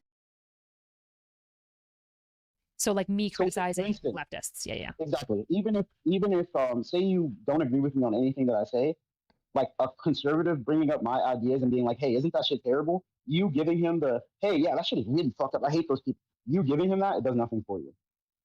Okay. It's nothing for liberals. Sure. Okay. So which one do you want me to tackle first? Do you care? It's up to you. Okay, let me start, I think, with critiquing leftward. I think that'll be the fastest one. We'll see. Okay, critiquing leftward is not good for the liberal movement. I think essentially the left has been decently unaccountable. I think that we have not been good at kicking out like our anti-democratic, basically what this country stands for, lefties, and I think that has been harmful for our movement. I think any movement that is effective has to police its own to some degree, because there are, in the paradox of tolerance, there are some people that you cannot tolerate because they take things in the wrong direction. You have to ensure that like the movement is moving in a way that actually benefits the people that the movement is meant for, right? And so essentially, I think critiquing leftward is one of the best ways for the left to be accountable, and I think an accountable left is a very, very appealing left, particularly to lefties who went right, but I think sneaky in the deeps of their heart, they want to be lefties again. I also think that we cannot have people like Hassan or anybody who's fundamentally like anti-America, anti-democracy part of our club, because they're not. Like, we're pro-democracy as liberals, right? If you're like anti-America, anti-democracy, we're not fighting for the same thing. I would agree. So I would agree on anti-democracy. I don't know if Hassan is. All right, yeah, we're just not gonna have enough time to make it through this. I might, we might come back to it another time. This is like the second time that we've come upon this debate, but I did want to hear her like criticisms of herself and what she had to say about the debate, which is anti-democracy. They meaning that they don't engage in our democratic processes. So like the United States democracy, they are against that, and they encourage people not to vote within our democratic processes. So I think that's what I believe she means when she says anti-democracy. Not that they're like against all democracy, but that they're against liberal democracy. But all right, yeah, I'm gonna head out, and I should be back on tomorrow. Make sure you join the Discord, and I have a new video up on TikTok. Make sure you watch it. You can't just click the like button on it, because that doesn't help me at all. So make sure you hit the like button and click the share button, comment, and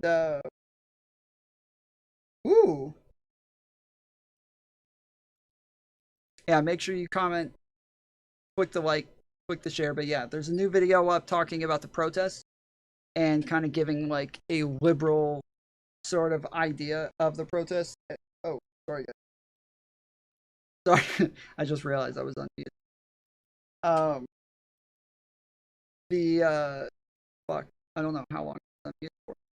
But yeah, there's a liberal like explanation of the protests and why we're like everybody on the left. Every time I get on TikTok and they're all talking about it, they're all just justifying the violence. They're justifying you know, the burning stuff. They're talking about like they're kind of giving very like open borders-esque arguments that are like, yeah, deportation is wrong. You're taking people away from their family. You're taking them away from their job. You're taking, like, it's all just very, it's bad arguments. It's dumb arguments. So I kind of explained, like, from a liberal perspective, why I would support the protest and the kind of the values that people ought to have and all of that. So yeah, go check out that video and give it a like, give it a comment, put it on your favorite.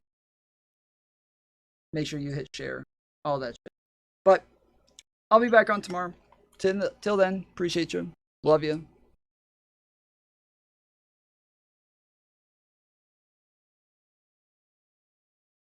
See you next time.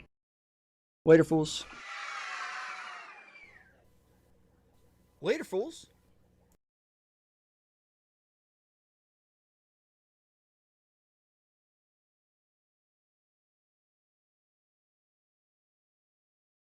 Wasted Design says, are you getting up at 4 a.m. to watch the Soxeros Freddy?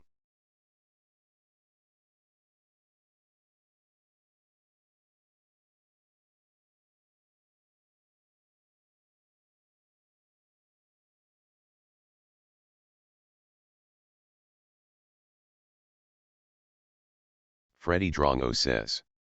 I doubt it. Wasted design. Joe Romero says.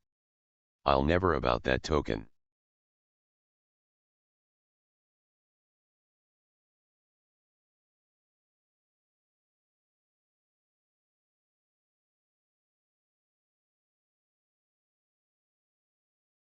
Freddie Drongo says. I may tune in for the second half.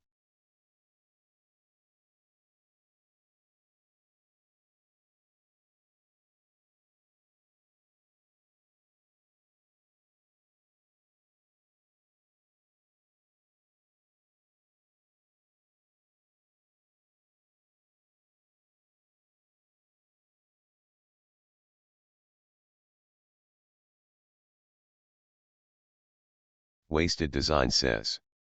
I'm gonna try getting up, but I also hate mornings so much.